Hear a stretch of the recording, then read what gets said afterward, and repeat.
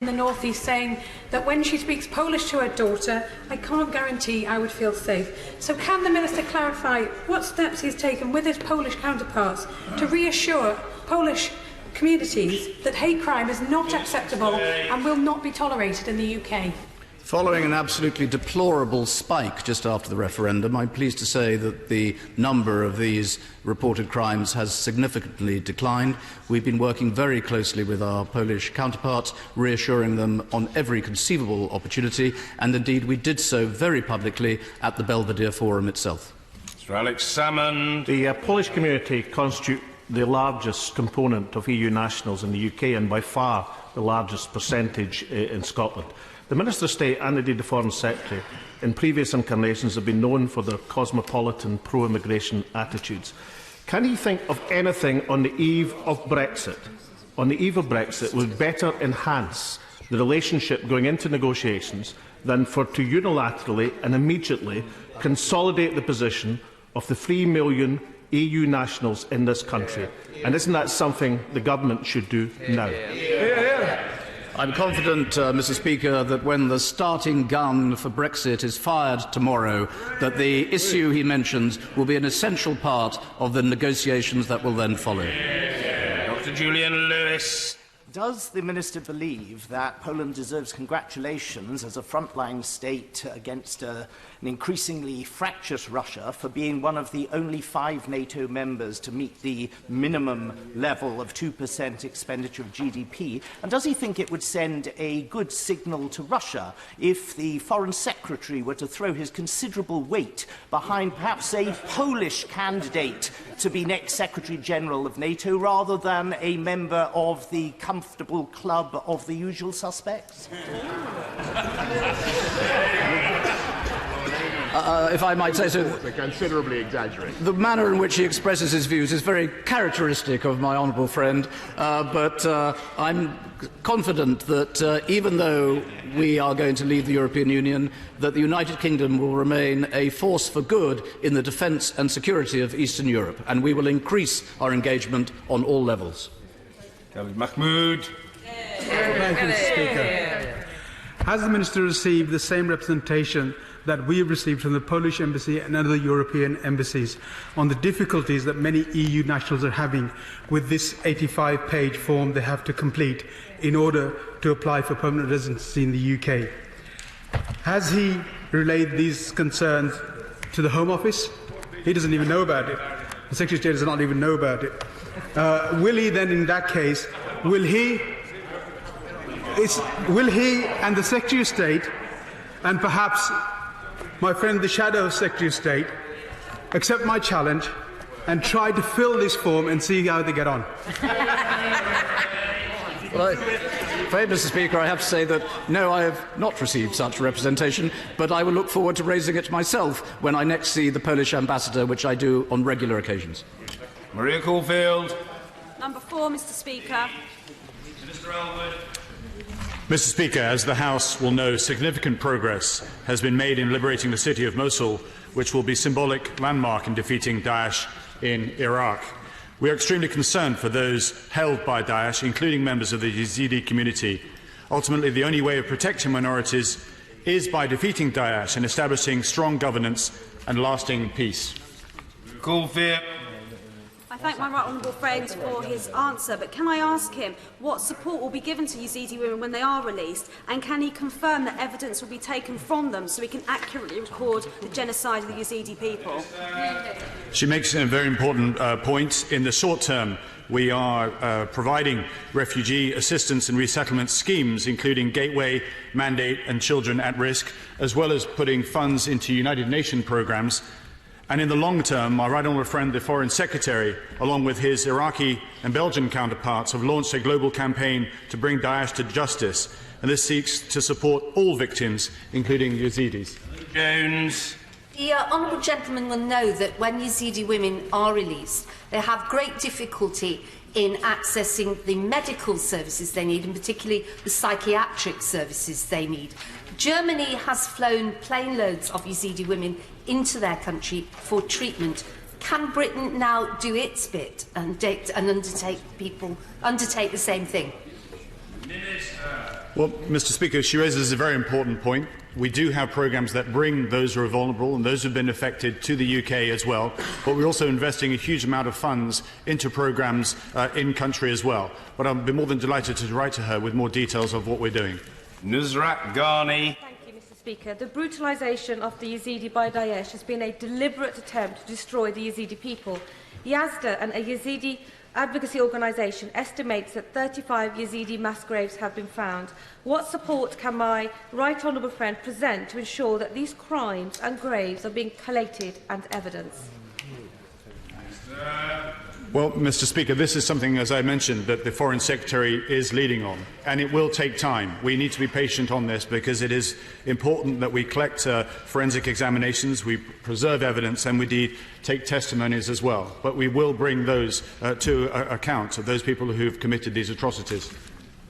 Tasmina Ahmed Sheikh. Thank you, Mr. Speaker. Will the Minister join with me in welcoming the establishment of a psychological training centre for former Daesh sex slaves at the University of Dohuk in Iraq, the first of its kind in the region? And can he confirm what support the UK Government will be giving to this groundbreaking trauma unit? Well, Mr. Speaker, she illustrates just one example of how Iraq needs to step forward and move on from the period where minorities, ethnic groups and so on like were not represented in Iraq. If we are to make a success of once Daesh is removed, it is important that facilities like this are there to support those who have been affected, but most importantly that we have a government that's inclusive to make sure that ethnic groupings are not isolated and are persecuted in the way they've been. Thank you, Mr. Speaker. Mr. Speaker, it's been almost a year now since the House of Commons voted to express its desire for the atrocities against the Yazidi people to be described as a genocide. At the time, the government said that it wouldn't rush to judgment, it would allow the legal process to take its course. Could the Minister give us an update on the process of those legal proceedings and when the government anticipates that the genocide against the Yazidis will be recognised as such? Mr. Speaker, I myself have said that I believe that war crimes have taken place, but it isn't my judgment that counts. It's the International Criminal Court. And when this was put to the International Criminal Court in 2014, we were vetoed by Russia and China. But it is important that we continue making the case, and it is important that we hold those perpetrators to account. Danny Kinahan. Thank you very much, Mr. Speaker, and may I congratulate the Minister on his actions last week. I was lucky enough to visit northern Iraq and to meet some of the Yazidis in some of the IDP camps. What resources are we putting in place and preparation are we putting in place to make sure not just them but others can get back to their homes once we've defeated Daesh? The honourable gentleman raises two important points. Firstly, the work, what is happening in northern Iraq. We've put forward an extra £40 million in order to provide assistance to those displaced people. But we should make it very clear that in the urge to return to their original house, their original dwellings, their original communities, it must be done in line with Iraqi authorities because we are concerned about IEDs being placed there, causing all the more stress and harm and indeed death as well. Thank you, Mr. Speaker. And may I start by paying tribute to the Minister, the Honourable Member for Bournemouth East, for his extraordinary courage last Thursday. As PC Palmer's family said this weekend to the Minister and to others who rushed to help, there was nothing more you could have done. You did your best, and we are just grateful that he was not alone. Mr. Speaker, Yazidi women, including girls as young as 9, have been raped and kidnapped and sold into slavery by Daesh terrorists. But if proper mechanisms are not established to investigate these crimes, crucial evidence and witnesses will be lost, and the victims will never have their day in court. So what is the government doing to prevent this from happening? And can the Minister tell us how he's ensuring that the perpetrators of these heinous crimes are being brought to justice as quickly as possible? I'm very grateful for her kind remarks. I make it clear that I was one of many that stepped forward on that dark day, and our thoughts and prayers remain with those families and friends of the victims, including our own PC Keith Palmer. With regards to this, she raises an important point. We have not announced or trailed the exact details of the work that we're doing in order to collect the evidence because there is fear that there would be those who are trying to interrupt it. So there are organisations that are working quietly behind the scenes in order to collect the forensic evidence that they need, to preserve the evidence, as she says as well, and to collect those testimonies too. It will take time, but it is not broadcast in the way that we can do other things for fear that people will try, there could be those who try to disrupt it. John Howell. Number 5, sir.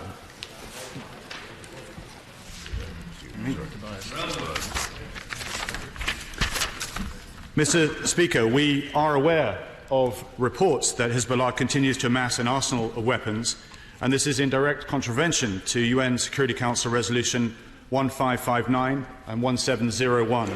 And in addition to Hezbollah's interference in Syria, there is also a risk of the conflict between Israel and Hezbollah returning. If what happened in 2006 were to be repeated, it would not just devastate Lebanon, but it would be hugely destabilising for the region. I thank the Minister for his response. Earlier this month, Iran's Defence Minister said that Hezbollah is now capable of producing rockets that can hit any part of Israel, and reports have emerged that Iran has established rocket factories under the control of Hezbollah. What steps is he taking to stop Iran's unconstrained financing of terror? Mr. Speaker, the involvement of Iran in these proxy influences across the region is of huge concern, not least in Lebanon as well. And we are looking at these reports very, very carefully indeed. But I should also say that Hezbollah, which has a political involvement as being part of the government in Lebanon, itself needs to move forward and be more constructive. It is thanks to the disruption by Hezbollah and their blocking decisions in the Lebanese government that actually meant this country was without a president for 2 years. Delman. The Speaker, but what urgent action can be taken to counter Iran's malevolent involvement in destabilising the Middle East?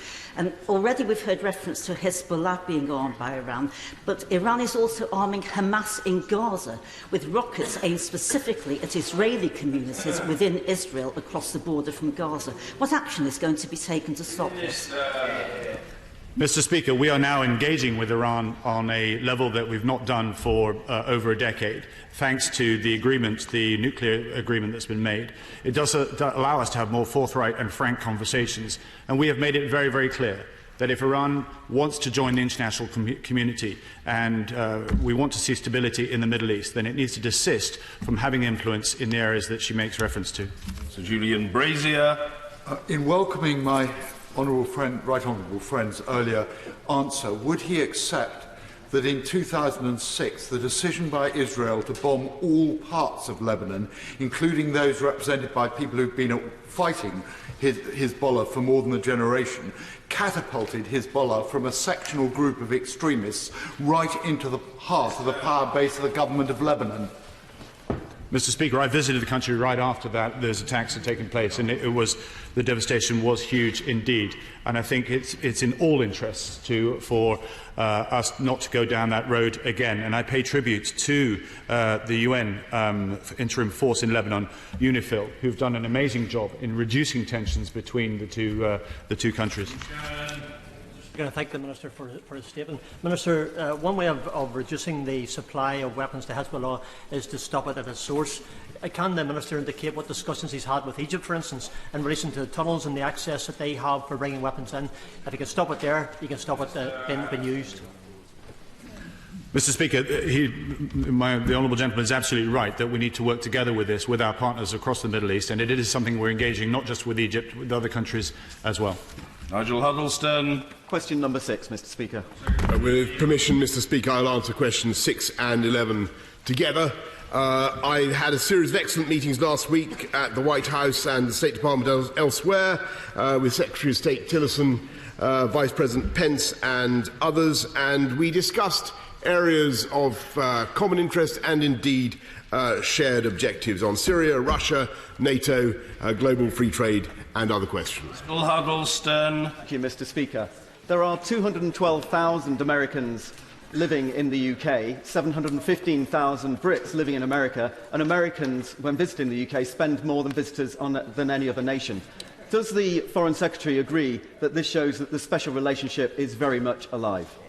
Mr. Speaker, this is a long-standing, extraordinary relationship that goes from strength to strength. And honourable members may know that last year trade with the United States, exports to the United States, rose by 20%, and it is the absolute determination of the new US administration to do a free trade deal that will take those trade figures even further forward. Davis. Thank you, Mr. Speaker. Having visited the Cabinet War Rooms earlier this morning with youngsters, it was a timely reminder that the US is one of our closest allies and a strong relationship between the two countries remains vital. Does the Foreign Secretary agree with me it must be a key part of our new geopolitical role outside the EU going forward?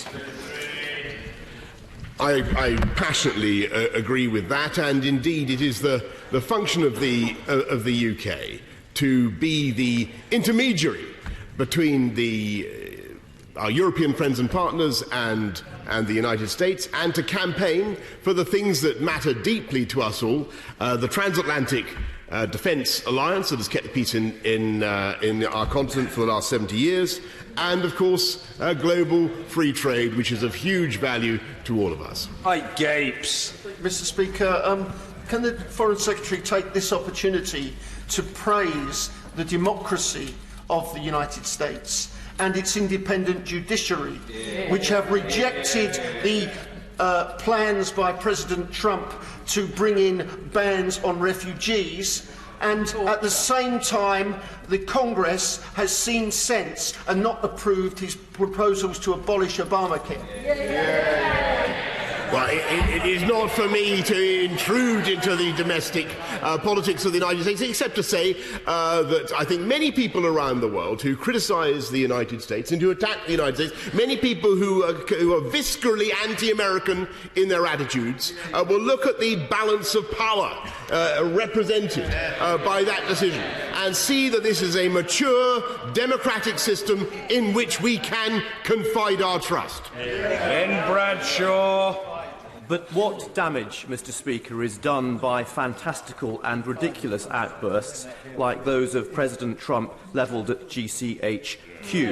And can the Foreign Secretary assure this House that the invaluable intelligence relationship between us and the United States is not compromised by the current incumbent of the White House? That's right. The damage done by such remarks, I think, can be likened to that of a gnat against a rhinoceros or an elephant. It is not something that will make any difference to a fundamental relationship that, as I say, is of great international importance. And as for the assertion that there was some sort of collusion by GCHQ to bug the presidential candidate, I think that has been accurately described as absurd and ridiculous. Keith Simpson. Can I just bring the Foreign Secretary down to earth? The core element of the Anglo-American relationship is based upon Five Eyes and intelligence. President Trump's allegation, repeated from Fox News, was not a gnat at a rhinoceros. It was deeply damaging, and I would be grateful if the Foreign Secretary would tell the House exactly what comments he made to refute that with the President or senior members of the White House. I must respectfully disagree with my honourable friend's characterisation of the episode. I believe it has certainly done no lasting damage to our relationship, certainly not to the special relationship, and certainly not to intelligence sharing, which of course will carry on between our countries, and, as I say, a relationship that is of huge value to the security of the West. And as for the allegations themselves, let me repeat, they are utterly ridiculous and should be ignored. Emily Thornberry. Mr. Speaker, let me welcome the Secretary of State back from his trip to Washington. More than ever, it is vital that Britain uses, to use his words, our extraordinary relationship to ensure that America make the right decisions on the world stage. So the Secretary of State has consistently told us that we should be optimistic about the outcome. Indeed, 2 days ago, he told us they have an agenda very close to ours. The United States is back. Well, with that in mind, can he tell us then specifically what impact does he believe that today's presidential energy independent executive order will have on the Paris Climate Change Agreement? And during his trip to Washington, what representations did he make about that executive order? The Right Honourable Lady will know that the UK government has played a leading role in securing the Paris Agreement on climate change. The United States remains a supporter of that, and in the course of my conversations with the US Secretary of State on that issue, I received some encouragement. I don't want to exaggerate the outcome of the conversations, but I received some encouragement that, as in so many other dossiers, the US is moving from a position that we saw during the campaign, where we heard some remarks that came across as being perhaps out of line with UK government thinking, into a position that is much more closely aligned with our thinking, even on climate change. I thank the Secretary of State for that answer. I'm not sure that he really understands that by lifting curbs on power plant emissions, today's executive order will make it practically impossible for the US to hit the targets it agreed in Paris. So he says that he received some encouragement, but to be honest, one wonders whether he raised the issue in Washington or was just ignored or didn't raise the issue at all. Because one thing is certainly clear. Well, I'm very glad to hear that the Secretary of State raised the issue. Then it's such a shame that we have so little influence on the United States that today they're signing the executive order that puts a... It is unfair to call the Secretary of State a gnat against a rhino, and I obviously would never suggest such a thing. But if the Secretary of State claims to have influence, he needs to start showing us some evidence of it. He needs to learn the only way he will get listened to by Trump is if he's prepared to stand up and challenge him. So can I ask him to begin today by condemning the executive order and telling the Trump administration that we will not stand by in silence whilst they wreck the Paris climate change agreement? I must say, I mean, with great respect, Mr. Speaker, I do think the Right Honourable Lady is again being far too pessimistic. We were told previously by the US presidential candidate that NATO was obsolete. We now hear that they are 100% behind NATO. We were told that the JCPOA, the agreement on Iran, was going to be junked. It's now pretty clear that America supports the JCPOA. We were told there was going to be a great love-in between the new US administration and Russia, and they are now very much more on our lines. And as for climate change, I think she is once again being too pessimistic. I don't know, and let's wait and see. We've heard the mutterings of them. We've heard the mutterings of the Right Honourable Lady. Let's see what the American administration actually does. I think she will be pleasantly surprised, as she has been if she were remotely intellectually honest in all other respects. Number 7, sir. Ukraine.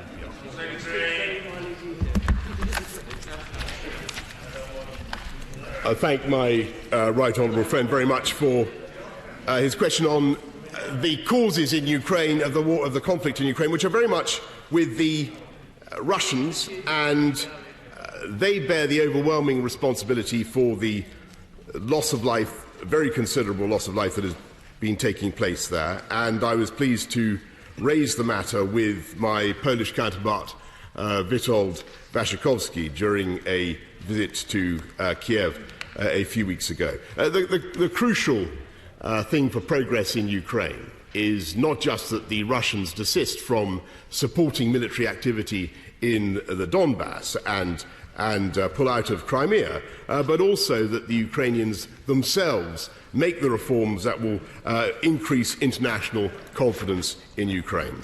Let's hasten progress somewhat. Sir Gerald Howarth, brief. To my right honourable friend, is it not clear, though, that unless we do more to help our Ukrainian friends, that Russia will continue with impunity to seek to destabilise Ukraine? And in view of the fact that the Western Ukrainian-owned businesses in the Donbass have just been expropriated by so-called separatists, no doubt with the support of Russia, perhaps we should consider expropriating Russian assets in the United Kingdom, starting with football clubs. I'm grateful for that suggestion. We already, in this country, lead the way in imposing sanctions on the Russians for their actions in Ukraine, and we continue to insist on those. Thank you, Mr. Speaker. Will the Foreign Secretary agree with me and the Secretary-General of Amnesty International that the President's executive order implementing a travel ban on people from 6 countries and Order. I thought the honourable gentleman was seeking to take part in an exchange on the Ukraine in possible anticipation of us not reaching his question. We probably will reach his question, but whether we do or not, he can't talk about the travel ban purported to be applied by the United States in respect of an exchange on Ukraine, I'm afraid. If there's anybody else that wishes to take part in an orderly way, yes, Mr. Chris Brandt. Thank you, Mr. Thank you, Mr. Speaker. It's quite clear that the Russians have behaved perniciously and disgracefully in Ukraine. They have, as the Foreign Secretary has already referred to, led to many deaths, and there are many people who have been detained incommunicado. There are terrible human rights abuses going on, and the expropriation of assets. The Foreign Secretary regularly boasts about the fact that we've done so well in making sure that there are sanctions in the European Union. How are we going to do that when we're no longer a member of the European Union? The honourable gentleman will know there is going to be a white paper very soon presaging a bill on how we will continue to take part in joint sanctions with our friends and partners across the Channel. Mr. Speaker. Mr. Speaker, despite some improvements to the security situation in Sudan, the security situation there remains concerning, particularly in the Darfur and the 2 areas regions. In South Sudan, the security situation is much worse as fighting continues across the country and the humanitarian situation becomes increasingly desperate. Jim Cunningham. Sudan has recently been appointed as the Vice-Chair of the Organisation for the Prohibition of Chemical Weapons, at the same time that they are considering investigating Sudan for the alleged use of chemical weapons. Is this not a conflict of interest? Mr. Speaker, there's a number of concerns regarding Sudan. One of them is the use of chemical weapons. These have been looked into in detail by the United Nations, and to date there's no firm evidence to say that that is taking place, but we will continue investigating. Kevin Foster. Thank you, Mr. Speaker. I'm sure the Minister will share my concerns about the recent attack on aid workers in South Sudan that left 7 dead. What support does he believe the UK government can give to the United Nations to allow aid agencies to deal with the emerging famine in parts of South Sudan?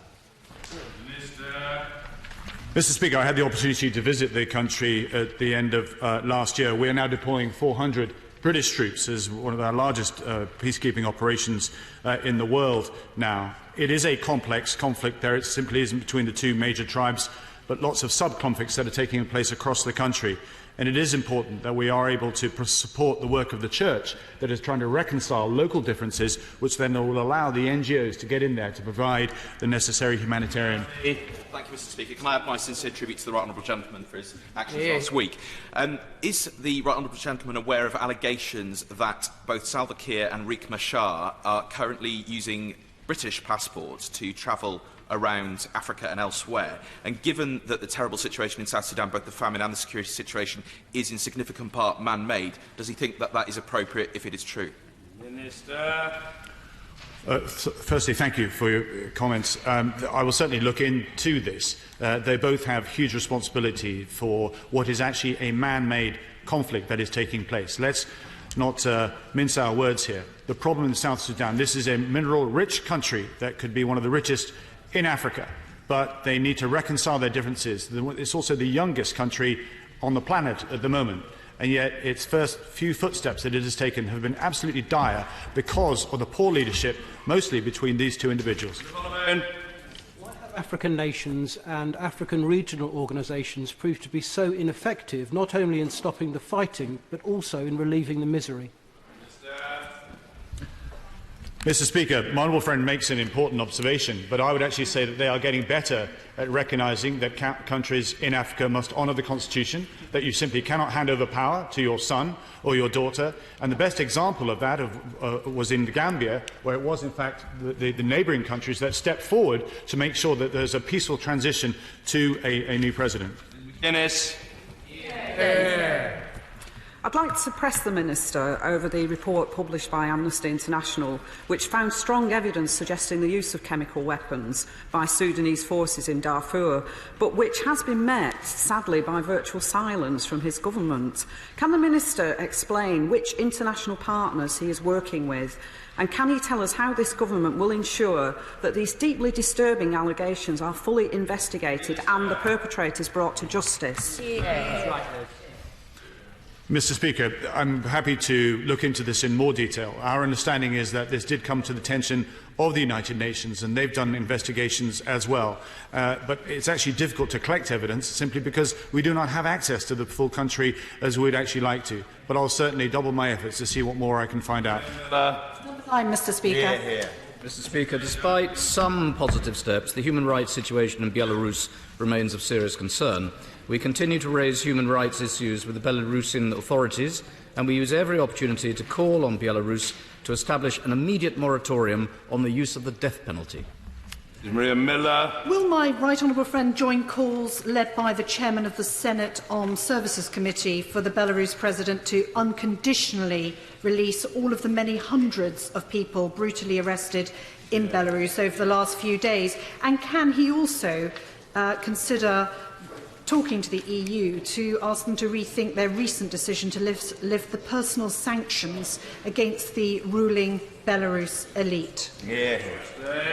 Following the demonstrations on the 25th of March, on the 26th, the Foreign Office issued a statement calling on the Belarusian authorities to respect and uphold the right to freedom of association, assembly and expression, and to release all those peaceful demonstrators still detained. Amongst those originally detained were 2 British nationals, but I'm pleased to say they have since been released. Law. Number 10, Mr. Speaker. We have been clear that the government doesn't agree, as I've said previously to the House, with recent changes to US immigration policy, and that is not the approach the UK would take. Thank you, Mr. Speaker. Therefore, will the Foreign Secretary agree with me and the Secretary-General of Amnesty International that the President's executive order implement a travel ban on people from 6 countries and as certain refugees, and I quote, is unconstitutional, inhumane and illogical? I think I've made my position on the travel ban. I think divisive, discriminatory and wrong was, I think, the formula we came up with after exhaustive research of the thesaurus last time. Divisive, discriminatory and wrong. I think that was agreed amongst all members, and we'll settle on that. Fiona McTaggart. Number 12, Mr. Speaker. Mr. Speaker, the UK firmly opposes the death penalty in all circumstances, and we've made this clear to all countries that still have this in place, including the United Arab Emirates. Fiona McTaggart. Jennifer Dalkes is an overseas domestic worker working in the Emirates in order to provide for her 2 children in the Philippines. In a struggle with her employer, who was trying to rape her, she killed him. And she now faces either execution or a fine of 100 camels value, over $60,000, which she has no prospect of paying. What can the Minister do to ensure that this barbaric justice system comes into the 21st century and respects the human rights of people, especially overseas domestic workers? Mr. Speaker, I'll certainly look into this particular consular case and get back to the Honourable Lady. I would actually make it clear, though, that many of these countries in the Gulf and wider across the Middle East are advancing their justice systems, but many of these countries have only been in existence as centralised countries with independence in less than 50 years or 50, 60 years. That's not an excuse to say in 21st century that they should continue to have these outdated practices, but I will certainly do my best to provide an update to her. I would say, Mr. 14. Mr. Speaker, thank you, Mr. Speaker. Thank you. Mr. Speaker, the UK shares a long-standing and deep friendship with India covering economic ties, defence and security and people-to-people links. We want the strongest possible economic relationship with India post-Brexit, and that is why my honourable friend, the Prime Minister, visited India in November, her first bilateral visit outside Europe. Andrew. I'm grateful for that answer. Strong relations between our two nations should be welcomed, and particularly given the potential trading opportunities. But good relations, I mean, we should talk about concerns as well as successes. What discussions has the Foreign Office had with the Indian government around the issue of Kashmir and human rights? Mr. Speaker, my honourable friend raises, of course, an important point, and we, of course, remain concerned about the reports of unrest in Indian administered Kashmir. I, in fact, raised this issue of Kashmir with India's Minister of State for External Affairs, Akbar, during his visit to London on the 16th of March, and will, of course, continue to monitor developments in this area. Mr. Speaker, this year marks the UK-India Year of Culture. Could the Minister set out what plans this government has to celebrate this important event? Mr. Speaker, we of course have a range of events coming up this year to celebrate the Year of Culture, but as he will know, we had a visit from Finance Minister Jaitley in February, showing the strength of our relationship when he visited Buckingham Palace, where Her Majesty the Queen hosted an event celebrating this Year of Culture. Topical questions, Mrs Gerald Gillan. Number one. Mr. Speaker, I want to pay my own tribute, if I can, to my right honourable friend and ministerial colleague, the member for Bournemouth East, and of course also to all those innocents who lost their lives or were injured last week. Over the centuries, many people have tried to attack this Parliament, and none has shaken our faith in our values of freedom and democracy, which inform our policies. And my immediate priority is to play my part in ensuring that Article 50 is invoked smoothly, beginning the process of building a new partnership with our European friends. In the last 2 weeks, I visited East Africa, the United States and Turkey, and following on from this, I aim to take forward our campaign against Daesh. Gerald Gillan. Can I join the Foreign Secretary in his tribute to our courageous friend, the Right Honourable Member for Bournemouth East? In following the vote in the US Senate yesterday, what assessment has the Foreign Secretary made of the accession of Montenegro to NATO?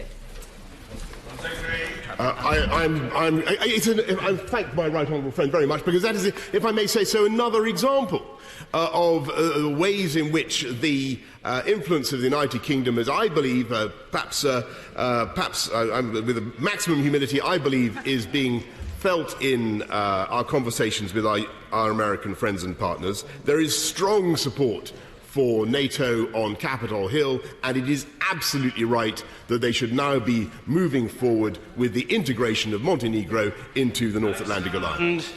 I'm worried about the Foreign Secretary as to whether he's now excluded from Cabinet decision-making, as to when he told Robert Peston a week past Sunday that no deal from Brexit would be totally OK, while his Cabinet colleague was simultaneously telling another station it'd be really bad for Britain and Europe. So what estimates or forecasts, official, has he seen, or any, which led him to believe and to say to Robert Peston that no deal from Brexit would be perfectly OK? I think that the Right Honourable Gentleman will recognise the Prime Minister is going into these negotiations in a spirit of optimism and positivity that I think he could learn a little bit from. And I've absolutely no doubt that there will be a great deal for this country, because a great deal for this country is what is finally in the interests of the rest of our friends and partners on the other side of the Channel, who have a huge amount to gain. Quince. Speaker, could the Secretary of State kindly set out what discussions he has had with his international counterparts in relation to the campaign against Daesh? I'm grateful that we had, of course, the Counter-Daesh Coalition meeting last week, and the House will know that huge progress is being made. Daesh's territory in Iraq has been reduced by about 60%, in Syria by about 30%, and the UK is at the forefront of this effort in concert with our American allies and a coalition of 68 other countries. Catherine West. Thank you, Mr. Speaker. According to the Basic Law of Hong Kong, the ultimate aim is for the city to select a chief executive by universal suffrage. Yet 2 days ago, a new chief executive was chosen by a committee which comprised of 0.03% of Hong Kong's registered voters. As we prepare to mark the 20th anniversary of the handover, how can the House be confident that the Chinese government is committed to progress towards genuinely democratic elections in Hong Kong? Mr. Speaker, the new Chief Executive, Carrie Lam, was elected by the Election Committee, and of course we respect this decision. However, we've consistently taken the view that the best way to secure the future of one country, two systems is through a transition to universal suffrage, which meets the aspirations of the people of Hong Kong within the parameters of the Basic Law. Poulter. Thank you, Mr. Speaker. My right honourable friend has made clear his concerns about Iranian-sponsored state terrorism in destabilising the State of Israel and the whole of the Middle East. So, in consequence of that, could he please confirm that ensuring that Iran recognises the right of the State of Israel to exist is front and foremost of future engagements with that country? Mr. Speaker, my honourable friend is absolutely right. This is an opportunity for Iran to re-engage following the nuclear deal and show that it is meeting up in 21st century standards. I'm pleased that we've had the Airbus deal. That's an example of how commercially we can work together, but we also need to work together on governance and indeed recognising the boundaries of states. Mr. Speaker, it's over 3 years since my constituent Ray Tyndall and the other men of the Chennai Six were detained and subsequently imprisoned in India for a crime they did not commit. Will ministers pick up the phone to their counterparts in India and suggest that the men are simply deported? The men don't want to be in India, the Indians don't want to be in India. It's an easy way out. Mr. Speaker, I know that the honourable gentleman is incredibly concerned for the welfare of his constituent, as we are for all the men. The Prime Minister, the Foreign Secretary, and I have all raised this case in meetings with our counterparts.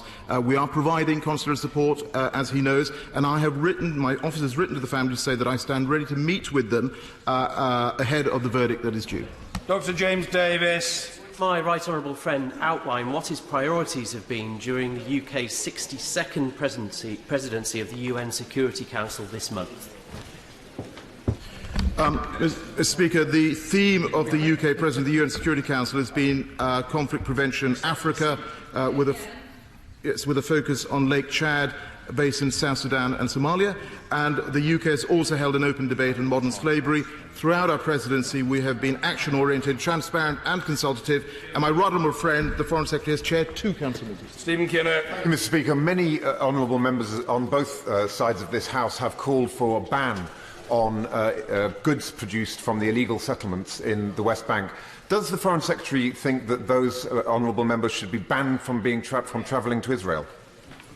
I'm sure that the honourable members who wish to travel to Israel will have absolutely no difficulties, but it remains up to the Israeli immigration authorities to decide whom they choose to admit. Well, Scully. Thank you, Mr. Speaker. In the light of the interim report and the recommendations of the Advisory Commission on Rakhine State in Burma published this month, will my honourable friend join with me and the UNHCR and work towards an investigation, an international independent investigation into what's happening in Rakhine State, especially against the Rohingya community? Mr. Speaker, I know Burma is a country that both you and the honourable gentleman care very deeply about. Can I just say to him that the UK has helped to deliver a UN Human Rights Council resolution which sets up a fact-finding mission to investigate reports of human rights abuses, and this will be composed of independent international experts. Ms. Shepherd. Thank you, Mr. Speaker. I want to go back to that meeting of the UN Human Rights Council in Geneva last Friday and the rather petulant tirade by the British mission, which ended with the threat, and I quote, to adopt a policy of voting against all resolutions concerning Israel's conduct in the occupied Palestinian territories. Will the Secretary of State make it clear that it continues to be Her Majesty's government policy to oppose illegal settlements in the West Bank? Yes. Tom Pursglove. Mr. Speaker, one forum where we foster our relationships with other European countries is through the Council of Europe. As we leave the European Union, what role do ministers see the Council of Europe playing, and can we deepen those relationships further? We continue to have important regard for the Council of Europe and will continue to work very closely with it and consider it a very important forum for the cooperation of the countries who attend such meetings. Alison Thewlis. Mr. Speaker, UK firms have been granted 194 licences and made some £3.3 billion in arms sales to Saudi Arabia during the 2 years of war in Yemen, completely eclipsing the UK government's efforts in aid. Can the Foreign Secretary really claim that the licensing regime is legally and morally legitimate and will put more efforts into peace than war?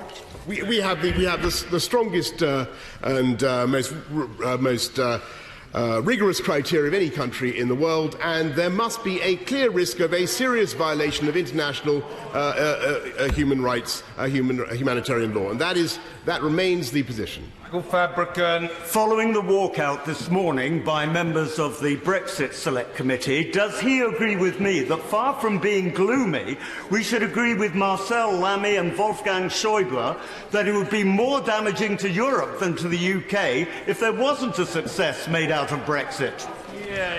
May I congratulate my right honourable friend on the spirit he has taken, which is very much the spirit the Prime Minister is going to adopt in the negotiations, and I believe she'll be absolutely vindicated, because I think our friends and partners on the other side of the Channel understand exactly that. And I might add that it will be an opportunity for this country to get rid of some of the burdensome regulation that has accreted over the last 44 years, and I applaud the campaign that I know he supports that has been outlined this morning in the pages of the Daily Telegraph.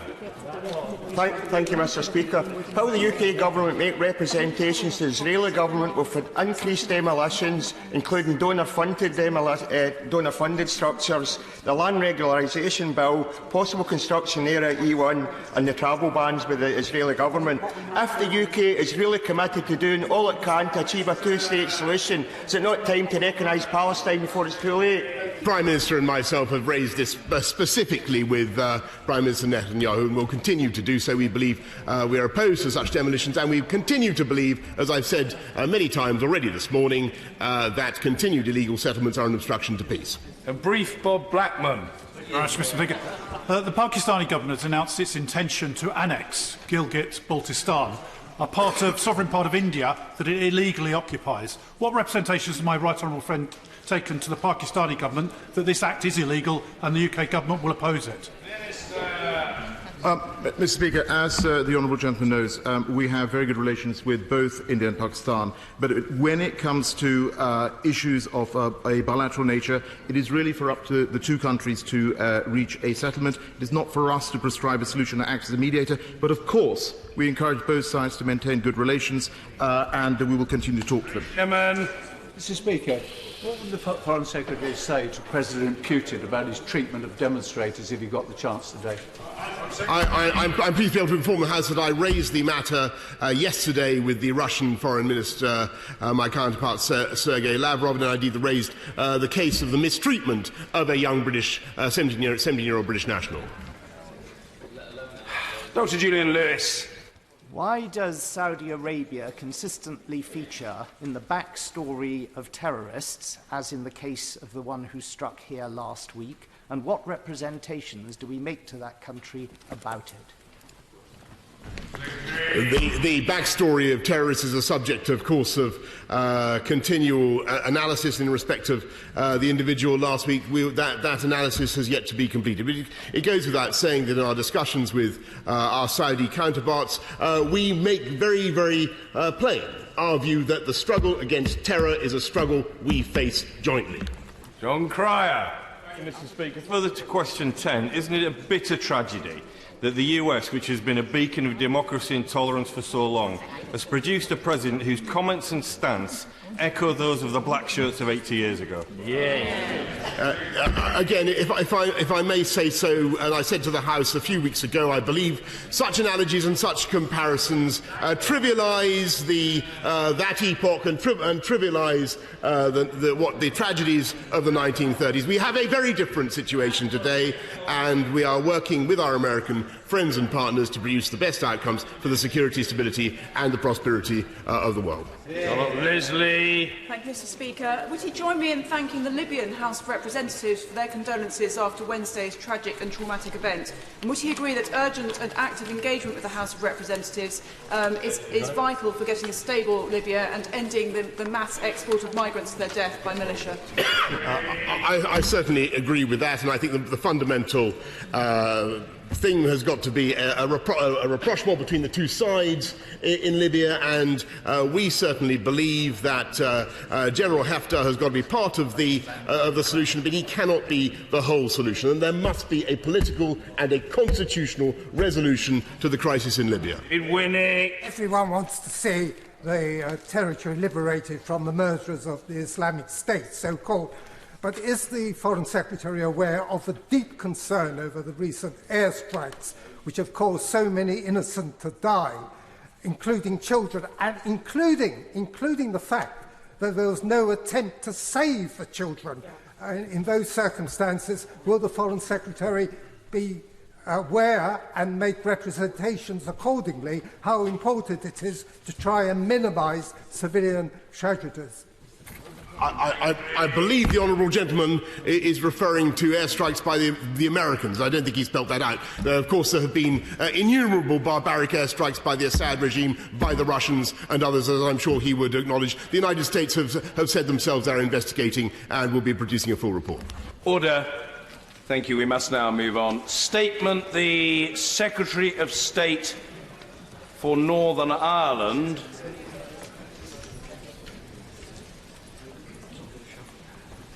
Secretary James Brokenshire. Thank you, Mr. Speaker. With permission, I would like to make a statement on recent events in Northern Ireland. Since the Northern Ireland Assembly election on the 2nd of March, I have been engaged in intensive talks with the political parties and the Irish Government in line with the well-established three-stranded approach. There has been one clear purpose: to re-establish an inclusive, devolved administration at Stormont in accordance with the 1998 Belfast Agreement and its successors. Progress has been made on a number of issues. These include on a budget, a programme for government and ways of improving transparency and accountability. We've seen further steps forward on agreeing a way to implement the Stormont House Agreement legacy bodies to help provide better outcomes for victims and survivors of the Troubles. In addition, progress was made around how the parties might come together to represent Northern Ireland in our negotiations to leave the EU, which is so important in the context of Article 50 being triggered tomorrow. That said, it is also clear that significant gaps remain between the parties, particularly over issues surrounding culture and identity. Throughout this process, the Government has been active in making positive proposals to try and bridge those gaps and help the parties to move things forward.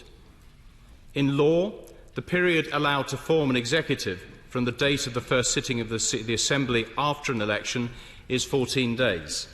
That 14-day period expired at 4 p.m. yesterday with no agreement and therefore no executive. This is a source of deep disappointment and regret to me and many, and I know there is widespread dismay across the country. From all my extensive engagement across Northern Ireland with business, civil society and members of the public, I am in no doubt inclusive, devolved government is what the overwhelming majority of the people want to see.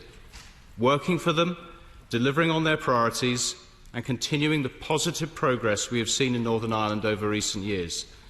Devolved institutions up and running and serving the whole community. Yet following the passing of yesterday's legal deadline in Northern Ireland has no devolved administration. This also means that other elements of the Belfast Agreement, including the North-South bodies, cannot operate properly. The consequences of all of this are potentially extremely serious. And the most immediate is the fact that we are rapidly approaching the point at which Northern Ireland will not have an agreed budget.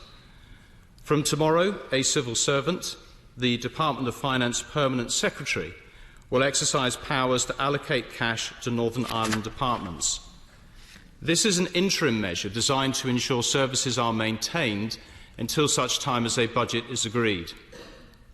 We are keeping in close contact with the head of the Northern Ireland Civil Service on these matters, and I understand that the Department of Finance will be setting out more details later today.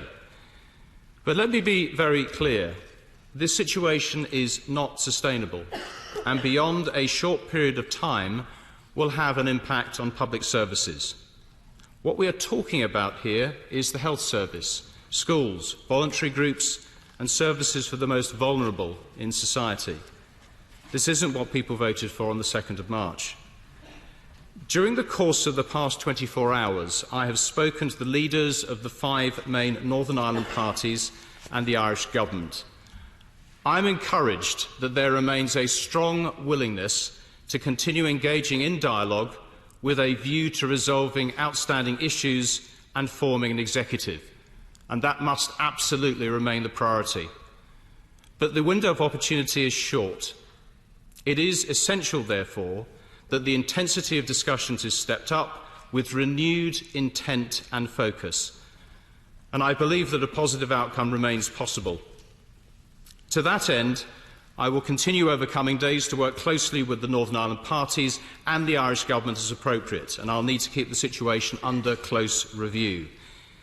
If these talks are successful, it would be my intention quickly to bring forward legislation after the Easter recess to allow an executive to be formed, avoiding a second Assembly election, for which I detect little public appetite. I am also determined to take forward the legacy bodies in the Stormont House Agreement in accordance with our manifesto commitments, and I will be involving a range of interesting parties, including the Victims Commissioner. But in the absence of devolved government, it is ultimately for the UK Government to provide for political stability and good governance. We do not want to see a return to direct rule. As our manifesto set out at the last election, it stated local policies and local services should be determined by locally elected politicians through locally accountable institutions. But should talks not succeed in their objective, the Government will have to consider all options. I therefore want to give the House notice that following the Easter recess, as a minimum, it would be my intention to bring forward legislation to set a regional rate to enable local councils to carry out their functions and to provide further assurance around the budget for Northern Ireland. Mr Speaker, it is vital that devolved government and all of the institutions under the successive agreements is returned to Northern Ireland as soon as possible. And the Government's unrelenting focus is on achieving that objective. Northern Ireland needs strong devolved government to deliver for teachers, doctors and nurses, businesses, industry and the wider community, to ensure that it plays a full role in the affairs of our United Kingdom, while retaining its strong relationship with Ireland, and to continue the work of the past 2 decades to build stronger, peaceful and a prosperous future for all. That needs to be the focus of everyone as we approach the crucial next few days and weeks. And I commend this statement to the House. Mr David Anderson. Thank you very much, Mr Speaker. Mr Speaker, I take this opportunity to begin by sending my condolences to the family of PC Keith Palmer, who gave his life in the protection of all of us who work in this building. Can I also thank the Secretary of State for advance notice of his statement today. Mr Speaker, things have changed dramatically since the Secretary of State last gave a statement to this House and called an election. The result of that election reflects the real worry on the ground that the political institutions, not just at Stormont, but also in Westminster and the Dáil, have not delivered in the way the public expect of them. We need a significant change in direction that includes both governments as well as the parties on the ground. From the Irish Government must have more direct engagement. They are not just interested observers, they are the co-guarantors of an internationally endorsed agreement that brought to an end the sad episode in the story of these islands. We need direct and continuing intervention from representatives of the Irish Government. From this House, we must ensure that the hands-off, let them get on with it, it's all done and dusted attitude that prevailed under the Cameron-led government is ended. Mr Speaker, I believe that now we need the Prime Minister to show greater leadership and encouragement in the process and show all in Northern Ireland that the government want to make this work.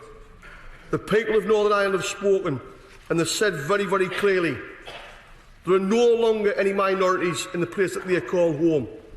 They want to be treated fairly and equitably. They demand that we, the political classes, get our act together now and move forward on things pledged to them many years ago. Failure to do so is fraught with danger. As the Secretary of State said, the budget hasn't been signed off, and that could soon start impacting on the day-to-day lives for businesses and the general public. It's not fair to expect the Northern Ireland office to run Northern Ireland again. Brexit negotiations in Northern Ireland are the most sensitive in all parts of the United Kingdom. Michel Barnier, the European Commission's lead negotiator, has identified the implications for the peace process of one of the three main priorities for him entering these negotiations. And we don't even have properly elected spokespeople attending the talks under the GMC. And in the background of all this is the worry that any vacuum could be filled by those for whom the bullet is preferred to the ballot box. We all have a stake in this process. We can't turn our backs on the situation, as many advocated through the dark days of the 1970s and 1980s. Our collective future is at stake, and nothing should get in the way. The parties on the ground need to take a long, hard look at themselves and stop saying, "This is what we want," no matter how legitimate they believe those demands to be, and start saying, "What can we give to move forward?" It's not easy, but it's the only chance we have to resolve this.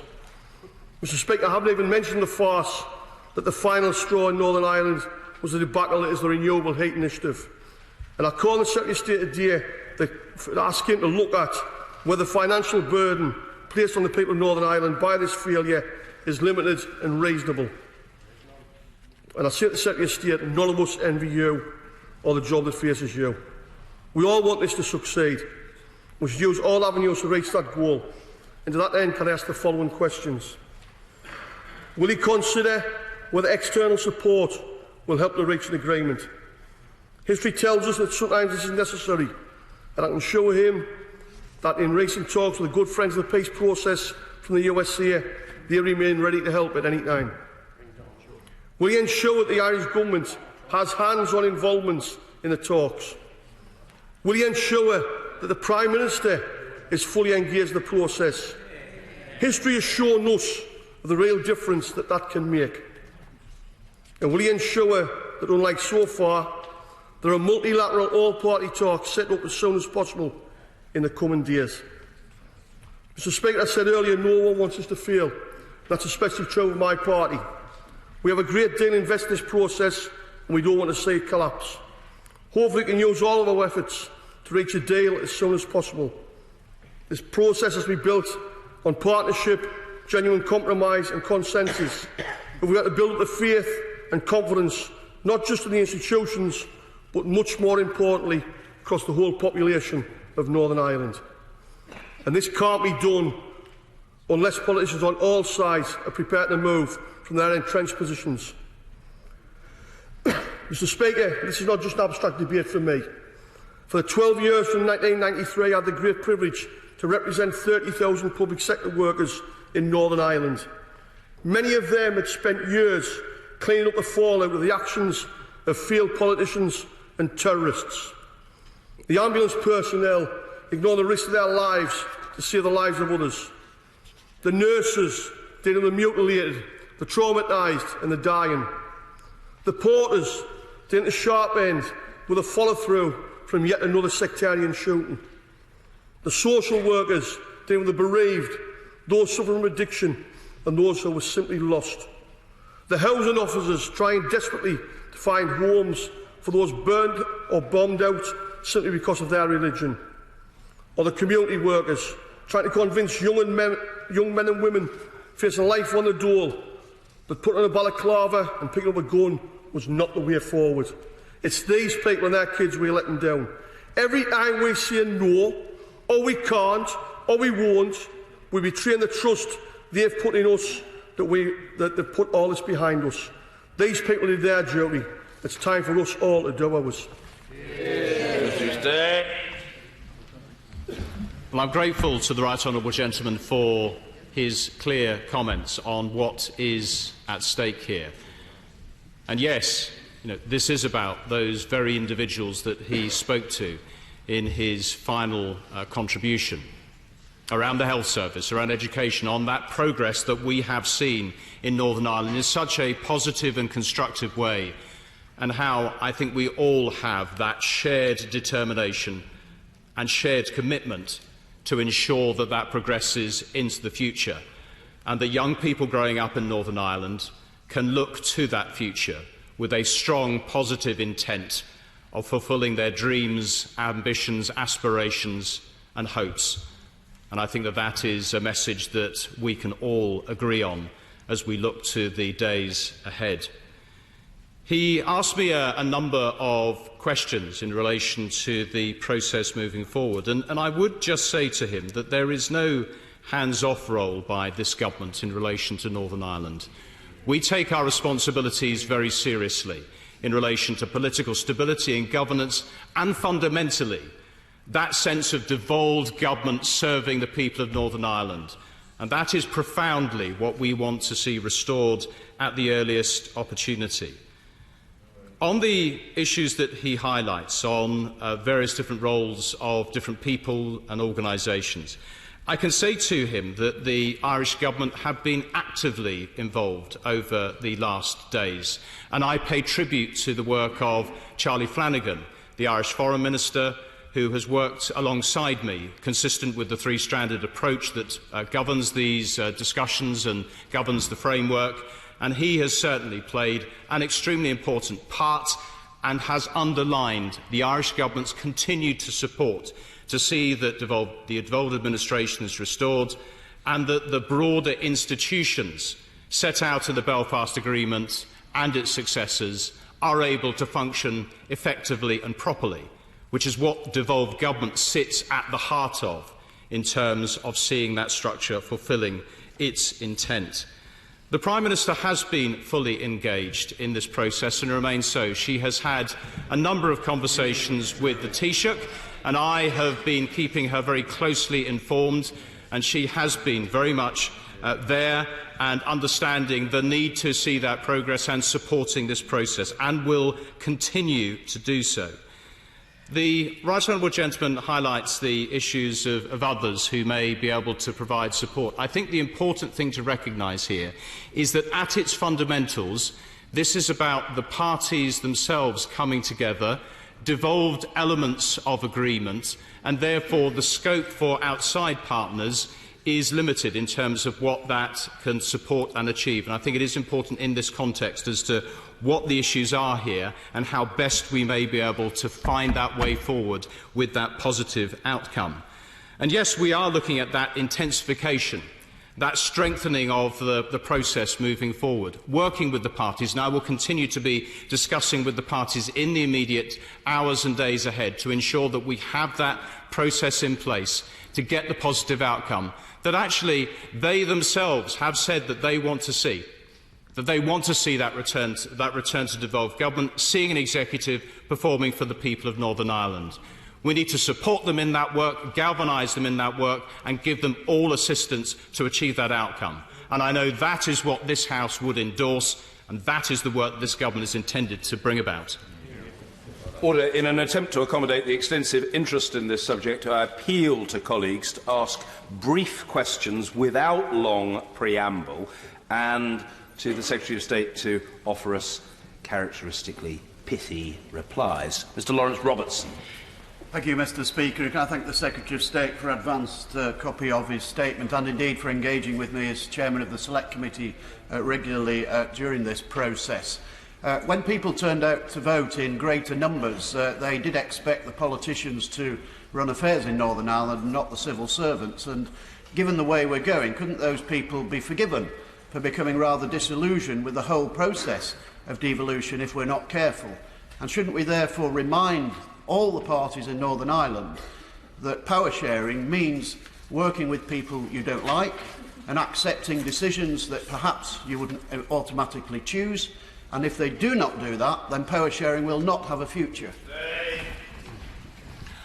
I think my right honourable friend, in his characteristic way, has set out the real issues and challenges that are there, and I commend him and the Select Committee for their work in supporting activity, and I've appreciated the conversations I've had with him over recent days. Yes, there is a great deal at stake.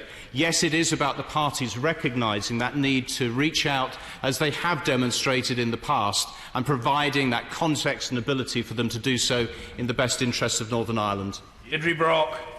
Thank you, Mr. Speaker, and I thank the Secretary of State for advance sight of his statement. First, let me pay tribute to Martin McGuinness and Ian Paisley For the work they did in advancing devolution, that contribution was and remains important. Now, given, though, that the negotiating position seems set out in granite at the start of the process, it's perhaps little surprise there's been little movement. It appears to have moved from stalemate through deadlock to impasse without ever giving any appearance of considering compromise. Now, given that the two major parties appear to have enough cold shoulder left over to comfortably see them through the small window of opportunity the Secretary of State refers to, is it perhaps time to start considering other options? There appears to be a presumption against having another election, but that would seem to be where this is headed. What preparations is he making for that new election? Considering, too, that the election is going to come in the middle of Brexit's early negotiations, can you tell us what measures he's discussing that will allow Northern Ireland's politicians to play a proper part in those negotiations? And has he discussed with the Prime Minister the possibility of delaying the Article 50 trigger? Although, given the way that Scotland has been treated over Article 50, I'd advise against anyone holding their breath on that. In the longer term, though, is it perhaps time to revisit the principles of power sharing and look once again at whether the two largest parties should be able to hold the whole legislature in lockdown like this? Or perhaps it's time to allow Stormont to set its own rules on how an executive gets formed. Finally, can I ask what consideration is being given to curtailing salary spend on politicians in a legislature which is not sitting? Hear, hear. Well, perhaps I can just quickly run through some of the points the Right Honourable Lady has said. And certainly, no, there is no intent to trigger Article 50 late. That remains absolutely on the course. But the point that she raises about the role of engaging people across Northern Ireland in that process is an important one, something that I've been engaged in talking to businesses, talking to communities, ensuring that that voice is recognised and understood. That is something that will continue into the future. But what will be much more powerful is having that executive in place, articulating those views and making that case for Northern Ireland. I also recognise the contribution of those who have gone before and the point that she made at the outset of her question. And yes, how we need to reflect on the progress that has been made in looking to the future. She spoke about an election. Obviously, options remain open, but I would say to her that there is no public appetite, and I don't discern any broader appetite in relation to having an election, given that we only had one just over 3 weeks ago, and therefore the focus needs to be on getting agreement, getting that positive outcome, getting devolved government back on its feet, and that is the focus of work ahead. Mrs. Theresa Villiers. None of us in this House should underestimate how incredibly difficult it is for Northern Ireland's leaders to find common ground on issues such as legacy and identity, which have been the cause of tension and division for decades.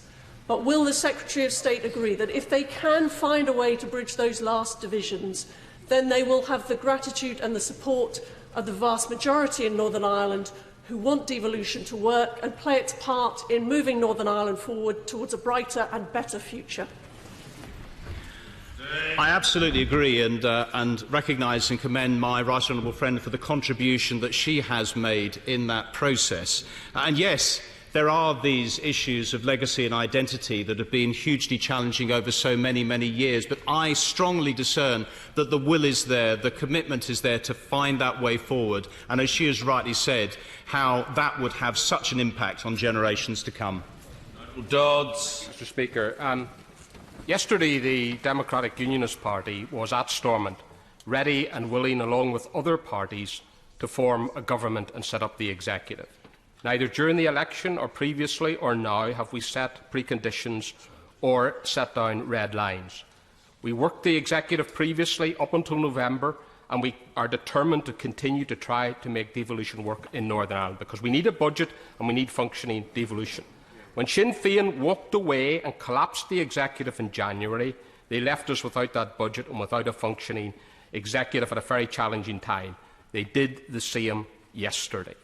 Mr. Speaker, whilst we are determined to create the conditions for devolution and want devolution to work in partnership with Sinn Féin and others, we need a willing partner who is willing to work realistically within the parameters of a Northern Ireland with devolved government within the United Kingdom, but within the institutions as agreed, and with Brexit a reality. Some of us fear that Sinn Féin have now decided that the time for devolution is over and they're moving on to a different phase where their main ambitions lie southwards.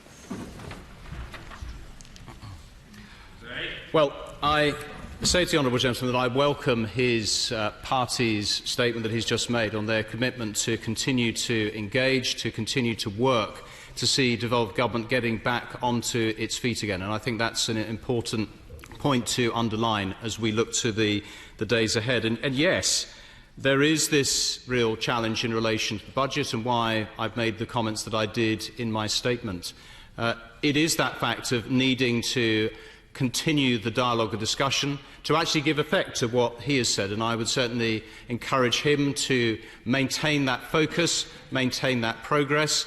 I believe that a positive outcome is absolutely attainable, and obviously that duty that we all feel in ensuring that we do reach that positive outcome and creating an executive that is delivering for the people of Northern Ireland. Owen Patterson. Mr. Speaker, can I thank my right honourable friend for the measured and balanced statement and for the manner in which he's conducted negotiations so far. We all know that this is not easy, but he's absolutely right, Mr. Speaker, to say that the vast majority of people in Northern Ireland, the vast majority of members of this House, want to see these institutions up and running and the executive formed from the elected members. Would he agree with me that there is one measure which could put pressure on the parties to come back to the talks and might crystallise minds, and that would be to make it clear that should the elected members not form an executive after a lengthy period of negotiation, then their salaries and their expenses will not be paid from the public purse? Well, again, I welcome the contribution of my right honourable friend and his work. Certainly we will be giving all options under consideration. But the focus has to be on looking to the positive, looking to that outcome that sees parties coming together and getting devolved government back on its feet at the earliest opportunity, because actually that's what people voted for. Mr. Carmichael. Mr. Speaker, I share the frustrations of all those at the lack of progress in forming an administration, but as my noble friend Lord Alderdice has observed, the absence of an administration should not be a barrier to having a functioning assembly, which in fact is more important now than ever. And if the RHI issue remains a barrier to progress, will the Secretary of State use his best offices to ensure that Judge Coughlin's inquiry comes to the earliest possible conclusion and that we should not necessarily have to wait 6 months to see its outcome? As the right honourable gentleman will know, the RHI inquiry is now up and running and starting to take effect. And I think everyone wants to see the answers and conclusion of that at the earliest opportunity. It obviously is what crystallised a lot of the situation that we find ourselves in at the moment. And I think it is important that that reports as soon as possible. Obviously, with public inquiries, they set their own timeline, they set their own procedures and processes in that way. But I think that he makes a point very powerfully on the need to see that conclusion and ensuring that we're able to move things on and demonstrably be seen to be moving things on too. Yeah. Thank you, Mr. Speaker. Because of its bloody recent history, I think Northern Ireland has earned the absolute right to have a decent future. Would my right honourable friend agree with me that a solution to the current impasse is crucial to the economic and social as well as political welfare of the children of Northern Ireland, most, if not all of whom, have never known the dark days of the third half of the 20th century? Yes, I do, in terms of that positive outcome that I think we should be looking for young people growing up in Northern Ireland at the moment. That's what government should be delivering on, fulfilling their hopes, dreams and aspirations. We've seen increases in employment, increases in prosperity in Northern Ireland, and I think that is at the heart of what everyone would want to see continuing. Dr. Alistair MacDonald. Thank you very much, Mr. Speaker. And I thank the Secretary of State for his statement. He says that progress was made how the parties might come together to represent Northern Ireland negotiations to leave the EU. Does the Secretary of State accept that the impact of leaving the EU in Northern Ireland was a key issue in creating instability and in the election, but a peripheral issue in the talks? and it must be addressed directly and urgently. Can he tell us what exactly progress was made in the talks and where the progress sits today? Will he immediately convene the first round table of these talks, because my understanding is there hasn't been a round table of all the parties, to establish a common approach and a strategy for Northern Ireland as what for many of us is plunging over the cliff of sanity on the European issue? Well, I don't agree with the honourable gentleman's assessment in relation to the European Union and obviously the steps that lie ahead. I do again underline that sense of the continued engagement and focus that I have on this in ensuring that the voice of Northern Ireland continues to be heard and helps to shape the best possible outcome for Northern Ireland as we look to the departure from the EU ahead. He speaks about the process moving forward, and I can assure him of that focus on intensification, on seeing that we do get that more inclusive approach to the talks ahead, because I think that is what will actually provide the strongest possible foundations to get to that positive outcome and get the executive back up on its feet again. Caulfield. With Article 50 about to be triggered in the next 24 hours and the impact on Northern Ireland of that being quite significant, could the Secretary of State outline what representation has been made on behalf of Northern Ireland at the JMC meetings so that Northern Ireland, the people of Northern Ireland, are not left behind in the Brexit negotiations? Well, my honourable friend highlights, I think, properly the role that the Executive has played to date, and I would again point to the joint letter that was signed by the then First and Deputy First Ministers of the priorities for Northern Ireland, and I think that has helped shape our response and thoughts in relation to this. Yes, some very significant issues in respect to the border and other issues too on the single electricity market, on agri-foods. There are a range of issues that the Executive has underlined and have been very much in our thoughts as we prepare for the days ahead. Vernon Coker. Can the Secretary of State tell us how the talks to come are going to be different to the talks that we've had so far? What fresh initiatives is the Secretary of State proposing? And wouldn't one of them be to get the Prime Minister to Belfast as soon as possible, and alongside that to involve the Taoiseach as well? Line that the Prime Minister and the Taoiseach have been engaged and involved in this process, and the two have mandated Charlie Flanagan and myself to lead the work on their behalf. I think that when you look at the issues that are relevant here in relation to the parties coming together in that devolved space, it is about how we support the parties to get that positive outcome. I've already spoken directly in relation to that intensification, that inclusive nature, and it is precisely that approach that I will be taking alongside the Irish Government and Charlie Flanagan, the Irish Foreign Minister, to do precisely that. Because it is that absolute intent that we have as a government to do all that we can to get devolved government back up on its feet again, and we will do our utmost to achieve that which can be done. James Cleverly. Thank you, Mr. Speaker. Will my right honourable friend give a commitment to ignore the siren song that we're hearing from the other side of the House to drag the Prime Minister to Northern Ireland? Because it would be perverse. It would be perverse, would it not, to reward intransigence on the part of some political parties in Northern Ireland by having the Prime Minister on a tight leash pulled across to the province? I think it is important that we keep focused on the issues that are at hand, which are about the parties coming together, the parties finding resolution in relation to issues that very firmly sit within the devolved space, and the work that we can do as the UK Government to support them alongside, appropriately, the Irish Government too. That remains our absolute focus. I believe that that positive outcome can be achieved with goodwill and with good spirit, and it is that environment that we are determined to secure. Danny Kinahan. Thank you very much, Mr. Speaker. It's good to hear the Secretary of State speaking of an inclusive devolved government. But since the St Andrews Agreement, we've had one side bit for them, the other a bit for us, and it's just been polarisation all the way through. We need to go back to the spirit of the Belfast Agreement, of where people work together to find the way forward on health and education. Would the Secretary of State look at a new way forward where it gets all of us working together with a voluntary coalition and something different than doing the same thing again and again?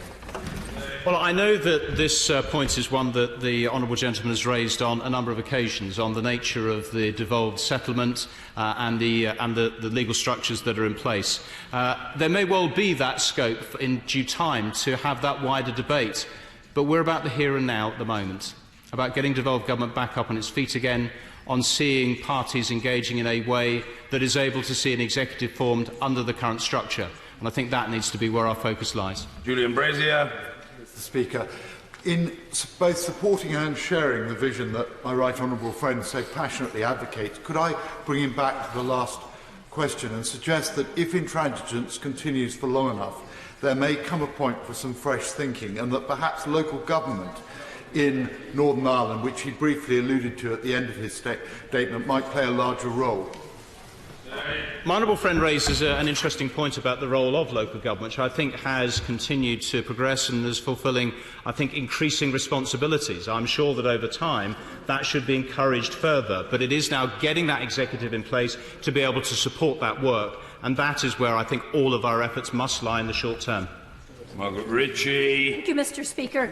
Political engagement, power sharing and partnership government are vital for the future of Northern Ireland, and working on an all-island basis in order to deal with the issues presented to us by Brexit. Could the Secretary of State detail what steps have been taken to secure the presence of the Prime Minister and on Taoiseach at such talks, and what is the format and what is the timescale for such talks, which hopefully will break this logjam and bring people together in a spirit of a power-sharing government?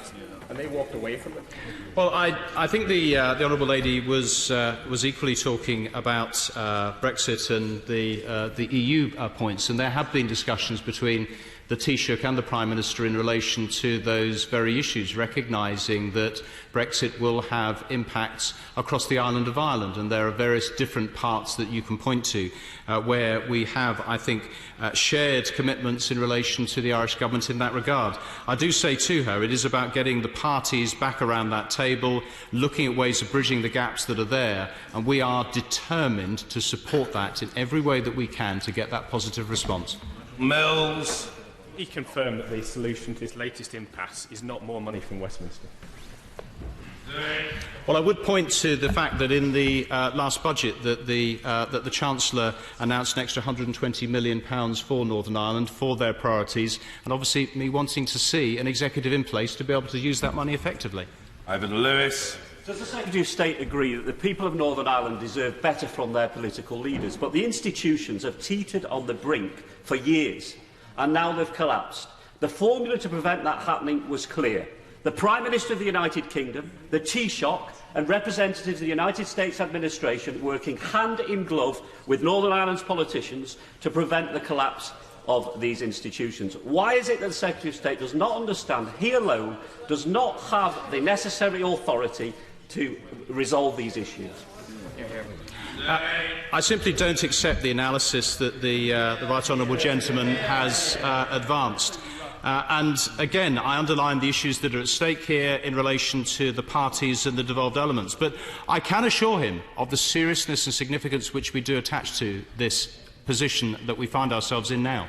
The whole issue of devolved government and getting that back on its feet, delivering for the people of Northern Ireland. All of those matters that so many have said in this chamber this afternoon about the future and what that means for real people and for public services. And therefore, it is with that renewed intent that we do approach the short period ahead to get that consensus, to build the bridges that need to be built to get that positive outcome. And that is the resolve that this government has shown and will continue to show to deliver for Northern Ireland. Will my right friend agree that England, Wales and Scotland have limits on expenditure for political purposes, but little or none for Northern Ireland? Could these limits be extended to Northern Ireland? Well, I'm sure there are a range of measures that we can look to for elections, and one of those issues is around political donations and having greater transparency, something that has been at the forefront of some of the discussions that have taken place over the last 3 weeks, and I earnestly want to see progress made in that regard. Sir Geoffrey Donaldson. Thank you, Mr. Speaker. As a party, we've found the Prime Minister very engaged in this process. I don't know what others are complaining about. I welcome the Secretary of State's commitment on legacy, but it is essential that he doesn't take a partial approach. What we don't want to see is money given over for legacy inquests and no progress made on the Historical Investigations Unit. If that happens, we will withdraw our support for his proposals. Well, it's important that we deliver for all victims. And that has been the consistent approach of this government in wanting to see, yes, reform of legacy inquests, but also progress made on establishing the Stormont House institutions, because there are families, there are survivors, there are victims who are still living this day in, day out, and we have that duty to them to provide a comprehensive approach that is able to provide that way forward for all of them, and that earnestly remains my intent. Craig Whittaker. Thank you, Mr. Speaker. My right honourable friend has already said several times that there is very little appetite on the doorstep for another election so soon after the last. So, will my right honourable friend explain to the residents of Northern Ireland what other tools he may be considering in his arsenal to get agreement without the need to call a second election? As indicated in my statement, we are obviously focused on getting a positive outcome through a renewed talks process and legislating as necessary to enable an executive to be put into place. But, as I've already said, I will keep all options under consideration, and therefore how we address some of these immediate short-term issues in relation to the budget, in relation to the regional rate, are at the forefront of my mind. David Hanson. As one of the last direct rule ministers for Northern Ireland, can I just remind the Secretary of State that managing 5 departments from Westminster is not a good form of government. History shows, however, that when the Prime Minister and the Taoiseach engage with matters of crisis and clear their diaries and spend 4 or 5 days engaged with that issue, crises are solved. Would he just reflect on that as he determines not to have direct rule? Yeah, he sort of wants. As I've already indicated, the Prime Minister and the Taoiseach are actively involved, but I do share with him his view in relation to direct rule. This is not something that we want to contemplate because I see it as a step backwards, not a step forwards, which is why we all must redouble our efforts to get the positive outcome, get that agreement between the parties and see an executive formed. Mr David Rutley. Mr Speaker, can my right honourable friend tell the House what processes have been put in place with the head of the Northern Ireland Civil Service to ensure that local public services have the funding that they need in the weeks ahead? Well, we've been working very closely with the head of the Northern Ireland Civil Service, Sir Malcolm McKibben, and working with him as he works with his own departments to ensure that the appropriate resources are there. As I indicated in my statement, the reserve statutory provisions will be used to ensure that departments have the money to be able to maintain public services, but that can only be in place for a relatively short period of time, and the need to have political direction in place to set the priorities remains urgent, which is why the work ahead of us is such a significant priority for all of us. Lady Herman. Thank you very much indeed, Mr Speaker. Sitting as I do as an independent, I am a very interested participant and also bystander in these talks. But from my experience of past negotiations, I think it can be really important at this crucial stage to try, if the government will, to change the dynamics of those talks. There's no point in heading into the same repeat arguments all over again. So will the Secretary of State give serious consideration to bringing back to Northern Ireland a senior American diplomat who is well known to all of the parties, so that she could chair these talks? Her name is Barbara Stevenson. I haven't spoken to her. She's been volunteered here without her knowledge. But it just strikes me she was there for a long time as the American consul in Belfast, and she's well known to the parties and highly regarded in Northern Ireland. Well, I've met Barbara Stevenson, so I'm aware of the person the Honourable Lady is referring to. I think all I would say to her is that the issues that have been at issue are primarily in relation to Strand 1 under the Good Friday Agreement structure, which has never been, even in previous discussions and previous talks, have never been something that outside parties have been directly engaged in on those Strand 1 issues. And so, whilst obviously we will maintain contact with all interested parties. That is where the focus lies. That is where the UK government has that primacy and that priority. And whilst, of course, we will engage in all sorts of different ways, it is about how we are able to build those bridges between the parties. But I look forward to perhaps discussing some of these issues, perhaps with the Honourable Lady outside of the House, where she may be able to share some more of her thoughts. Robert Jenrick. Would my right honourable friend agree with me that the lasting image of the funeral of Martin McGuinness was of Arlene Foster in a Roman Catholic church with a coffin draped in the flag of the Republic, paying tribute to the body of the leader of the IRA who'd attempted to kill her father? And would he urge all parties in Northern Ireland to show similar acts of bravery, personal bravery, to restart the peace process? I think that that event was a very powerful way that so many people were able to demonstrate that sense of reaching out and that need for, I think, all of us to reflect on some of the bigger issues at stake here for Northern Ireland, and some of the symbolism equally that has been shown by Sinn Féin in different ways over the years too. And I think it is looking to the bigger picture, looking to the future of Northern Ireland, looking to that shared inclusive future that I think is at the heart of the solution here.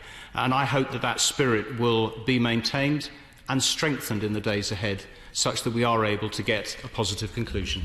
Conor McGinn. Thank you, Mr. Speaker. Honourable members on these benches only ever want to support the government in its efforts to bring a resolution to these matters. So I say in that spirit to him gently that the perceived laissez-faire approach of the Prime Minister does him no favours. The Prime Minister was in Wales last week, in Scotland this week. She should go to Northern Ireland with the Taoiseach, convene these talks and find a resolution sooner rather than later. Well, I respect the way in which the honourable gentleman has made his point, but I don't accept his characterisation of a laissez-faire approach. The Prime Minister and the Taoiseach have been actively engaged, will continue to do so, and as a government we will do all that we can to get the positive outcome that I know that he would earnestly want to see in the best interest of Northern Ireland. Kevin Foster. Thank you, Mr. Speaker. I'm sure the Secretary of State will share my view that if it was as simplistic a solution as needed as the Prime Minister getting on a plane, that would already have been done. Would he agree with me and reassure me, though, that what we won't allow is one party, particularly Sinn Féin, to use elements of the UK security forces and particularly historical inquiries as bargaining chips and hold them hostage in this negotiation process? Well, as a government, we have primary responsibilities in relation to national security, and that is a responsibility I feel very keenly. It is that way forward that we need to achieve in relation to investigations of the past. We have put forward comprehensive proposals that I want to see emerging into a broader public debate. That is earnestly my intent, and I believe that that can be achieved in the weeks ahead. Sammy Wilson. Mr. Speaker.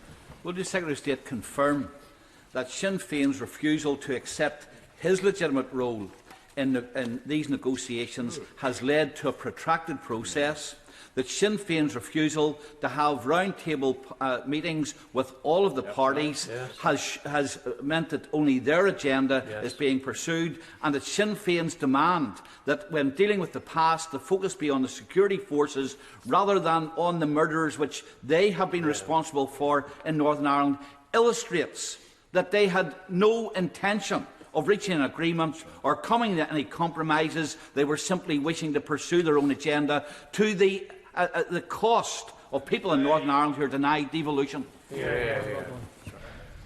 Well, I'm clear that we need a fair, balanced, proportionate, comprehensive approach in relation to those issues of the past. And I think that the Stormont House Agreement finds that way to achieve that, as well as other reforms too. And that is something that I have spoken to the Victims Commissioner about and others over many weeks, and will continue to re-energise that process. What we need is that intensification of the talks and that sense of goodwill and the sense of real intent to see devolved government back up on its feet again. I think that all of the parties have publicly stated their intent to seek that outcome, and we must do all that we can to create the environment where that succeeds, and actually we do get the inclusive devolved government that will serve the people of Northern Ireland and which they voted for. Margaret Ferrier. Mr Speaker, we all want a bright future for Northern Ireland, and I wish all parties well in the continuing talks to achieve a fully functioning executive. Can the Secretary tell us if there's more that can be done to ensure representation for Northern Ireland in the Brexit process, given the current circumstances? Well, the obvious answer to the Honourable Lady is to see an executive into place, advocating for Northern Ireland, ensuring that the voice of Northern Ireland is heard with us as the UK Government, but also in Europe directly. I will continue to do my work, though, on going out into communities, listening to business, listening to the community and voluntary sector, and doing my absolute utmost to ensure that in my role and in my responsibilities that we get the best possible outcome for Northern Ireland through the Brexit talks ahead. I certainly believe that that is eminently achievable, and that is the work that I will continue to do. Smith. Thank you, Mr Speaker. Mr Speaker, I was Special Advisor to the last Labour Government at the point at which direct rule was last introduced, and it took us 4 years to try and resolve that. So the Secretary of State has said today that he wants to intensify the talks, but he's failed to tell the House what he means by that, and history does show that the engagement of the Taoiseach and the Prime Minister is the way in which we intensify those talks and bring about resolution. So can you explain to the House why the Government are so resistant to taking that step? The Government are focused on getting the best outcome from this, which is the return of devolved government. He makes the point very powerfully on the issues and risks around direct rule, which is why I've already said what I've said about that profoundly not being something that we would want to see, but obviously keeping all options under review. It is that sense of the work of the parties themselves and the role that the two governments can play in that. That is what I've been doing alongside Charlie Flanagan, the Irish Foreign Minister. We will continue to do and play an intensive part, but as I've already said in my statement, we do need to move to a new phase. We do need to see that work of the parties coming together in a more inclusive way. I have been talking to the parties already as to how we achieve that, and we will see that progress in the days ahead. David Simpson. Legacy has been mentioned today in history, but will the Secretary of State confirm to the House today that he will stand firm on the attempts by Republicans to rewrite the past or history of Northern Ireland? Well, it is important that we get that fair, balanced, proportionate, equitable outcome from the systems that we put in place, that we do recognise what happened in the past. It's why we propose to set up, for example, an oral history archive for people to be able to give their testimony, to be able to share what their experiences were. And it is through this comprehensive approach that I believe that we will be able to see progress made and Northern Ireland looking to its future rather than looking to its past. Right, Kane. Mr Speaker, as someone who grew up on the Leitrim-Fermanagh border for large periods in the 70s and 80s, I worry there's a generation growing up who forget what political violence looks like and what a hard border looks like. And the most change has come when Prime Ministers have invested sufficient political capital in the process. And we've not seen Prime Ministers since Major and Blair do that. And we need to get the Prime Minister over there as soon as possible, negotiating with all the parties.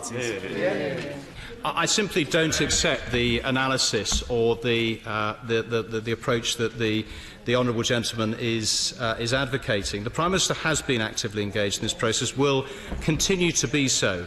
And equally, that shared responsibility that the UK Government and the Irish Government do feel around this, it is that absolute approach that we will take, our desire to see devolved government back up on its feet again, because that's what people want to see. That's what people want to see delivering for Northern Ireland, and is our absolute intent to see that that is brought about. Mark Durkan.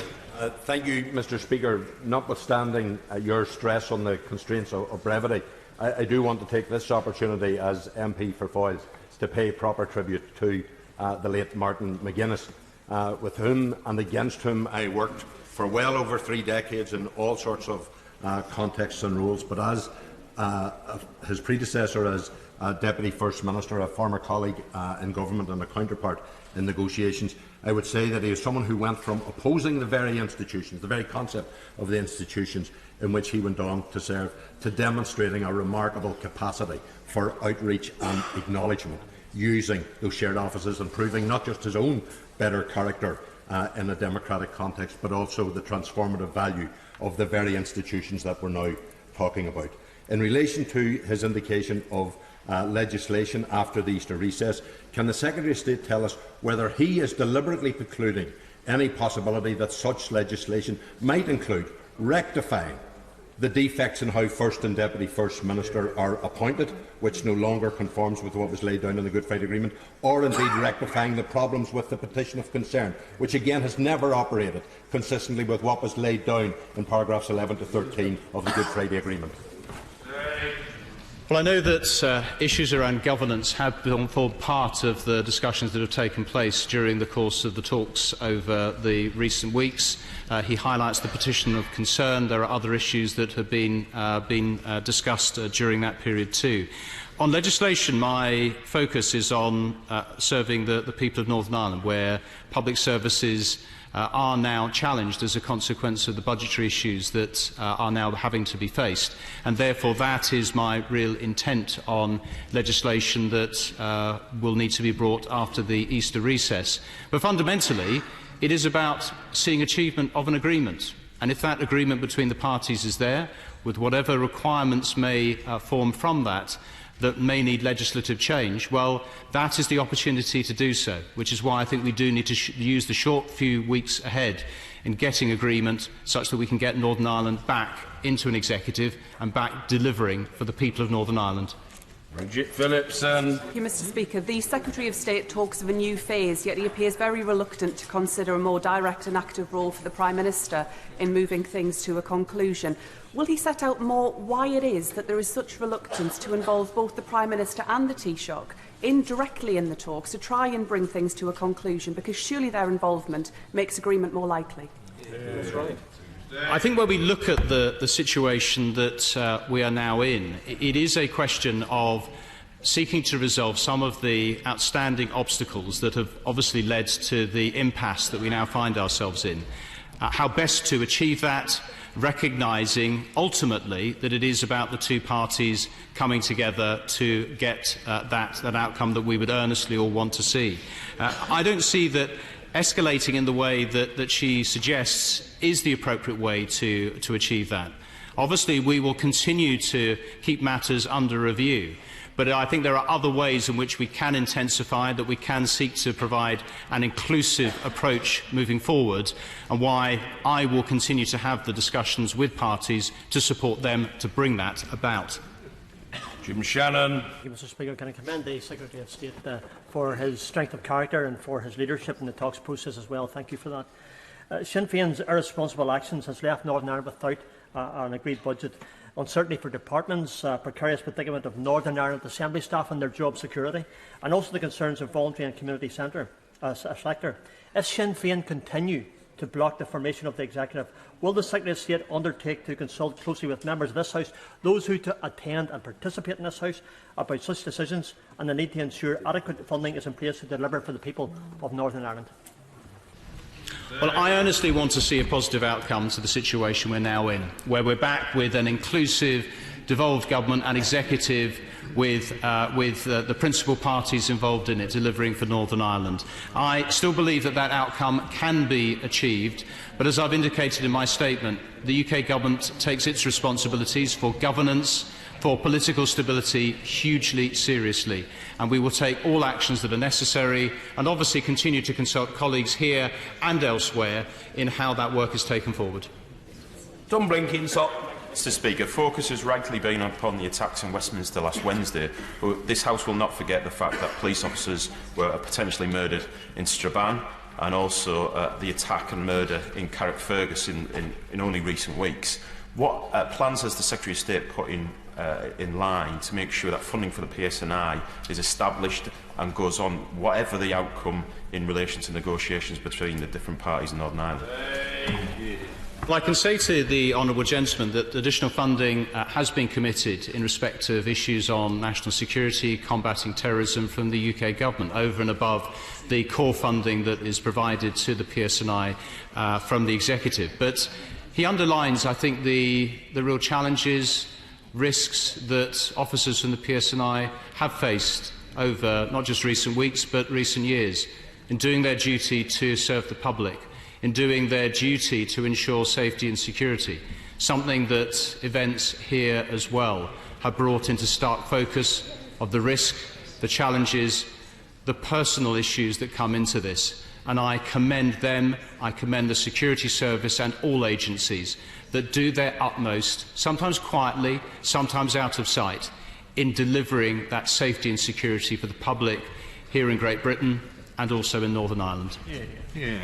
Kevin Robinson. Thank you very much, Mr. Speaker. Sinn Féin selfishly brought down the executive at the start of the year, and on Sunday they selfishly blocked the restoration of the executive for Northern Ireland. But the consequences and the penalty of that decision rests upon the shoulders of everyone in Northern Ireland. So, in considering all of the options open to the Secretary of State, will he confirm that he will consider proceeding with a voluntary coalition of the willing in Northern Ireland? Well, I say to the honourable gentleman that I still earnestly believe that a positive outcome, agreement between the main parties can be achieved. And it is, I think, with that intent that we need to approach the days ahead to build those bridges and get that situation where an executive between the DUP and Sinn Féin can be brought about. It is, I think, with that earnest endeavour and intent that we as the UK Government approach the days ahead. But as I've indicated in my statement, I feel very keenly our responsibilities to the people of Northern Ireland in serving them, in seeing that we have public services that are delivering for them. And it is that underlying intent that I have firmly in my mind, and why legislation, I believe, will be necessary after the Easter recess to secure that and bring that outcome for those people about. Order. I now call Debbie Abrahams to make an application for leave to propose a debate on a specific and important matter that should have urgent consideration under the terms of Standing Order number 24. The honourable member has up to 3 minutes in which to make such an application. Debbie Abrahams. Thank you, Mr. Speaker. I seek leave to propose that the House should debate a specific and important matter that should have urgent consideration, namely changes to personal independence payment regulations. As you are aware, Mr. Speaker, on the 23rd of February, the Government issued new regulations to change the way disabled people or people with a chronic mental health condition would be assessed for eligibility to personal independent payments. The Government's own analysis estimates that the change will affect more than 160,000 people, the majority of whom have mental health conditions, who will not be able to access the full support they would have been entitled to under the Tribunal's ruling, an effective cut of £3.7 billion. These regulations were laid down without any consultation with the Social Security Advisory Committee and, despite repeated efforts, without any debate in this chamber. Mr. Speaker, in a letter dated the 24th of March 2017 from the Secretary of State to myself, he states that his department became aware of the decision by the Upper Tribunal on the 8th of December, a whole 2.5 months before they had laid their emergency legislation. The move to undermine and subvert independent tribunal judgments is unprecedented and, in my view, marks very troubling behaviour by the Government on cases they lose. This could weaken Social Security Tribunal judgments, reach influence and effectiveness to make independent decisions. Since the 8th of December, both the Social Security Advisory Committee and Parliament could have properly scrutinised and proposed any proposed changes. Instead, although the Leader of the House is belatedly committed to a debate at a date still to be determined, the Government has deliberately chosen not to have a debate before the 40-day praying against period comes to an end on the 3rd of April. According to advice received from the General Office, if these regulations are not debated and voted on before the 3rd of April, they will not automatically be revoked. should the House vote against them. By delaying the debate, the Government is hoping that the objection to these regulations will be kicked into the long grass. It is highly unusual for such a fundamental change to be introduced by a negative statutory instrument in this way, bypassing debate and scrutiny in this House. This is a troubling subversion of democracy under this Government. Yesterday, the other place passed a regret motion tabled by my noble friend, the Baroness Sherlock, asking the Government to urgently reconsider regulations. However, this elected House of Commons have not had the opportunity to do so, and therefore, Mr Speaker, I believe that we owe it to those who will be affected, primarily people with mental health conditions, to hold this Government to account. Listen carefully to the application from the honourable member, and I am satisfied that the matter raised by the honourable member is proper to be discussed under Standing Order number 24. Has the honourable member the leave of the House? Aye. The honourable member has obtained the leave of the House. Well, I'm most grateful to honourable members for their voluntary stand-up. However, it was, in fact, superfluous. Required only in the event of indications of opposition. Nevertheless, the position is extremely clear. The debate will be held tomorrow, Wednesday, the 29th of March, as the first item of public business. The debate will last for 90 minutes and will arise on a motion that the House has considered the specified matter set out in the honourable member's application. Order. We come now to the 10-minute rule motion. Suella Fernandez. Mr Speaker, I beg to move that leave be given for me to bring a bill to make provision for the enforcement of child arrangement orders, to establish a rebuttable presumption of shared parenting under such orders, and to make a provision for a commission to review and make recommendations on the operation of family law. David and Sally separated after 10 years of marriage in September 2014. They had 2 children, aged 8 and 5 at the time. David was a good father who did not want to stop being a dad just because his marriage had ended. However, nearly 3 years later, and more than £200,000 paid in legal fees, David is still fighting through the complex and bureaucratic family courts to see his children 8 nights a month instead of the 6 nights originally offered by Sally. Sadly, Mr Speaker, this is not a fictional story.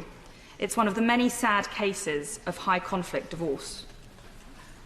Family breakdown is painful for all involved, and it is the state's duty to support those going through this difficult experience. However, as in the case of David and Sally, not only have those 2 extra nights per month been financially and emotionally expensive for them, but on several occasions, Sally unlawfully stopped the children from seeing David, breaking the court order and undermining the father-child relationship. Mr Speaker, Madam Deputy Speaker, child arrangement orders are made by the court to regulate the contact and residence of children upon divorce. In the majority of divorces, they are complied with, but in many cases, a defaulting parent, who could be the mother or the father, can generally act with impunity. The courts are slow to respond and reluctant to penalise, sending a damaging message that court orders are optional, not mandatory, that the relationship with the non-resident parent is meaningless rather than crucial, and that the system is inherently inequitable rather than robust. In the worst cases, a non-resident parent, usually the father, can be denied contact with his child for several years. If they don't have a spare £10,000 to spend on legal fees, they are essentially erased out of their child's life with no remedy whatsoever. How can this be humane for a child? How can it be fair to the parent? Yes, the welfare of the child is paramount, an abiding and unassailable principle of family law, and children are less likely to experience depression, teenage pregnancy and delinquency when relationships with both parents are safeguarded. Children without a father in their life often struggle to reach their full potential, academically, socially and professionally. But the law does not reflect this because of a failure to crack down on intransigent parents and judges and social workers who turn a blind eye to parental alienation. Madam Deputy Speaker, family courts make huge and life-changing decisions for parents and children, often on thresholds of proof that are far lower than those required to achieve enforcement. No wonder the criminal threshold for contempt is rarely met, and judges fail to assert their authority swiftly under the 1989 Children Act or subsequent legislation in 2006 or 2014. Attempts to bolster enforcement have not worked. Data from the Ministry of Justice reveals that in 2015, of the 4,654 enforcement applications, a mere 1.2% were successful. So although the letter of the law sets out discretionary penalties for breach, they are rarely applied in practice. And the rise in unfounded allegations of domestic violence as a defence to enforcement is worrying. A new approach is needed. A tougher three strikes approach where residents should be transferred if safe and community service is actually not theoretically imposed upon parents in breach is overdue. Confiscation of driving licences or passports should seriously be considered by Parliament. So legislation that emphasises the importance of both parents in children's lives, other than in cases of violence, is needed in England and Wales. Real enforcement is one way of doing this. Shared parenting is another. Madam Deputy Speaker, a rebuttable presumption of shared parenting should be a key principle when determining the contact and residence of the children. To be clear, this would not be an explicit statement of an equal 50-50 time division, and it does not mean shared care. As Professor Patrick Parkinson, the former president of the International Society of Family Law, has made clear, it should, as a minimum, mean the child's right to a meaningful relationship with both parents as far as practicable, and as long as the safety of the child is not put at risk. This is commonplace around the world and operates without difficulty.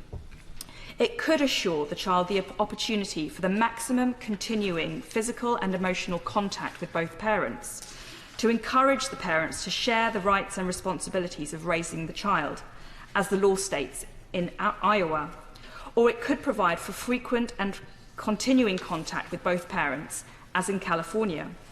It could go even further to encourage the love, affection and contact between the children and parents, as in Colorado. Any of these examples, Madam Deputy Speaker, would be a more appropriate starting point for judges when setting child arrangement orders, not the weaker form of parental involvement, direct or indirect, currently on the statute book since 2014. Whilst that was an improvement on the previous position, parental involvement can amount to a birthday card or a Christmas card in the worst cases. Non-resident parents, mainly fathers, can be airbrushed out of the lives of their children by the current system. We can't keep telling fathers that they have equal responsibilities and then not give them equal opportunity to carry them out. Shared parenting and robust enforcement form part of a package of reforms that are needed if we are to bring our family law into the 21st century, Madam Deputy Speaker. Our antiquated system reflects norms of the 1950s and 60s rather than relationships of today, and many issues remain unresolved, leaving gaps for Parliament to fill. A commission, to last no more than 1 year, should be launched by the Government to inquire into the following issues and report back with recommendations for reform.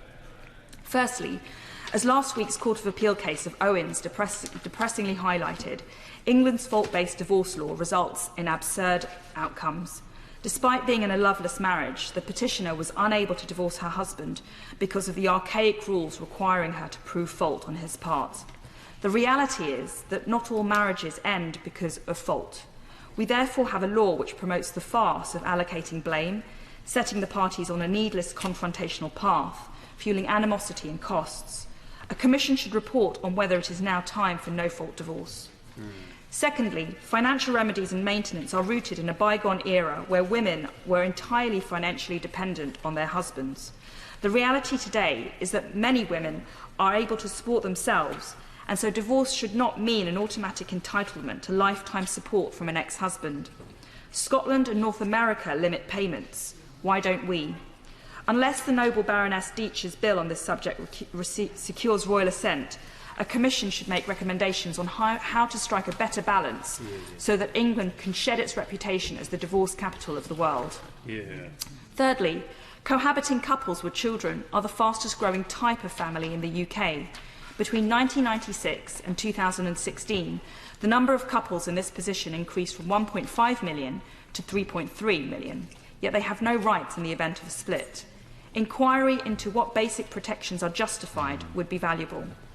Fourth, the enforceability of prenuptial agreements should be set out by Parliament. If we are to support marriage, we need to accept that people are getting married later in life, with assets earned before and during their union. Those should be protected if the parties agree, not put at risk, and a commission should inquire into this. Fifth, reform of the opaque way in which the family courts operate in public law needs wholesale review. Far too many children are taken into care for wholly inadequate or poorly argued reasons. That's according to Sir James Mumby, President of the Family Division. Only the glare of publicity will enable this to stop, so we need to remove the cloak of secrecy and open up our family courts. And lastly, most family disputes need not see the inside of a courtroom, but instead need better incentive to use mediation or solicitor negotiation, for example, by virtue of a cost penalty for parties who draw out the process if appropriate. Saving costs, time and heartache should be priorities. Madam Deputy Speaker, I am not married. And it won't surprise you, therefore, when I say I don't have the battle scars of having lived through a nasty divorce. My views are informed by my previous work as a barrister in the civil justice system for 10 years. But moreover, I speak today as an objective onlooker, moved by stories of injustice, hopelessness and deep sorrow. Yes, divorce is traumatic, but it need not be a tragedy that befalls thousands of non-resident parents. I hope the government will take this opportunity to begin the work of creating a family law system fit for the 21st century. The question is that the honourable member have leave to bring in the bill. As many as are of that opinion say aye. Aye. Of the contrary, no. I think the ayes have it. The ayes have it. Who will prepare and bring in the bill? Mrs Cheryl Gillan, Andrew Selous, Tim Loughton, Robert Neal, Frank Field, Caroline Ansell, Mrs Anne-Marie Trevelyan, Lucy Allen, Mr David Burrows, Kate Hoey, Mr David Lammy and myself.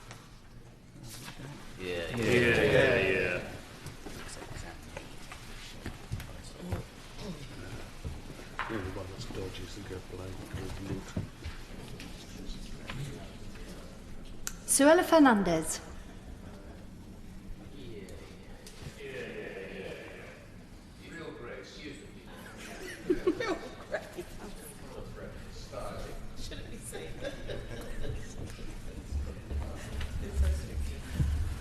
Thank you. Family Justice Bill. Second reading what day? 12th of May 2017. 12th of May 2017. Neighbourhood Planning Bill Programme number 3, motion Minister to move formally. The question is, as on the order paper, as many as are of that opinion say aye. Aye. Of the contrary, no. I think the ayes have it. The ayes have it. The clerk will now proceed to read the orders of the day. Neighbourhood Planning Bill, consideration of Lord's amendments. Now. I must draw the House's attention to the fact that financial privilege is engaged by Lord's Amendments 4, 5, 23, 40, 44, 48 to 50 and 84. I also remind the House that certain of the motions relating to the Lord's Amendments will be certified as relating exclusively to England or to England and Wales set out on the selection paper. If the House divides on any certified motion, a double majority will be required for the motion to be passed. We will begin with the Government motion to disagree with the Lord's Amendment 22, with which we will consider Government Amendments A and B in lieu. I call the Minister to move to disagree with Lord's Amendment 22. Thank you very much, Madam Deputy Speaker. And before I get into the detail of the amendments, I'd like to put on record my thanks to my noble friend and ministerial colleague, Lord Bourne of Aberystwyth, who ably steered this bill through the Lords. I'd also like to thank one of my distinguished predecessors as Housing Minister, Lord Young of Cookham, who led on the compulsory purchase provisions which will touch on in the third of the three groups that we are discussing this afternoon. Finally, I'd like to thank all peers, Madam Deputy Speaker, who contributed positively to the debate in the other place. The bill has benefited from their constructive challenge and scrutiny, and for my part, I'm pleased that this bill received a warmer reception than the Housing and Planning Act did a year ago.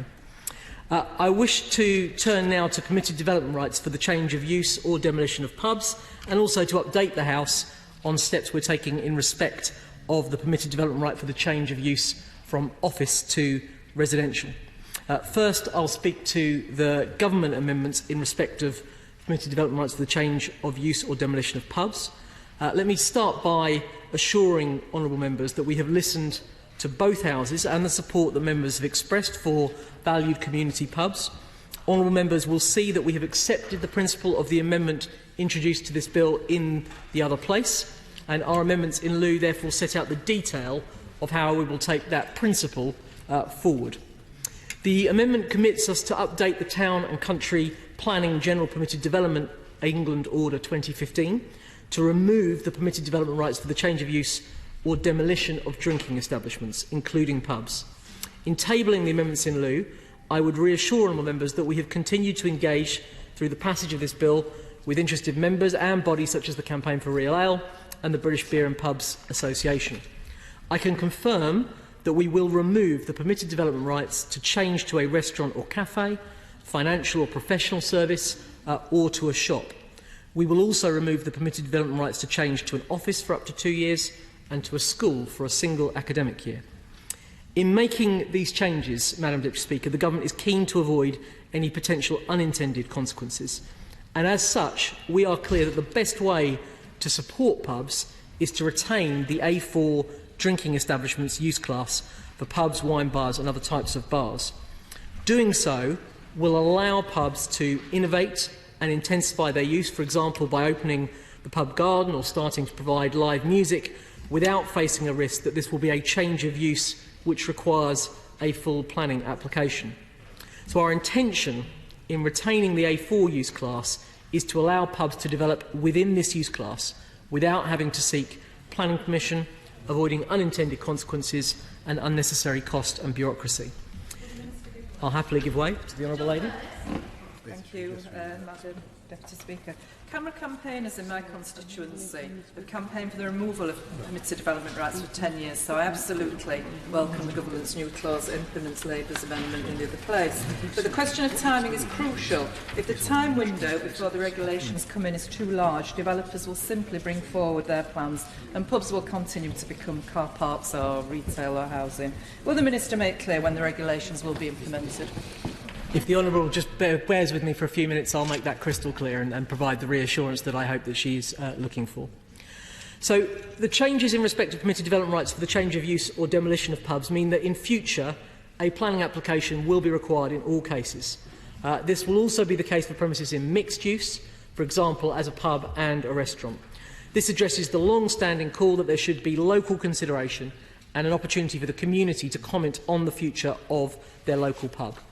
It's important that local planning authorities have relevant planning policies in place to support this decision-taking.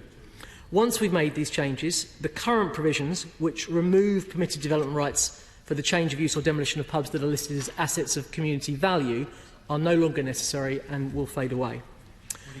I will happily give way to my right-hand friend. Will there be any provision or requirement about the viability of the pub in that premise, so that there will be some kind of case that those who wish to change would mount?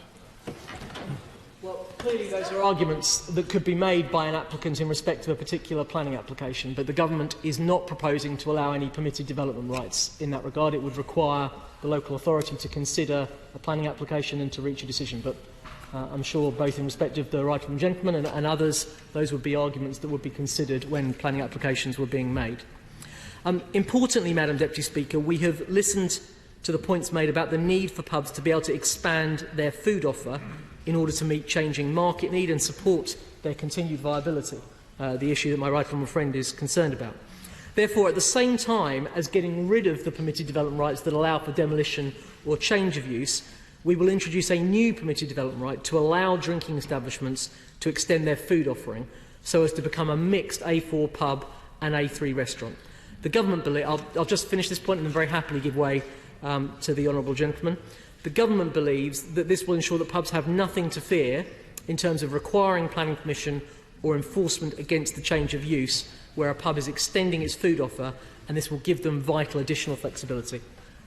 I'm grateful to the Minister for giving way and to the Government for listening to the powerful case that was made by CAMRA and many other organisations. And I think the new mixed A3, A4 class is an elegant solution to the issue that was raised after the amendment in the other place. But can the Minister just clarify on the record that, in keeping with what he is proposing, that the same removal of permitted development rights that is now going to operate in A3 and A4 classes will also operate in this mixed-use A3, A4 class, which I don't think is actually clarified? The honourable gentleman bears with me. I think he'll get exactly the clarification that he is looking for. And the simple answer is yes, but yes, I'll be coming to it in my speech later on. So I'm grateful for him for his kind words. The intent of the government has very much to be to honour the principle behind the Lord's Amendment, but we believe this is a better solution which provides pubs with more flexibility and will do a better job of ensuring their viability in the longer term. Before I proceed, I'll give way to the honourable gentleman. I congratulate the Minister on his flexible approach to this bill, and as he'd previously agreed to visit the constituency of Bassetlaw, will he be offering a date very soon so that I can consider whether to include a pub in his itinerary? Well, Madam Deputy Speaker, that's got to be one of the kindest invitations that I've received so far as a Minister. I've already undertaken to the honourable gentleman. I'm very much looking forward to visiting his constituency. I'm trying to combine it with an event in the Sheffield City region looking at housing, but he serves on the Bill Committee of this legislation. He is a passionate advocate of neighbourhood planning. He's worked very hard, I know, in his own constituency to encourage neighbourhood planning, and I'm very much looking forward to coming and meeting with some of those community groups with him. So my private office are in the box. They will have heard that commitment, and I hope we can get him a date as soon as possible, with or without the benefit of a visit to a local pub, Madam Deputy Speaker. At the same time as making these changes, we also want to protect local planning authorities from any compensation liability arising from the removal of national permitted development rights. We'll do this by amending the compensation regulations to limit to 12 months the period of any potential liability on local planning authorities when the rights are removed. I now wish to take the opportunity to update the House of the outcome of the debate in the other place, Madam Deputy Speaker, in respect of the permitted development right for the change of use from office to residential. This was an issue that we debated at some length during the Bill Committee. I know it's an issue where there are differences of opinion on both sides of the House. Honourable members will know that this permitted development right is making an important contribution to housing delivery in this country, with over 12,800 homes delivered thanks to this right in the year ending March 2016, Madam Deputy Speaker. The Government has always recognised that in certain areas there have been concerns about the local impact of this right, and therefore we've outlined an approach which provides flexibility for those areas that are meeting their housing requirements to have a greater say over whether the permitted development right for the change of use from office to residential should apply. So for those areas that are delivering 100% or more of their housing requirement, the figure that they have identified in their local plan, and can continue to do so after removal of the right, and are able to demonstrate that it is necessary to remove the right to protect the amenity and well-being of their area, then the Secretary of State will not seek to limit Article 4 directions applying to that area. We intend to publish the first housing delivery test data in November. For those that are not familiar, this is one of the key reforms set out in the Housing White Paper, where we are now holding local authorities to account not just for producing a glossy plan, but actually for delivering the houses set out in that plan on an annual basis. So this will indicate to local authorities in November whether this additional Article 4 flexibility would apply to directions they brought forward after that date. For those interested in further information on this change, Madam Deputy Speaker, it can be found in the House of Lords Library in a letter from my ministerial colleague Lord Bourne dated the 18th of March, and we will be providing detailed guidance before November. We're also making a further change, bringing forward regulation to enable local planning authorities to charge planning application fees when permitted development rights have been removed by an Article 4 direction. And that recognises the resource commitments in those areas that have removed this permitted development right for sound policy reasons. So whilst the government's position remains that this permitted development right is making an important contribution to delivering the homes that we desperately need in this country, we have, with these two small changes, demonstrated a degree of flexibility to allow those local authorities that are delivering the homes that are needed in their area, if they wish, to apply an Article 4 direction and then to be able to charge planning application fees for applications in those areas. I will happily give way to my honourable friend. St Albans has lost 157,000 square foot of office space recently, and a lot of that is done because the demand in St Albans is so high. Does the Minister share my concern that this may give a perverse incentive not to deliver on housing, because if the area doesn't mind, and I'm not saying this is the case, about losing office space, it is a quick and easy win to allow the offices to shrivel on the vine, and I'm very concerned that St Albans doesn't do that. Well, I think my honourable friend shares my concern that we need to ensure that St Albans, as quickly as possible, gets an up-to-date local plan in place that provides for the housing that is so desperately needed in that part of the world. I know she's spoken to me about it several times, and I think my honourable friends that share that local authority with that area share her concern about that. So look, we need to avoid those perverse incentives, and I think my reassurance to her would be there's plenty of other things that the government is going to be doing to make sure that local authorities deliver the housing that is required in their area. But where people do have legitimate concerns about the impact of this permitted development right on the level of office space they have in their area, which she clearly does in this case, then, provided their council is delivering the housing that's required, we want to give some flexibility.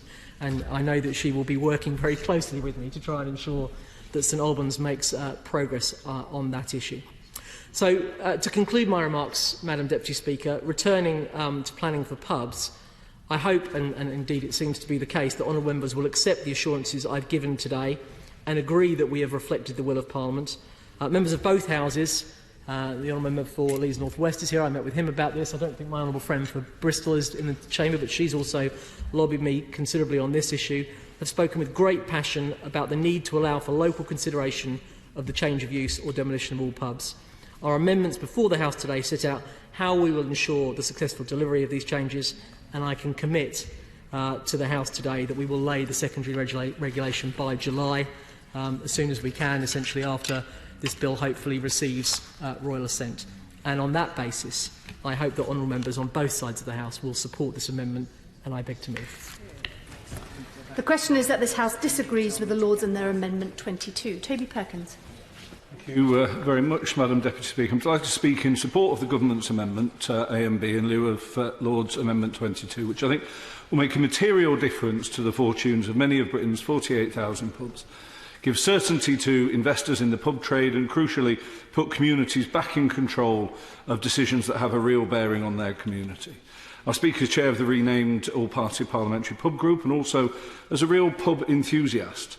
Now, in beginning, there are many people and groups I'd like to record my appreciation towards on securing this important victory. Lord Kennedy in another place, who brought the amendment in the House of Lords and very successful in ensuring such overwhelming cross-party support that the government were persuaded to adopt this amendment. To the pub supporting campaign groups like the CAMRA, the British Pub Confederation, to my fellow members of the APPG on pubs who held a really informative roundtable last week on the many different approaches to using the planning system to save pubs that are being used across the country. I'd also like to acknowledge, as the Minister did, the important work done in this area by my predecessor as chair of the APPG, the Honourable Member for Leeds North West, who proposed the motion at committee stage in the Commons, which subsequently moved by my honourable friend from Oldham West. And I think it's also right to acknowledge that in some ways the Honourable Member for Bristol North West was the originator of this with her amendment to a different bill. But the case that she made then is unsuccessful at the time, has been important in bringing about this change. And I'd also like to acknowledge, as I said a moment ago, the government for having taken the step of broadly adopting the a motion that there was some hostility to previously. It does take courage to change your mind. And the honourable member for Brigg Gould came to the camera reception. He assured us that the government was listening, and the actions of the government on this occasion suggest that he was good to his word. And so there is all due credit required in acknowledging that. Madam Deputy Speaker, there is nothing quite like your first visit to any British pub, and I know I am not alone in feeling that little frisson of excitement the first time you step through the door of a new pub for the first time, pushing open that creaking door and wondering what will be waiting for you behind it. An adult version, you might think, of a real-life advent calendar. Behind every door, a different surprise. As the door creaks open, we wonder how the pub will be laid out, and will we be able to get a table? Who will be in there, and how many people will be in there?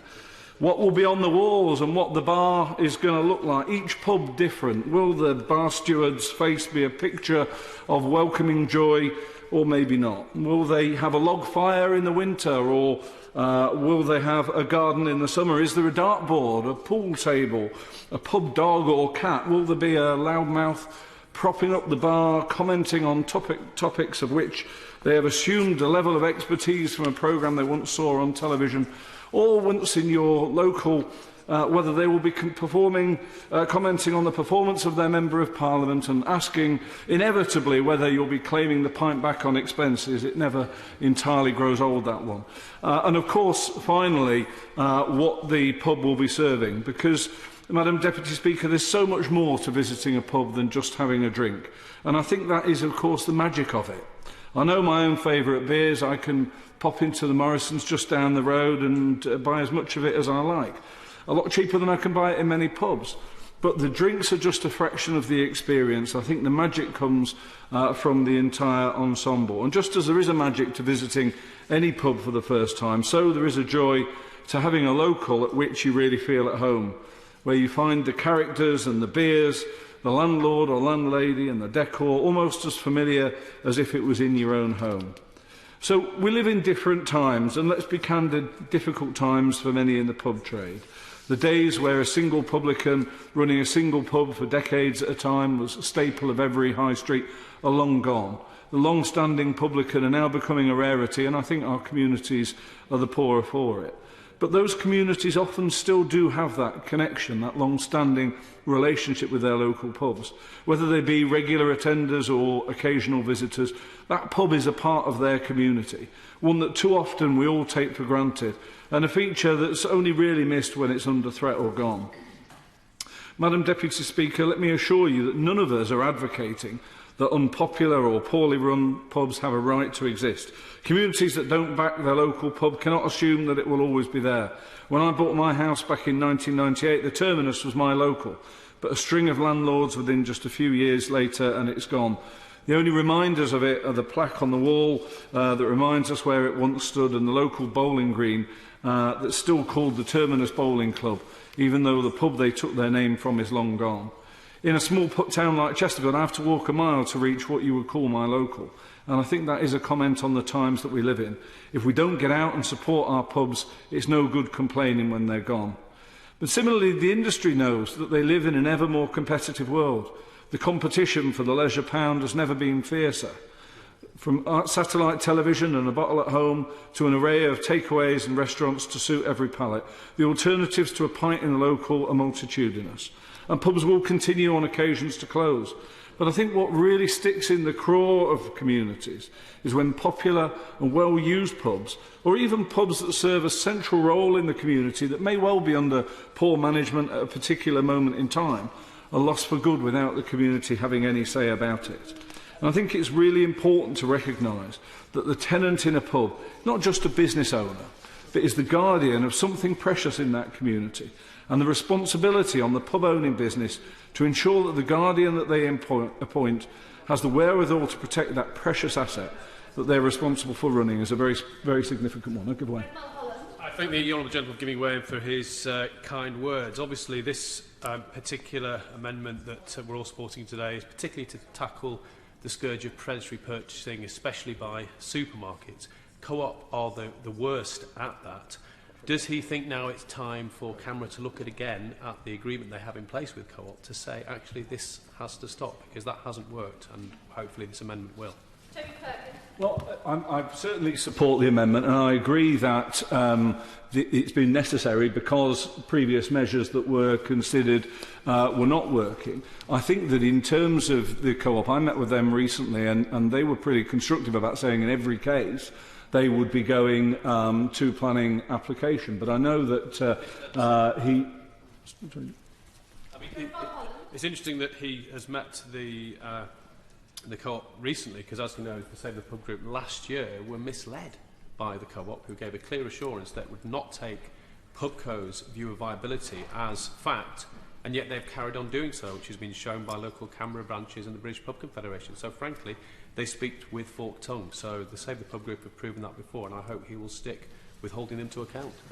Well, we certainly will stick with holding them to account. As I say, if he has evidence that since those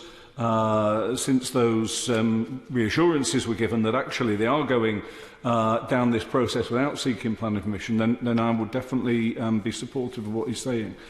Now, in Chesterfield, we had a huge public campaign which speaks not specifically about Co-op, but to the issue that he's talking about there, to save the Crispin Inn on Ashgate Road, when EI Group, previously known as Enterprise Inns, wanted to sell it to Tesco's. The campaign was won, Tesco's pulled out, only for a new developer to come along and demolish the pub and then start consulting on what should happen on the land that replaced it, and housing eventually was placed there where the pub once stood.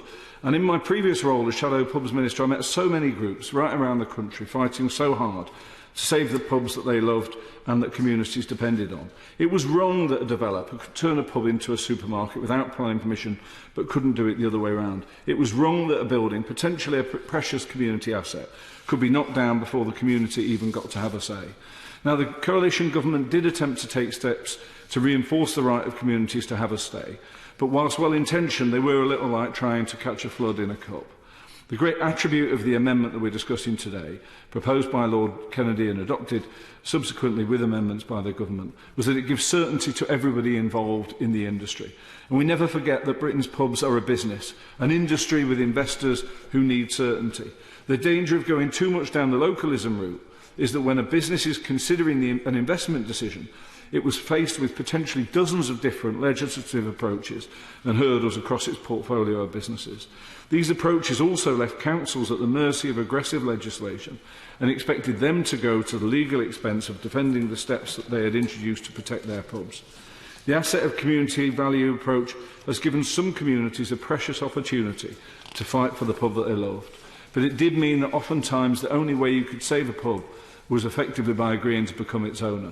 There is some value in that sort of community activism, but you shouldn't have to be willing to buy a pub in order to have a view on it. The APPG last week heard from the community team that successfully bought the Antwerp Arms in Tottenham, who had used the ACV legislation to save their pub. We also heard from Wandsworth Council, who put a requirement for Article 4 directions on about 220 of their locals, and they deserve credit for their efforts. But the danger of using Article 4 directions is it means the landscape is different in every local authority. It led to the situation where some pubs face having to get planning permission just to paint or decorate their pub, a positive disincentive to improving or investing in the pub estate. The approach being advocated here today does bring that certainty and clarity that everyone connected to the industry needs, and it doesn't prevent, happily, it doesn't prevent building owners adopting the needs of their building to maximise new opportunities. Can I thank my honourable friend for giving way? The procedure that he outlined exercised by local authorities, whilst we commend those local authorities for taking the trouble to do so, was very difficult for a whole range of number of local authorities in other parts of the country which just did not have either the capacity there or the potential costs involved in order to build up the case to do so, and that this a particular piece of legislation will be an enormous help to mean that local authorities don't have to go through that potentially expensive route. Well, I couldn't agree more with him. It did mean that different authorities with different priorities brought forward measures of this kind at different times. Some of them never considered it a priority, even though they might have had sympathy with the intentions in this legislation. And what this does is ensure that rather than local authorities having to effectively use a piece of legislation for a different purpose to entirely what it was intended to, and to place blanket conditions over all of their pubs, there is a simple and clear situation where developers will know quite simply that if they want to make a change to legislation or to the use of a pub, then they will have to get that planning permission. Now, we know that pubs will open and pubs will close, and what this legislation will do is ensure that all the evidence is considered before these decisions are made. As I said a moment ago, I think the government are sensible to create the new A3, A4 mixed-use class.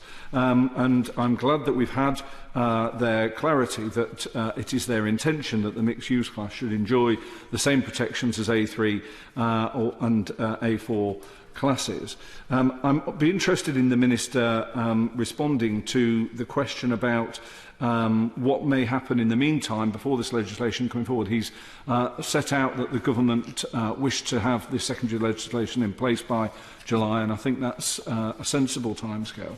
But there is a worry out there that what this is going to lead to is a rush of businesses, developers, buying pubs and levelling them before this legislation comes through. So I think it is important that everyone takes any steps that they can to prevent a rush of conversions or demolitions before the regulations are in place. And I'd be interested in any steps the Minister can suggest that the government or local authorities, local communities can take to prevent that coming to pass. So, Madam Deputy Speaker, I'm very pleased to take a few moments to have reflected on the value of the 48,000 British pubs to our communities. We know that when visitors come to the United Kingdom, one of the very first things they want to do is to have their first pint in a British pub. The British pub is a tremendously important asset to our country, and I'm very pleased to welcome the government's adoption of this amendment. I'm pleased that this important step has been taken to help communities to save and preserve the great British pub for many, many years to come. Thank you very much, Madam Deputy Speaker. It's a delight to speak at this point in the debate, because I want to say to the Minister, the whole point of the other place is to make us think again. He's thought again and he's listened, and I think this is a wonderful solution that will protect areas like mine. And I have to say I do have the most beautiful constituency, and it's rumoured I have the most pubs per square mile, although other areas do dispute that. As a historic pilgrimage city, which is what we are also a coaching town, and we have pubs just about on every corner, Madam Deputy Speaker. If you can't find a pub in St Albans, you aren't trying. And we have many historic pubs who have found it incredibly difficult to make their livelihood in today's hard times. I did go to see the Chancellor about the effect of business rates on pubs, and I'm hugely glad that he's listened to them on that account, because many of the pubs that are in my constituency are incredibly small. They're almost the size of people's front rooms, because they came along in a different era, and of course many of them are listed as well, which adds another dimension to making them viable. The owner of the Boot pub spent 5 years working with the planning system to try and get the various alterations to his kitchen, because the listing of the pub made it so difficult for him to be able to get that work done. So I think anything that can make our pubs more viable, who give a sounder footing for the future, is something that I would welcome enormously. And in St Albans, the headquarters of CAMRA is in Hatfield Road. CAMRA has been wonderful in this, and I pay tribute to them and all the people who have worked with them to ensure that the Minister has listened to the thoughts that have come through in the Lords, has listened to the representations from Members of Parliament, and has actually come up with a solution that is pragmatic, but on top of that is actually, as just been said, an elegant solution. I think the Honourable Member for Bassett-Law described it as. It actually now builds on the intentions of the Lords, and I think that is hugely important. Can I say, though, that for many of you, those honourable members that haven't visited my constituency, we are having a big tourism week on the 31st of March, and one of my jobs that day will be going to visit the Fighting Cocks. I think they are one of the ones that say that they are the oldest pubs, but it's an immensely historic pub, and of course they all contribute to the tourism offering. And I particularly wanted, not knowing that this elegant solution was going to be coming through today, and I'm pleased to welcome it and be supporting it, I actually wanted to make sure that I went along and was giving all of my support to my pubs, who I know contribute enormously to our tourism offering. One of the pubs I have in St Albans, the White Hart, immediately opposite the entrance to the cathedral, featured on Most Haunted Live, another part of our tourism offering. We have a very good ghost run being so historic in St Albans. And so I would encourage people to come, visit their pubs. As the Honourable Member for Chesterfield said, they are so much more than a place to buy a particular beer. They are actually offering a huge historic pattern that is, if they were removed, would be the death of my constituency.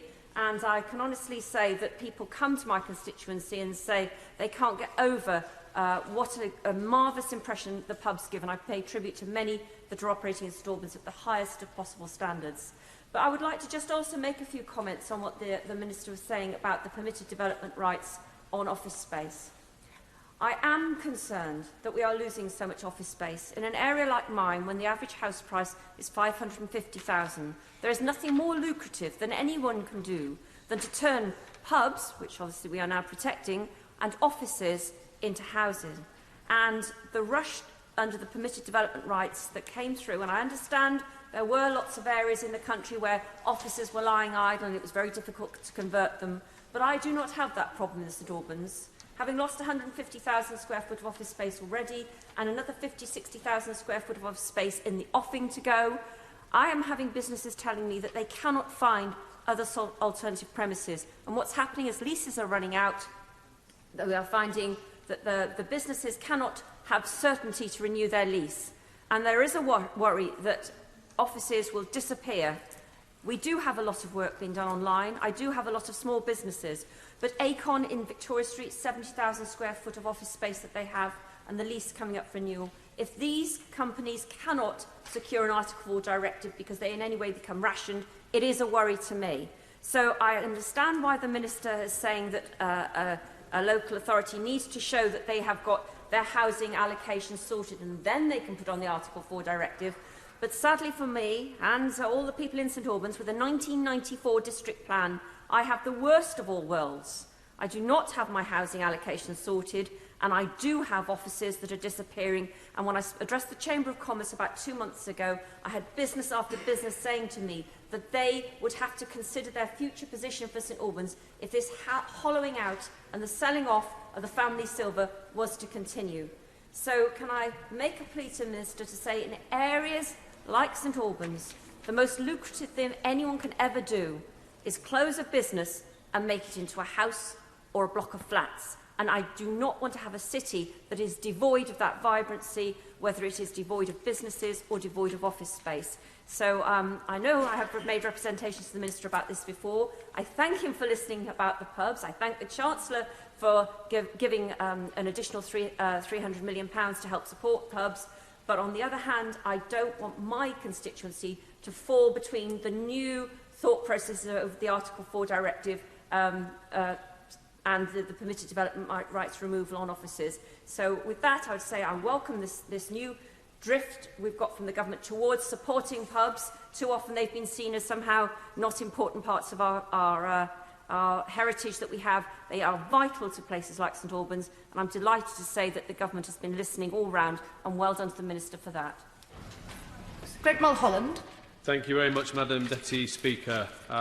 And it's a pleasure to follow the Honourable Lady, and she does indeed have one of the great pub. I think she's a city rather than a town, but indeed one of the wonderful areas for pubs. I live in another one in Otley, in Yorkshire, and I say, isn't this a wonderful piece of good news to have right near the beginning of English Tourism Week, when we will be celebrating all that England specifically has to offer, including our wonderful pubs. I can tell the Honourable Lady that I believe I've visited every pub in the town centre, certainly of her constituency. She may like to test me later to see if that is actually the case. I've certainly been to the Farriers Arms, where those wonderful pioneers set up CAMRA all those years ago.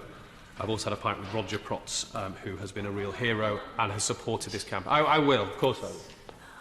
I am aware that his party has found my constituency incredibly attractive and has visited many of my pubs. I'm sure it's just supporting the pubs and the beer, but I'm pleased to see them nonetheless. Well, I didn't see her in any of the pubs when I visited, but I can assure that those visits were part personal and part with my all-party pub work on. So none of them were actually political or me as an MP. But it's great to have support from the government benches and the many MPs on that side as well as on this side who have actually campaigned and persuaded the Minister in this case. I will. The gentleman for giving way and is to be congratulated, and the Minister has for the Minister accepting the amendment, because I know the honourable gentleman has been trying to get this thing through for a very long time. In fact, it runs into years. The only area I have a degree of concern about is the new business rate system that could affect pubs as well. That's another area that's got to be looked into in the future. And of course, we can't forget working men's clubs as well in this. Well, I warmly thank the honourable gentleman for that intervention. He's quite right. Rates has already been mentioned, and whilst we had some positive news, more still needs to be done to deal with some of the extraordinary and damaging rise. Indeed, we need another system of taxing pubs altogether. But I want to thank the Minister, first of all, to say finally we have got there. Finally we have collectively been listened to. And I really want to say that the Minister has shown what an excellent Minister he is and what a gentleman he is. And I want to thank him personally for the way that he has approached this. He has engaged consistently on this issue, as has his colleague, a good Yorkshire MP, the Community Pubs Minister.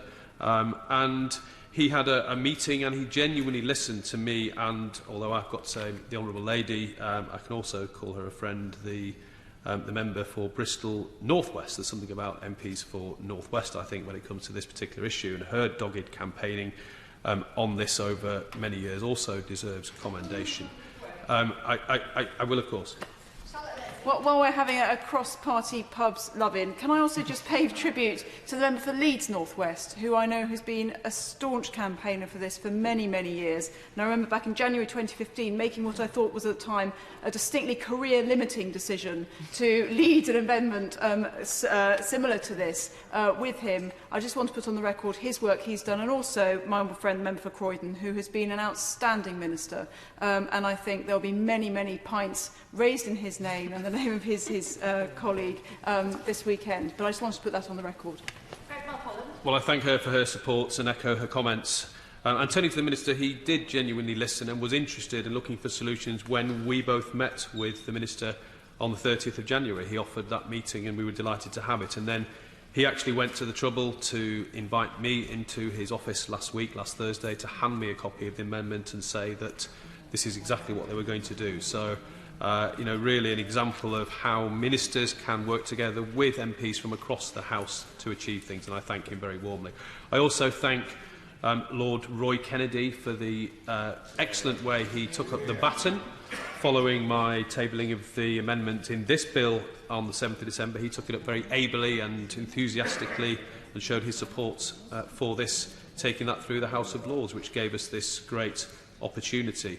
I want to thank Protect Pubs, who are now the preeminent organisation in terms of campaigning for better protection for pubs in this country. They are a member of the British Pub Confederation, who I also want to congratulate. I have to declare an interest as the chair of the British Pub Confederation, but I'm delighted to continue to work with all the publicans and pub representative organisations within that confederation. I also wish to thank the honourable gentleman, the member for Selby and Ainsty, because he actually brought forward a private members' bill to exactly this end back in 2010, which sometimes is forgotten. I have told him I would mention and thank him in the chamber today.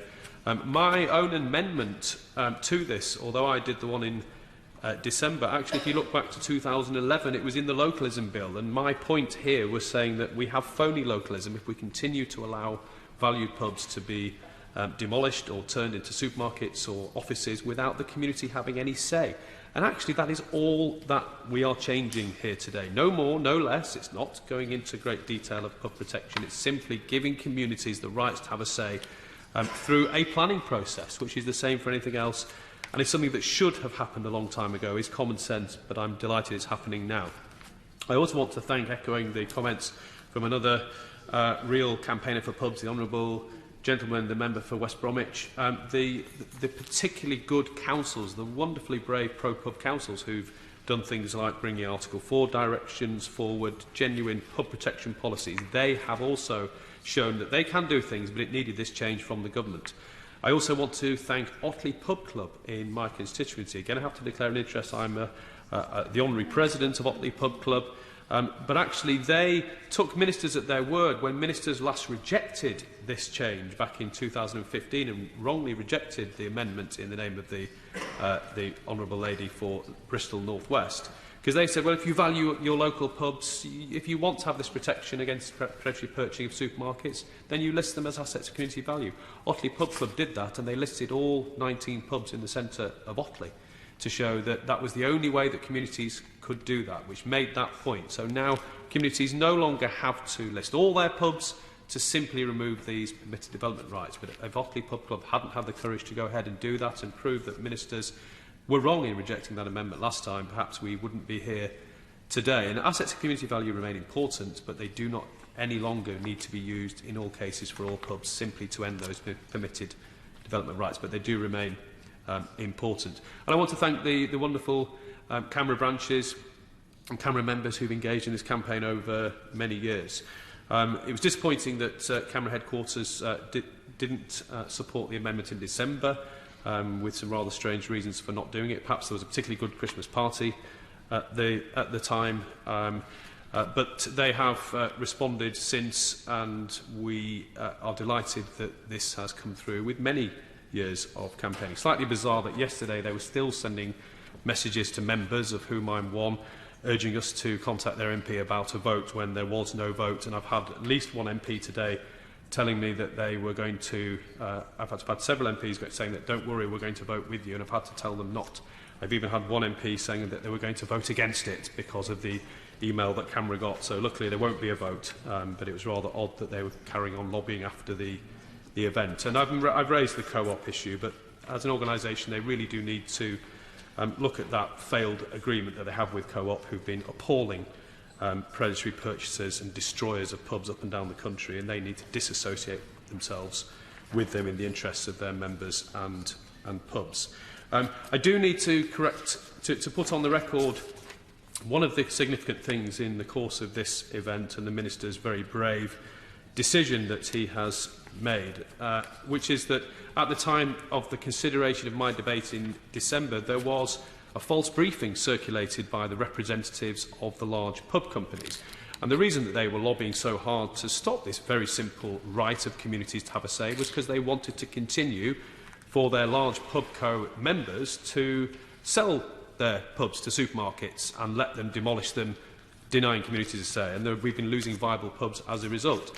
I raised that on the floor of the House, and I wrote to the Minister, and this is where I realised the kind of Minister that he was, because rather than the usual response you get from civil servants, he wrote back to me, and I quote from the letter, if I may, because it's so nice to have a refreshing acknowledgement from a Minister. The letter from him said, I recognise that in doing so I referenced briefing that was made available more generally by the British Beer and Pub Association in relation to existing permitted development rights for pubs. You are right to point out that their briefing contained inaccuracies, and therefore I am pleased to confirm for the record that it is the case that the removal of permitted development rights for the change of use or demolition of pubs as a result of the nomination or listing as an act of community value has no effect on a pub's ability to make internal changes. So it was great to have that confirmation, but also it was a serious matter to have a clearly interested party sending false information to honourable members and misleading them about something that actually was extremely simple. In terms of the actual substance, because clearly the government have made the decision not to accept my original amendment of the 7th of December, nor Lord Roy Kennedy's of the 28th of February. And I understand their reasons for doing so, and made clear immediately to the Minister that he had my full support in the amendment that he was bringing forward, and I was delighted that he was doing so. I do just wish at this stage to raise the concern already raised with him. The honourable gentleman, the member for Chesterfield, has touched on this. But the government have made this decision to include this mixed use category of A3 and A4 on the basis of being worried about not wanting pubs to be, or rather not wanting to stop publicans serving food. Now, in actual fact, I really don't think there's any need for this. We know that in A4 categories, food is served in many and not in others, and that changes sometimes from week to week. So I really don't think there was any need to do this.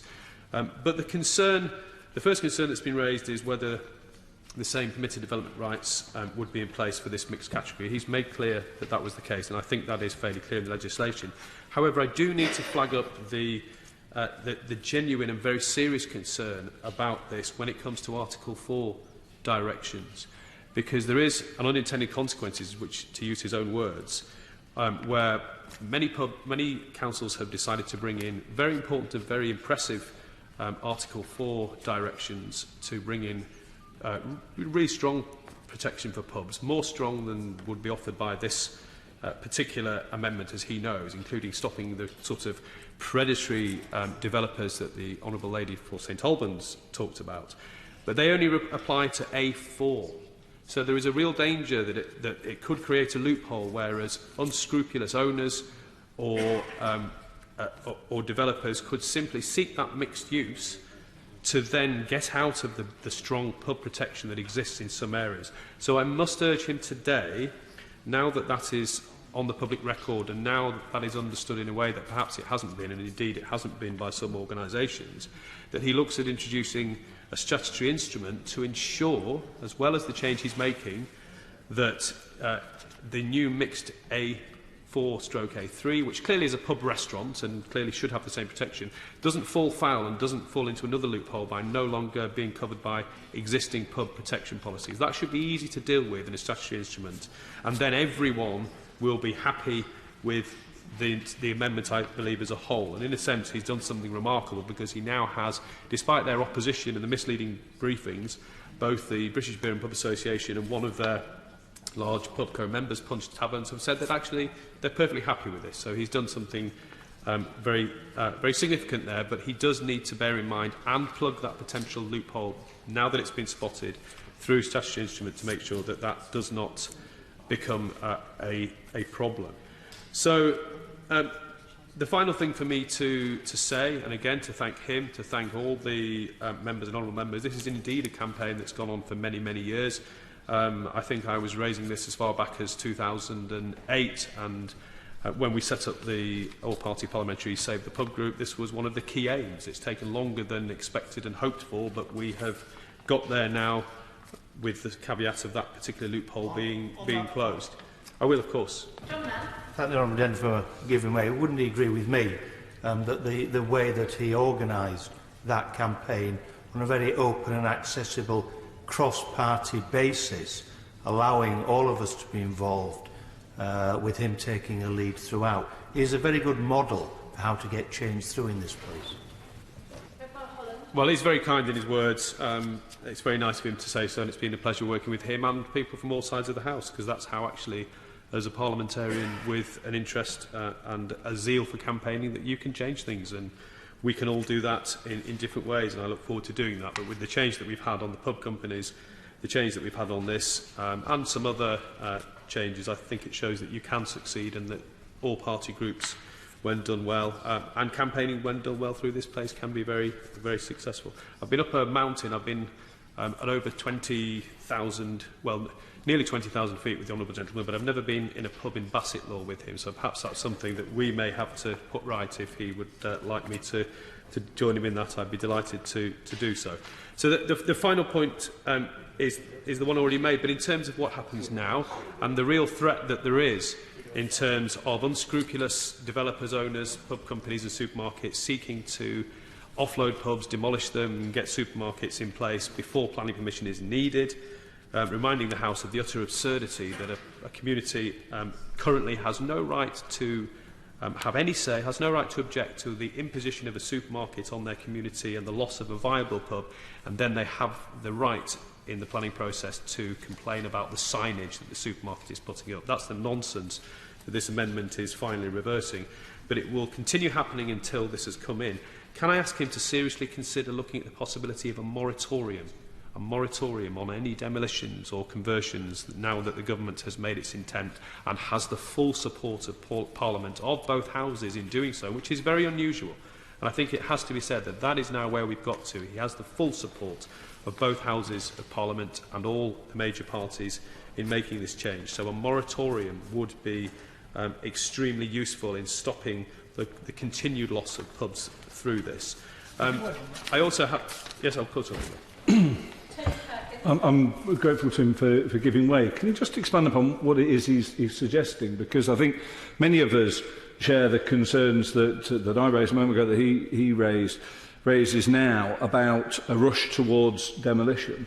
But when he proposes a moratorium, is he proposing that the industry commits to such a thing, or that we actually pass something within this House in order to bring that about? Well, I'm asking the Minister, who is the responsible Minister, and indeed the Secretary of State. And I haven't thanked the Secretary of State, but it's his name on the amendment, so I want to also thank the Secretary of State at this opportunity, because clearly he has listened and accepted this as well. I also go to pubs in his constituency, as he knows, having family in Bromsgrove. So it actually is for the department, for the experts, for the Department of Communities and Local Governments to look into what possibilities there may be to introduce a moratorium, because there's no possibility of it being done externally, because this is not a matter simply for the industry. The Co-op, who are probably the worst pub killers of all the supermarket chains, as some of them have been pretty bad, you know, are not part of the pub sector. They see pubs as fodder to impose their unwanted stores on communities. So they're clearly not going to jump forward and do this, nor are developers who are seeking to exploit the very high values of land in London, in St Albans, in other parts of the country. So it has to be something. But the first thing from that point of view would be great for the Minister to say there should be a moratorium, and in the spirit of this change he calls at least upon people not to pursue to do this, knowing that this is now deemed to be wrong by Parliament. But the final thing to say, Madam Deputy Speaker, is this is not the end of the matter. This is not, in the end, this has not been about getting great protection for pubs. That's been one of the things that has been rather misunderstood and misrepresented, sometimes by both sides of this argument. This is simply about giving communities a say, simply about removing absurd limited development rights that created a loophole that's been exploited by large pub-owning companies and large supermarkets for too long. There will still be predatory developers. There will still be pub companies seeking to undermine pubs to get to development or to then go through the planning process for a supermarket. And as I've already said, the Asset Community Value Scheme remains important, but it is time now to look at strengthening that. A genuine right to buy for communities, as they have in Scotland, is something that is also long overdue, if that's going to be genuine localism. I do, and I had a conversation with the Minister, I think it is now time to look at a category, a separate category in the planning and tax system for community pubs, because they're the ones that we really care about. They're the ones that have that community value that many members have mentioned, in a way that other licensed drinking establishments do not. And if we could crack that nut, and I know it's one that Canberra so far have said that they don't want to engage in, but it is time now to do so, and the British Pub Confederation and Protect Pubs certainly wish to do so. If we can crack that nut of defining a genuine community pub that does the things that we talk about, has that value for the community, then as well as giving that extra layer of protection, genuine planning protection for those pubs and only those pubs against predatory development, and of course only when those pubs are viable, then we can also crack the nut of a different system of taxation, and we won't ever again have the disastrous headlines for the Treasury with for example, one pub in York facing an increase in its rateable value of 600%, and it's a very small pub, the wonderful Slip that I was in just a couple of weeks ago during Liberal Democrat conference. So if we could crack that nut, and I make an offer again, as I did at the meeting with the Honourable Lady, to work with him on that, to find a way of doing that, then that could really be the security that we need for our hugely important community viable pubs in the future. So this is the start of a conversation. This is wonderful news. I thank him again. I thank all of those people involved, because this is a hugely significant day in pub campaigning. And as it's English Tourism Week, I know that every single member of this House who's here today, and many more who not, will want to raise a glass to that win for pubs, to the Minister for listening, to all the campaigners who have helped make it happen, and to toast this victory and to toast the importance of the great English and the great British pub. John Redwood. Madam Deputy Speaker, I too am very happy to support the Minister with his proposed amendments. Like other members, I've been lobbied by constituents who think that they should have the right to intervene with a proper planning process in the unique case of a pub. And that it will be a great pleasure to be able to write back to them and to say that we have indeed a listening Minister who's heard their representations, who's heard the strong lobbying by colleagues here who've been campaigning on this issue for quite a long time. But I think we must also remind people, when we make this legislative change, that this doesn't save every pub. Indeed, the member for Chesterfield made this clear in his remarks, that those who are keenest to save the local pub need to make sure there's enough people go to use it, because the only ultimate guarantee that the pub can continue to serve is that people like it and support it, or that they in a friendly way influence the owner or manager of the pub so that it is providing the service and the range that they wish, so that it will attract that much community support. So this is a welcome legislative change, but we need to remind people that local government will be no more able to save a pub than national government if there isn't that strong body of support in the local community and an offer which people want. And I also think the Minister is right to give the pubs maximum flexibility to change what they do, because if the pubs are to serve the evolving communities of our country, they do need to sometimes move on what they are offering by way of the balance between food and drinks and the ambience and the surroundings that they are offering, because people's tastes and people do change community by community, and so I welcome the extra flexibility he's giving. The main point I wish to make relates to the wider issue of offices to homes and other changes of use class, where I think the Minister is right to say he needs to preserve flexibility. Because any of us now visiting any one of a number of high streets and centres in ours and other communities knows that there is an avalanche of change, that the internet, digitalisation, robotics, automation is making a huge difference to the way that business is conducted and services are delivered.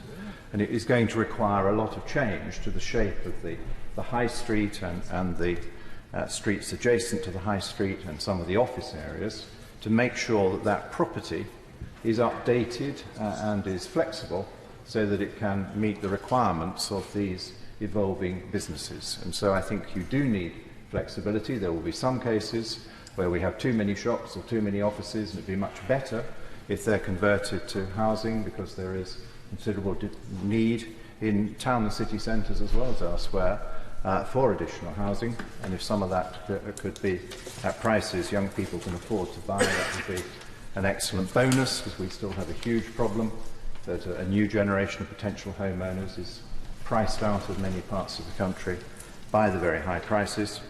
And we need to understand that the new businesses, the new service offers, many of them will be internet-based and will be from new service centres that don't have to be in the town centre, or the kind of things that people do need physical property for in the town or city centre will be different from the more traditional uses we have been accustomed to.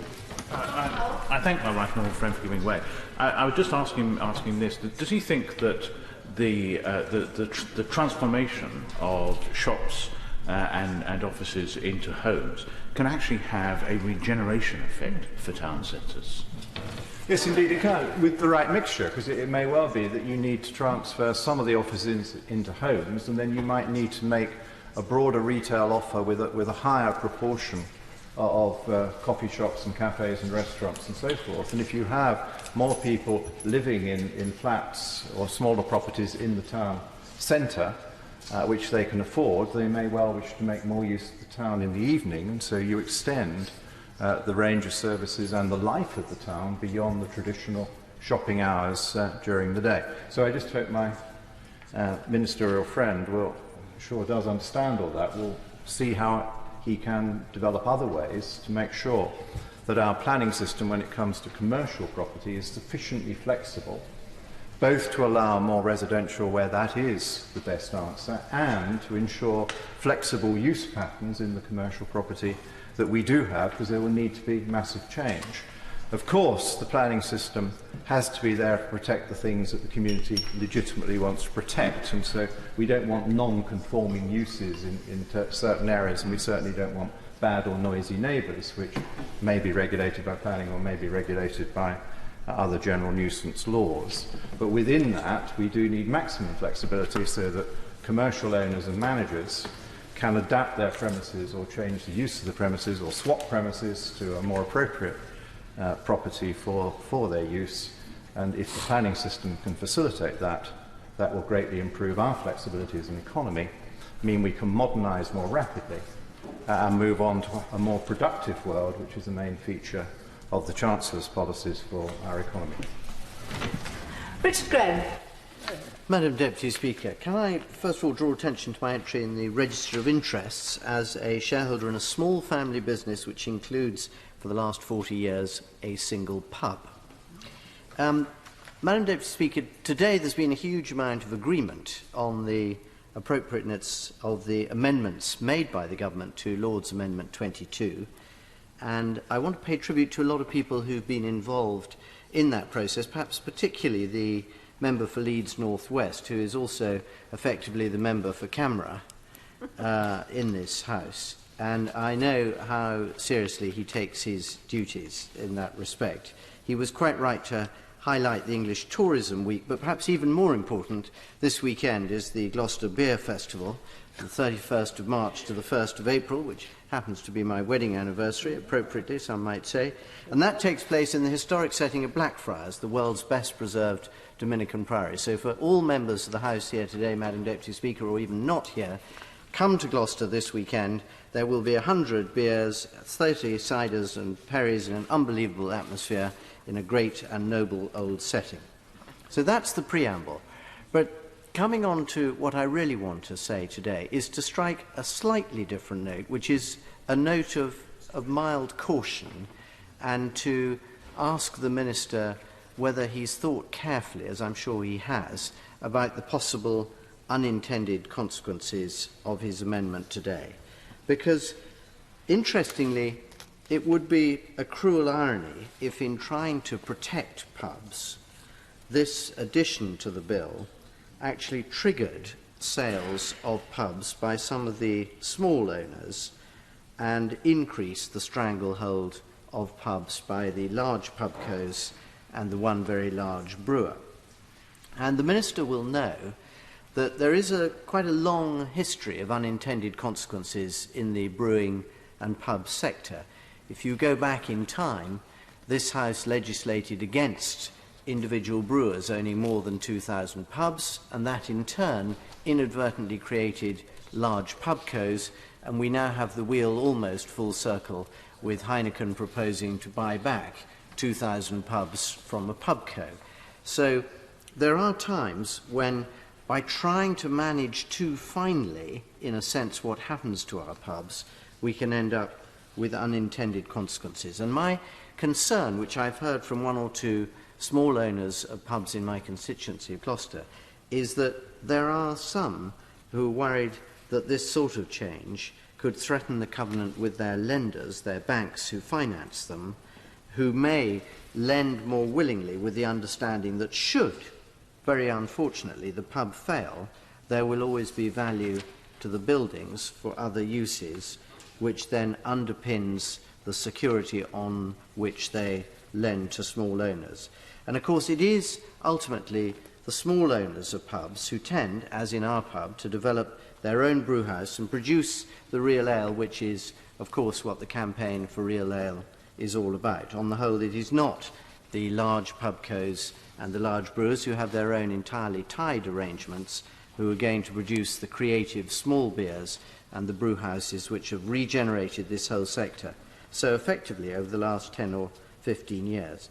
And so therefore my question to the Minister today is to ask him whether he's thought carefully about the possible unintended consequences, had any discussions, for example, with some of the individual owners of pubs, or indeed their bankers and lenders, and to reassure us today that he does believe that these changes are a compromise which do give enough flexibility to retain the support of those who lend to small owners of pubs and provide that variety. I think what the member for Leeds North West was calling the community pubs, which is something quite hard to define, but is often the ownership by an individual family. And so, Madam Deputy Speaker, today all of us who are here in this House are huge fans of pubs, probably of beer, and want to see them continue. We do want to know that the listing of assets of community value does matter. We certainly don't want to see large supermarkets preying on pubs at the cost of the community.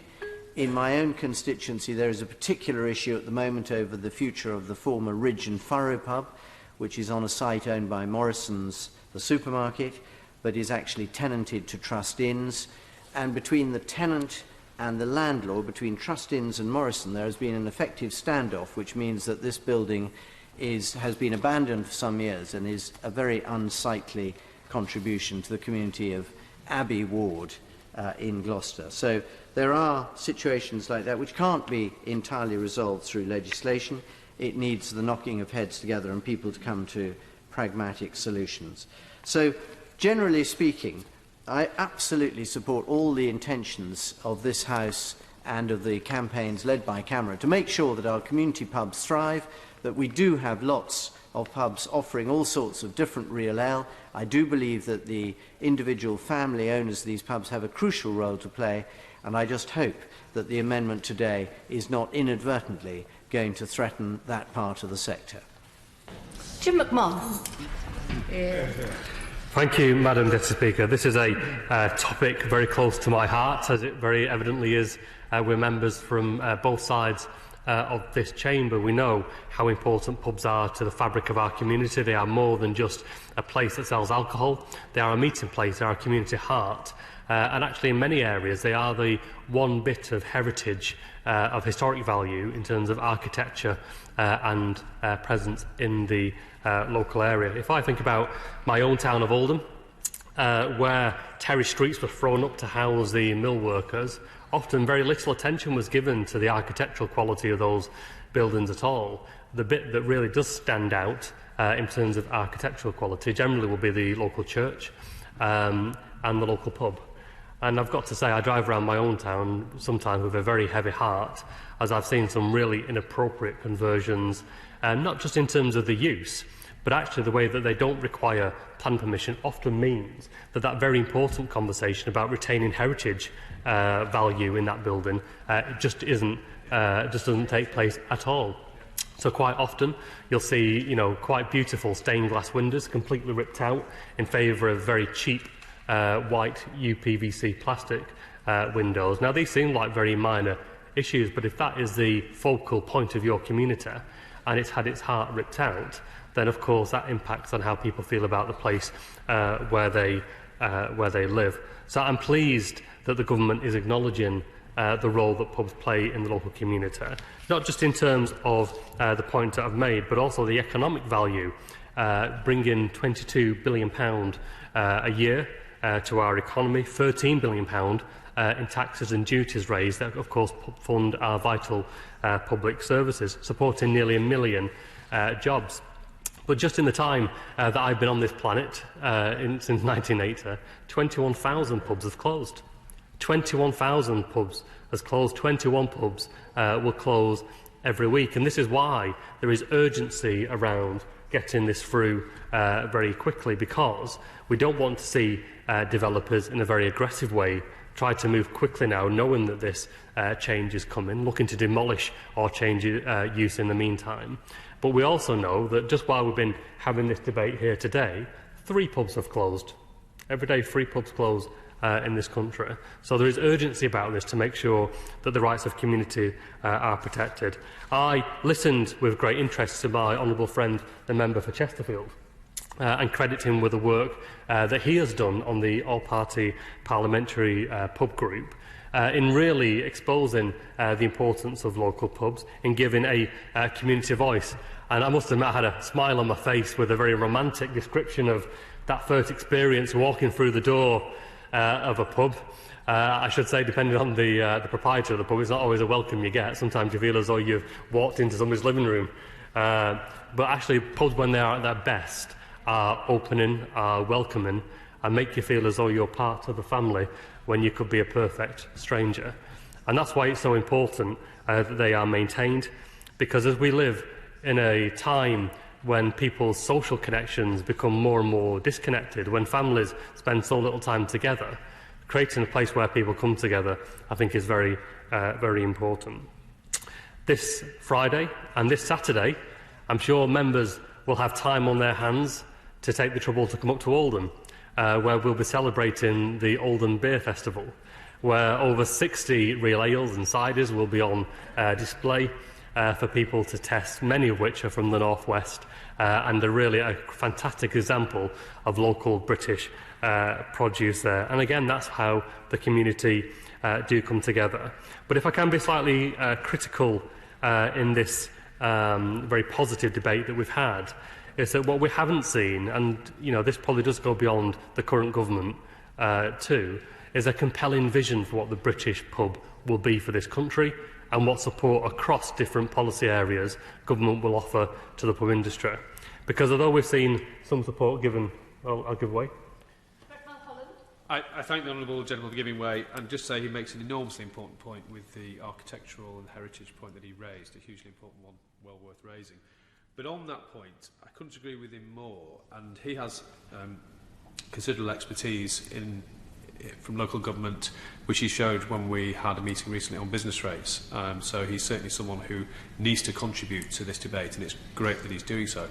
On this particular one, could he seriously look now at this idea put forward by me and the British Pub Confederation, Protect Pubs, to find a way of identifying our genuine community pubs, separate to bars, so that we then can give them that extra planning protection that today doesn't give them? We need to be clear on that, but also we can then look at a better way of taxing them appropriately for that community function. I'd love to work with him and everyone to try and do that. Thank you, Madam Deputy Speaker. That's a very important point. Actually, Labour's contribution during the Local Government Finance Bill and the business rate revaluation was very clear in pressing for the need to properly recognise the role and value of community pubs and how they're often affected by a range of taxation, whether it's duty, whether it's business rates, whether it's national insurance contribution rises, whether it's the increase in the national living wage. All those will affect how viable a pub can be, and having one review that really looks to give that protection to pubs is very important. But if a pub is providing that essential community facility, quite often in many places it could be the only facility that's left in that area.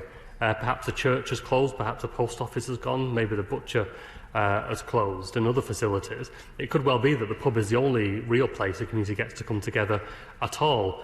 And residents will be rightly fearful that the response so far isn't one across the whole of government, and we'll want to see a plan come forward for that.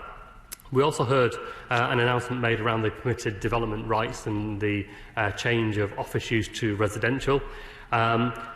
Clearly, we've been on this side very forceful in our view that the extension of permitted development rights should be brought back. We've seen some extremely inappropriate developments take place, often against local community interest of what the local communities say they want for their area, often developers looking for very short-term gain at the expense of the long-term sustainability of their communities.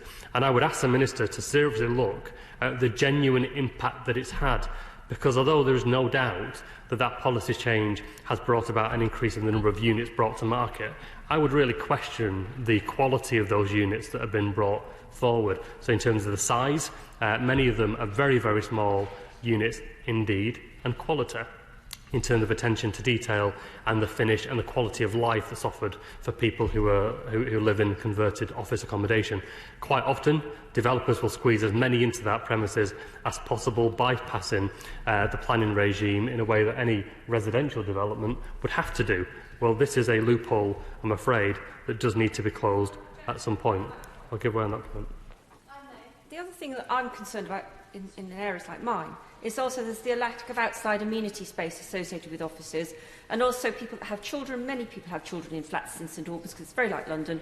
There's very little access then to be able to get facilities that are family-friendly facilities as well in city centres. That's a very important point, but also we recognise that many town centres and city centres have suffered from a decline in office accommodation, but as they look to the future and look to regenerate town centres, will want to know that they can have a basic level of office provision in a redeveloped town centre. It's essential for footfall, and that supports a range of other ancillary uses such as coffee shops and sandwich shops and retail uses as well, in the way that when they're converted it just doesn't do that. So it's very important that we see. I'll give way.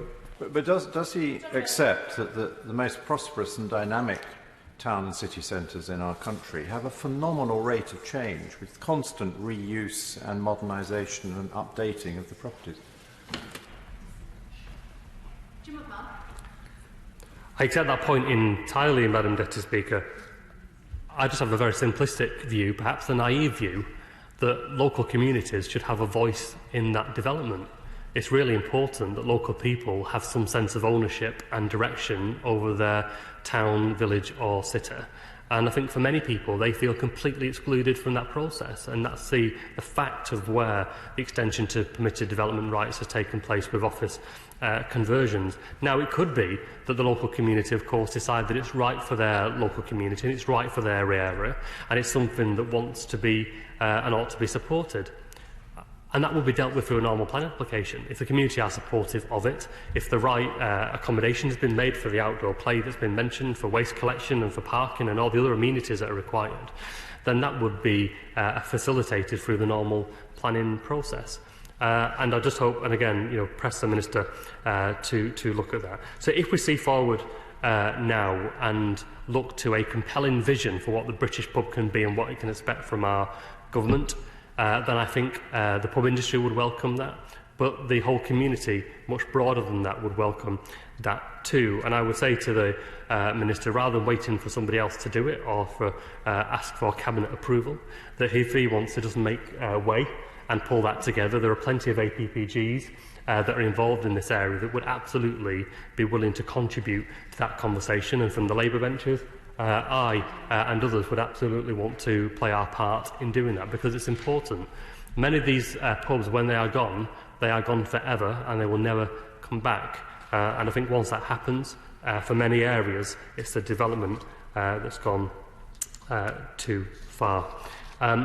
It would be remiss of me not to reflect, though, that the reason why we are receiving this amendment is because of the fantastic work of Lord Kennedy in the other place, in recognising how important this is and bringing it forward. And I'm pleased the government have approached it in the way that they have, but of course it wouldn't be here at all for debate had it not have been for the work of members in the other place. So to Lord Kennedy and others who contributed to that debate, thank you for the work that they have done.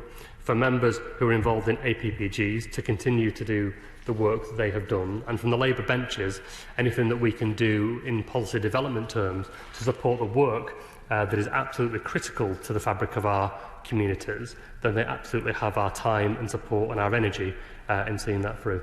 Thank you. Gavin Barwell.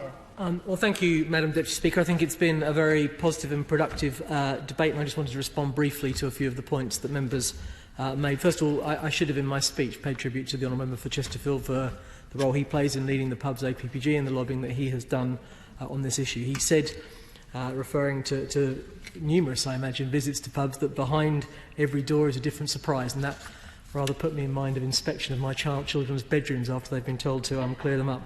But he rightly paid tribute to my ministerial colleague, the Honourable Member for Brigg Gould, who is the pub's minister, for the work that he's done. His particular question was a concern about the time between this announcement and the regulations being in place.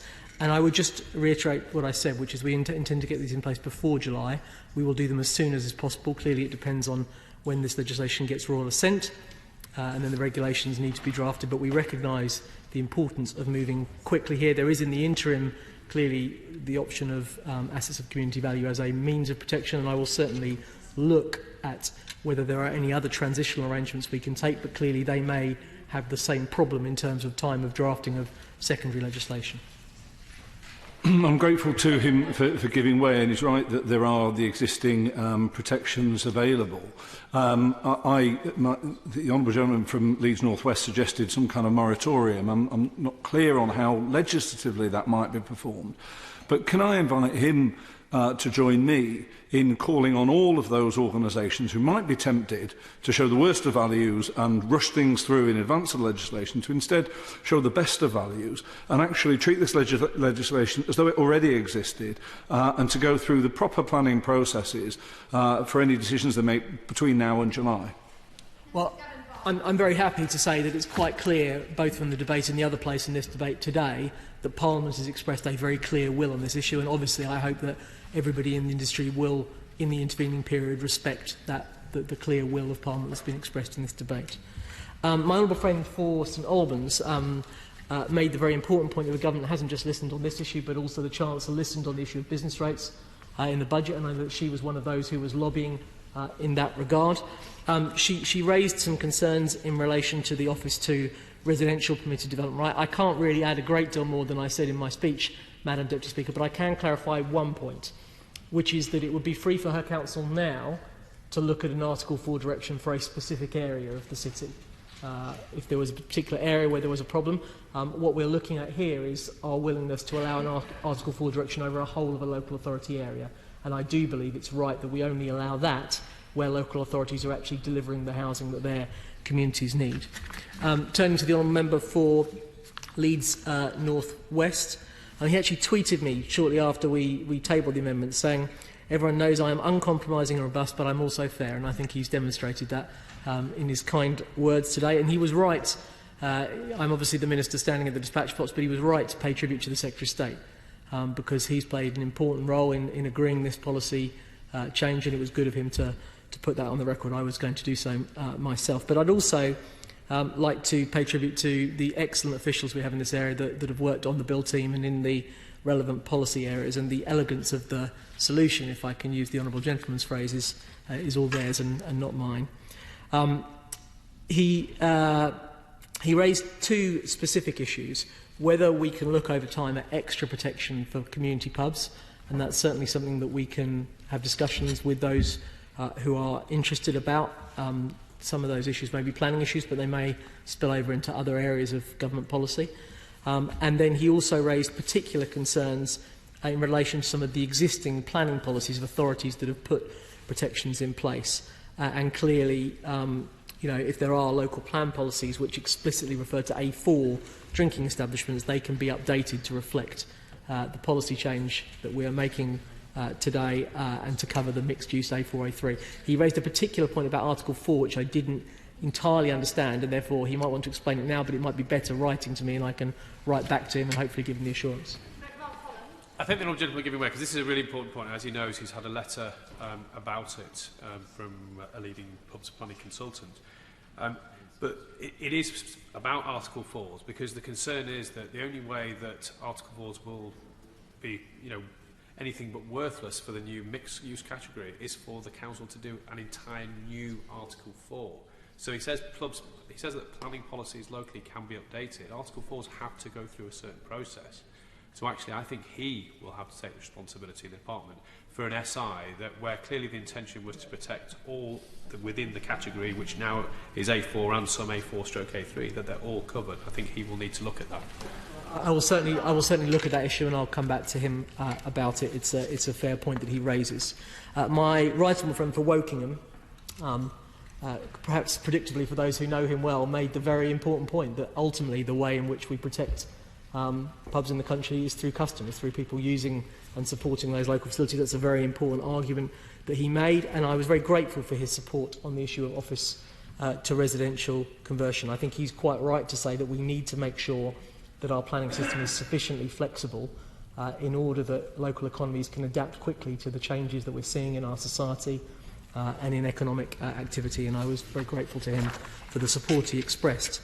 My honourable friend, the member for Gloucester, issued a warning about the potential downsides to this policy, and I suppose he asked me if we considered those, and we certainly have. One of the reasons the government initially was resisting this change was the view that clearly where institutions have a permitted development right, that is reflected in the value of those institutions, and that will affect decisions that lenders make. It will also reflect the values that people have on their books. But I think the view the government has taken was that there did seem to be a very clear view in both Houses of Parliament that actually in relation to pubs, given their value as community institutions, we did not want people to be able to convert pubs or to other uses or to demolish them without going through the planning process. And therefore, we are taking this decision knowing that there is always another side to these issues, and he's pointed it out, but the government has looked at this and come to the view that there is a clear will in Parliament to take a different approach on this issue.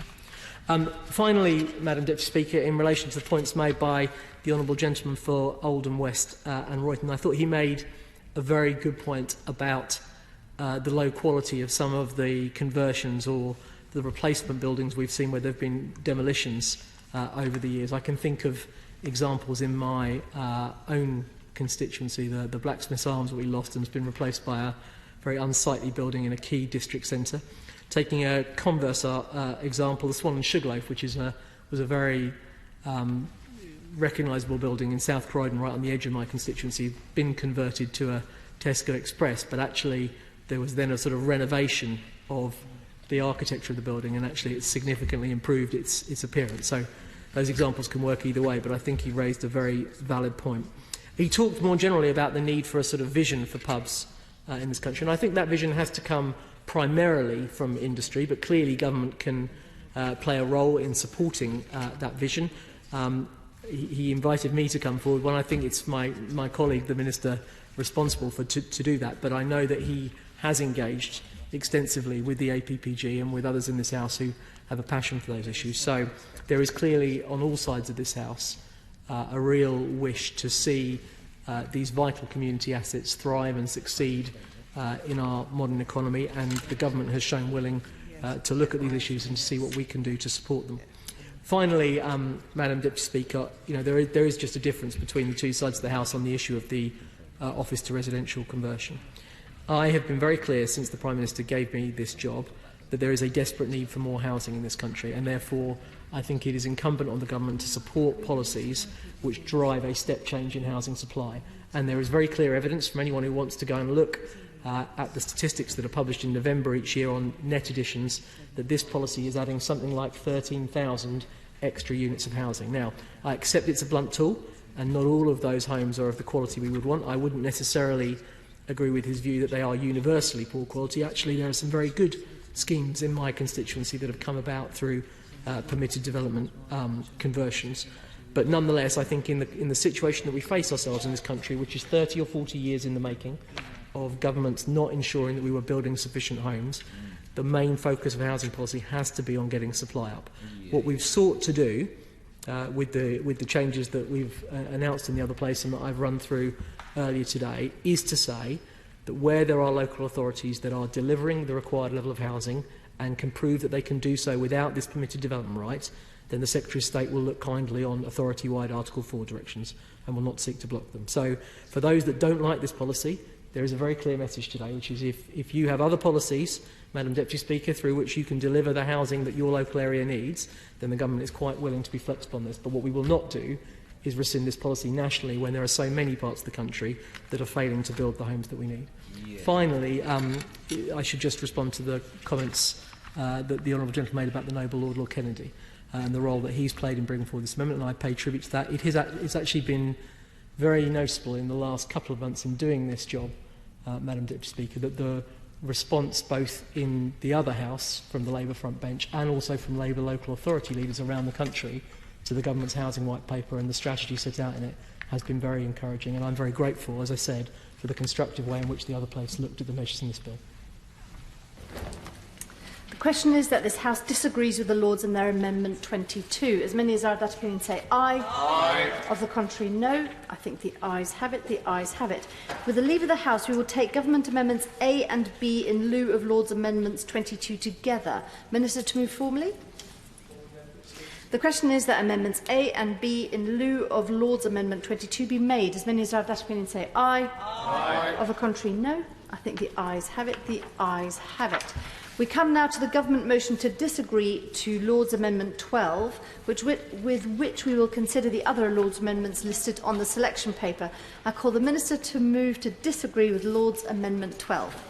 Thank you very much, Madam Deputy Speaker. Well, in contrast to the debates on pub, which really was an issue that arose at report stage, thanks to the Honourable Member for Leeds North West bringing forward his amendment, there have been extensive debates on the planning conditions clause during the passage of the bill through both houses, and the Government has made a number of amendments that seek to address the concerns that have been raised in both houses, as well as in response to our consultation on these measures.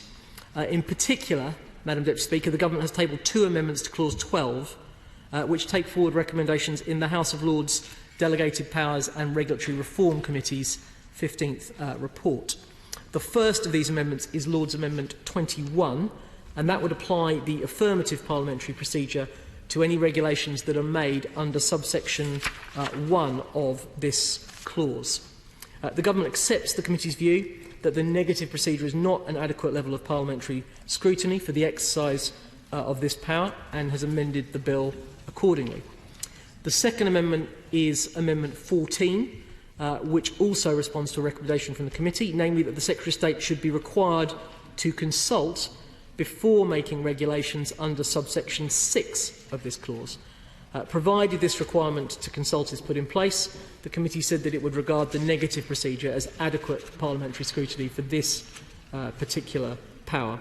The Government agrees with this recommendation. It's clearly important that consideration is given to the views of developers and local planning authorities and other interested parties before making regulations under subsection 6, and Amendment 14 therefore places a duty on the Secretary of State to carry out such consultation before making such regulations. Lords Amendment 18, Madam Deputy Speaker, responds to views expressed in response to the Government's consultation on improving the use of planning conditions. A number of respondents across a range of sectors, including local authorities and developers and interest groups, called for guidance. They asked that if the Government's proposed powers under this clause come into force, updated planning guidance should be issued on the operation of these provisions. And the Government also agrees with that view. We made a commitment in our response to the consultation to publish updated guidance to support the changes if they're brought forward. And in order to give assurance to all parties, Amendment 18 would place a duty on the Secretary of State to issue guidance to planning authorities on the operation of this clause and any regulations that are made unto it. And this guidance will set out advice which may be useful and of interest to applicants, to local authorities and to other interested parties. The non-government Amendment 12 seeks to further constrain the use of the proposed power in subsection 1. Now, it's right that the Government does not intend to use the power to prevent local authorities from imposing planning conditions that accord with the National Planning Policy Framework. However, Section 100ZA already has this effect. Any regulations that are made under this subsection must be consistent with the test for planning conditions in the National Planning Policy Framework. And subsection 2 provides that the Secretary of State must make provision under subsection 1 only if it is appropriate to ensure that conditions meet the policy tests in paragraph 206 of the National Planning Policy Framework. And for the benefit of the House, those are that planning conditions should only be imposed when they are necessary, when they are relevant to planning and to the development to be permitted, when they are enforceable and precise, and when they are reasonable in all other respects. So the Government's case here, Madam Deputy Speaker, is very simple. This amendment is unnecessary. Indeed, more than that, by placing the policy tests on the face of the bill, as we've done, rather than referring to the framework by name, the Government is making it clear on the face of the legislation that the purpose of this power is to ensure compliance with those tests. Further constraints on the Secretary of State's power in subsection 1 would be applied by Lords Amendments 14 and 21, which I've covered in terms of requiring public consultation and the affirmative parliamentary procedure to any regulations under this power. Turning now to Lord's Amendments 10, 11, 13, 15, 16, 17, 19 and 20 and 85 to 90, Clause 12 would provide the Secretary of State with a power to make regulations about what kind of conditions may or may not be imposed on a grant of planning permission and in what circumstances. And this proposed power would apply in respect of any grant of planning permission and had also included permission that is granted by order, which could be granted by the Secretary of State, the Mayor of London, local authorities or neighbourhood planning groups. In light of the responses that we received, Madam Deputy Speaker, to the consultation on this proposed new power, we've decided that it's not appropriate to apply this power to the making of orders as opposed to the granting of planning permission, and we're therefore seeking to amend the clause to that effect. It's important that the order-making body can set out those conditions which frame the type of development that would be acceptable. This could include, for example, a condition that the development, including a change of use, is completed within 3 years.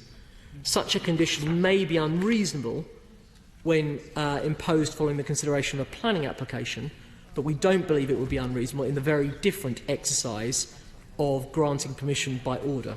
So consequently, we are proposing that the power will not apply to the grants of planning permissions by development orders, simplified planning zones, enterprise zones and development control procedures, i.e. where the government's authorisation is required. So with these arguments in mind, I therefore beg to move Amendments 10, 11, 13 to 21 and 85 to 90, and I ask the House to disagree with Lord's Amendment 22, which, as I've said, is unnecessary given the clear safeguards that are on the face of the bill. The question is that this House disagrees with the Lords in their Amendment 12. Is the Shadow Minister wishing to speak to this? No. The question is, in that case, that the House disagrees with the Lords in their Amendment 12. As many as are of that opinion say aye. Aye. Of the contrary, no. I think the ayes have it. The ayes have it. With the leave of the House, we will take the motions to agree to Lord's Amendment 10, 11, 13 to 21 and 85 to 90 together. Minister, to move formally. The question is that this House agrees with the Lords in their amendments 10, 11, 13 to 21 and 85 to 90. Oh. As many. Yes, sorry. As many as have that opinion say aye. Aye. Of the contrary, no. I think the ayes have it. The ayes have it. Minister... So we're going to through this much quicker. Group 3, page 10. Sorry, this is assuming we had divisions, we have none. So we come now to Lord's Amendment 1 and the Government motion to agree to it, with which we will consider the other amendments and motions listed on the selection paper. I call the Minister to move to agree to Lord's Amendment 1. Thank you. And Speaker, I think that the Shadow Minister has caused confusion by not necessarily objecting to something that some people anticipated he might object to. But from the government side, that's fine, and I will happily proceed. I think I'm probably also right in saying that some of the members that wish to speak in this debate may have also anticipated the second group lasted for longer. So I will try and talk at a little bit more length in order to give my honourable friends time to arrive here and take part in the debate, Madam Deputy Speaker. But this is, as you say, is the third group on the order paper, and I want to provide the House with an update on the other amendments. My honourable friend Arundel is here, there we are. With an update on the other amendments made to the bill in the House of Lords. I would first of all like to start with the amendments relating to neighbourhood planning. I'd like to take this opportunity to thank all honourable members and peers who have contributed to the debates that we've had on neighbourhood planning as the bill has progressed. It's very clear that there is strong cross-party support for this important reform that was introduced by the coalition government, and I very much welcome the positive and constructive debate we've had on these clauses. We are all seeking the same aim to ensure that neighbourhood planning, the quiet revolution as described by my ministerial colleague Lord Bourne Aberystwyth, continues to go from strength to strength. And in that regard, I would point the House not just to the important clauses that are in this bill, but to my written ministerial statement that we talked about during the report stage of this bill in this chamber, and also to the further clarification that's been provided by the Housing White Paper. Now, first of all, Madam Deputy Speaker, in relation to Lord's Amendments 1, 2 and 3, the definition of a post-examination neighbourhood plan in Clause 1 of the bill is clarified by these 3 amendments to ensure that decision-makers are in no doubt as to when they must have regard to them. At Commons report, in relation to Lord's Amendment 4, at Commons report, I committed to return to an important issue raised by my right honourable friend, the Honourable Member for Arundel and South Downs and others, on the voice of communities in planning decisions. The Government has therefore brought forward Lord's Amendment 4, which would require local planning authorities to automatically notify parish councils and designated neighbourhood forums of any future planning applications in the relevant neighbourhood area. Automatic notification would apply once parish councils and designated neighbourhood forums had a post-examination neighbourhood plan in place as defined by Clause 1 of the bill. Parish councils and designated neighbourhood forums will be able to opt out of automatic notification or request that they're only notified of applications of a particular type, but they will have that automatic right to be notified exactly as my right honourable friend requested, and that's now on the face of the bill. Rather than respond to the amendment that he's tabled at this stage, I might allow him to speak if he's intending to do so, and then respond to him at that point. In relation to Lord's Amendment 5, Madam Deputy Speaker, this would allow the Secretary of State, through regulations, to prescribe further requirements that an examiner of a neighbourhood plan or a neighbourhood development order must follow in relation to engaging with those with an interest in the examination. Subject to considering the outcome of the Housing White Paper, which is still out for consultation at the moment, the amendment would allow the Secretary of State to make regulations that would place a duty on the person appointed to examine a neighbourhood plan or a neighbourhood development order to provide information to and to hold meetings with parish councils and designated neighbourhood forums, local planning authorities and others, and to publish their draft recommendations. I'd like to thank all honourable members and peers who've helped shape these amendments, with particular thanks to the noble lady Baroness Cumberledge, who was heavily involved in shaping this measure in the other place. I think the concern here is that often people put a huge amount of work into producing a neighbourhood plan. It then goes for examination, and people often then find that the examiner requires amendments to that plan without any opportunity for discussion or for them to understand really what the logic behind those proposals is. And that is the reason that we have brought forward these amendments. We want to try and ensure that this is a process that helps people that are giving up their spare time to put effort into producing neighbourhood plans to get the result that ultimately they want to get in terms of how they wish to see their local community develop in the future. And as I said, I'm really grateful to Baroness Cumberledge and others in the other place for the time and effort they've put into these proceedings and the meetings they've had both with myself and my ministerial colleague, Lord Bourne, to try and get this detail right. Turning now, Madam Deputy Speaker, to Lord's Amendment 6. At Commons report, my honourable friend, the member for South Cambridgeshire, who isn't in her place at the moment, raised the vital issue of planning for the housing needs of older people and the disabled. I think all honourable members will appreciate the importance of this issue, not just in relation to actually ensuring that this group within our society that's going to grow in numbers over the coming years has a range of different kinds of housing provisions suitable to their needs available to them. I think many of us will experience in our own constituencies that that range of provision isn't there at the moment.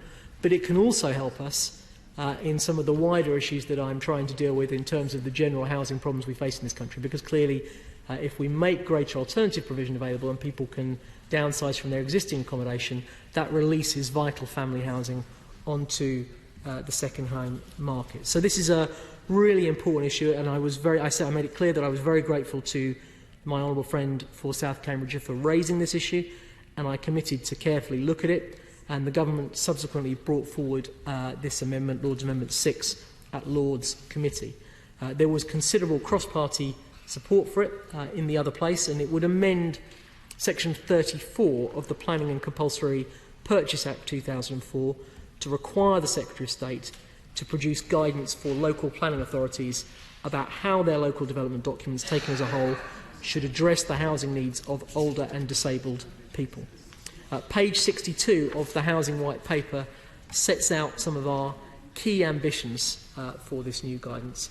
But in essence, without going into all the detail here, Madam Deputy Speaker, I would say that the White Paper has sort of two main areas that it's focused on this direction. One is about looking at our planning policies and how we can make sure that our local authorities are planning for a suitable range of alternative provisions. There's definitely a partial solution to this problem in relation to planning reform. But we're also asking in the White Paper if people have thoughts or ideas about whether there are other measures that are needed to incentivise people to downside. In other words, is the problem just a lack of suitable provision in the area, or actually are there other barriers that we need to try and find a way to overcome in order to enable people to access accommodation that is more suitable to their needs? And we're very much looking forward to seeing the responses as they come in to the White Paper so that we can consider these issues in more depth. It's probably worth touching briefly as well on the issue of supported housing, which is clearly crucial in this area, and honourable members will be aware that we recently consulted on the new funding model that we have in mind for supported housing. We've received a huge response to that consultation, which we're analysing at the moment, and we will be coming forward with a green paper later this year. So once again, I'd just like to add my thanks, Madam Deputy Speaker, to my honourable friend for South Cambridgeshire, and it is her initiative that ultimately lies behind Lord's Amendment 6. Turning now to Lord's Amendments 7, 8 and 9 to Clause 11, these amendments would encourage early conversations between the local planning authority and their community about the future local growth and development needs of their area by allowing the Secretary of State to make regulations that set out the matters that local planning authorities must address in their statements of community involvement. This is something that we talked about actually during the committee stage of the bill proceedings. For example, the regulations might require local planning authorities to set out the advice they will provide on the relationship between their local plan and neighbourhood plans in the area, and ensure that communities, including parishes and designated neighbourhood forums, are left in no doubt about when and how they will be able to get involved in the planning of their area. And I'll happily give way, yes.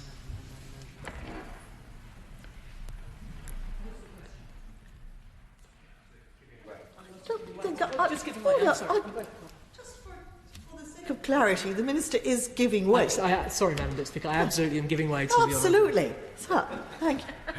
Thank you, Madam Speaker. I was waiting to be called. Just on the point of community involvement, there is in some areas a conflict, though, where the mayoral plans, the strategic development plans for combined areas are being developed in areas where there isn't a neighbourhood plan in place. Local people do feel at times that their voice isn't being heard. If I think to my local area of Greater Manchester, there is a significant degree of tension now where the combined authority is proposing to build on greenbelt land without an accurate or full brownfield register being in place. And because there are many areas that don't have a neighbourhood plan in place at all, and the local plan has been stalled pending the strategic plan, people feel quite frustrated and they haven't got a voice. So will the Minister maybe give a bit of detail about how they might have a voice in that process? Well, I'm obviously aware of the Greater Manchester Spatial Strategy. I need to be a little bit careful for reasons the Honourable Member will, I'm sure, understand, not to comment on the detail of that, because it may well end up on my desk at some point in the future. But look, I would say that he raises a really important point. Actually, what's happening in Greater Manchester in terms of the process is something that the government is very interested in terms of its wider application, because, as he says, a number of the individual local authorities have decided, rather than producing their own plans, to produce a wider strategic strategy for the greater area. And there's lots to commend that in principle, but clearly if that plan is slightly more distant from individual local communities, it's really important that there are mechanisms by which people can engage in that process and they don't feel that planning is something that's being done to them, but they feel that it's something which they have an involvement in. So I will in just a second, because I suspect the Honourable Gentleman has a very similar issue in relation to his own area potentially. But what I would say is I'll certainly reflect in terms of any regulations that we might bring forward what the issues might be where you have a wider strategic plan, as he does in his case. And if he wishes to talk to me informally about some of the issues he's experiencing, I'd be very happy to have that conversation. Give way to the Honourable Gentleman, Madam Deputy Speaker. I thank my honourable friend. And for once he's wrong, because I haven't got a problem with my own devolution settlement. In fact, I'm a sinner repenting. I was quite hostile, but now I think it's going to work out for my constituents in Cambridgeshire and Peterborough. Can I just take the Minister back to the issue of my honourable friend for South Cambridgeshire's amendment? Will he ensure that any guidance which is aimed at, in respect of the neighbourhood planning regime also takes into account the strategic housing issues around projections of housing need in terms of the strategic housing market assessment that local authorities have to have reference to before they put together their own local plan? Because that's an important document and it needs to be robust. Well, Madam Deputy Speaker, the Government and the Whip's Office in particular always welcomes a sinner who repenteth. And my honourable friend makes two very good points. So, first of all, in terms of the assessment of need, he'll be aware that in the White Paper, Madam Deputy Speaker, we are proposing to move to a standard methodology for that, which we're going to incentivise all local authorities to use. But nonetheless, it remains the case that that methodology will provide a number, if you like, of the total level of housing need, but local authorities will still need to think about the mix of housing, the mix of tenures that's relevant to their local community, the demographic profile of the need for housing in their area. So he makes a very important point, and we will certainly ensure that the guidance covers the issues that he is referring to. Yeah, I'll happily give way to the Honourable Gentleman. Indeed. Thank the Minister for giving way. In the scenario whereby a local authority is moving on its local development plan, but is waiting for the Secretary of State's approval, and a new city region or a combined authority of which it joins during that period decides to take a different approach overall, strategically, on housing, what locus will all that work and decision-making have? And will that be part of the guidance to ensure that communities that have been fully consulted and decisions made are not sent back to the drawing board, which would delay future housing rather than promote it because of the crossover possibility? It's not an easy question to answer in the abstract, Madam Deputy Speaker. Generally speaking, and I'm not an expert in these things, so if I'm wrong, I'm sure the Honourable Gentleman will correct me, but generally in most of the devolution agreements that have set up a sort of requirement to produce a spatial strategy, each of the individual constituent authorities within the combined authorities has a veto. That's certainly the case in relation to Greater Manchester, and I believe it's the case everywhere other than in relation to the London plan. And the key difference with the London plan is that can't allocate specific sites in the way that the Greater Manchester spatial strategy is doing. So in that situation, his own local authority would have a veto over any wider strategic plan, I believe. But he also raises the point, I think he may be that he was driving at the point of transitional arrangements. In other words, if an authority is nearing completion of its own plan and work is just about to get underway on a wider strategic plan, would that authority still be able to complete its work on its own plan? And I'm happy to reflect on that, but my instinct is that it should be able to do that, because there are clear advantages in getting a plan in place in terms of protection from speculative development. But if I allow him to intervene, it will give me some more time to think, so I'll happily take another intervention. Well, Madam Deputy Speaker, the Minister's instinct is again very good in my judgment, but I would hope the Minister would think through, perhaps not at this very minute, a scenario whereby a district council that is on the verge of getting its development plan agreed and endorsed and in law isn't put in a situation where it's having to use a veto on a wider authority that is joined precisely because of the veto might undo the work it's done. In other words, the potential for hybrids that allow housing development to proceed rather than absurdity of structure where we have, in essence, different processes colliding, which strikes me may be a possibility somewhat near to my home in the future. Well, whether my instincts were good or not, I'll find out from my officials when I leave the chamber later on. But I will happily discuss this issue further with the Honourable Gentleman, perhaps when I have the opportunity to visit his constituency. I know we've obviously been thinking about this issue of transition in relation to the new standard methodology.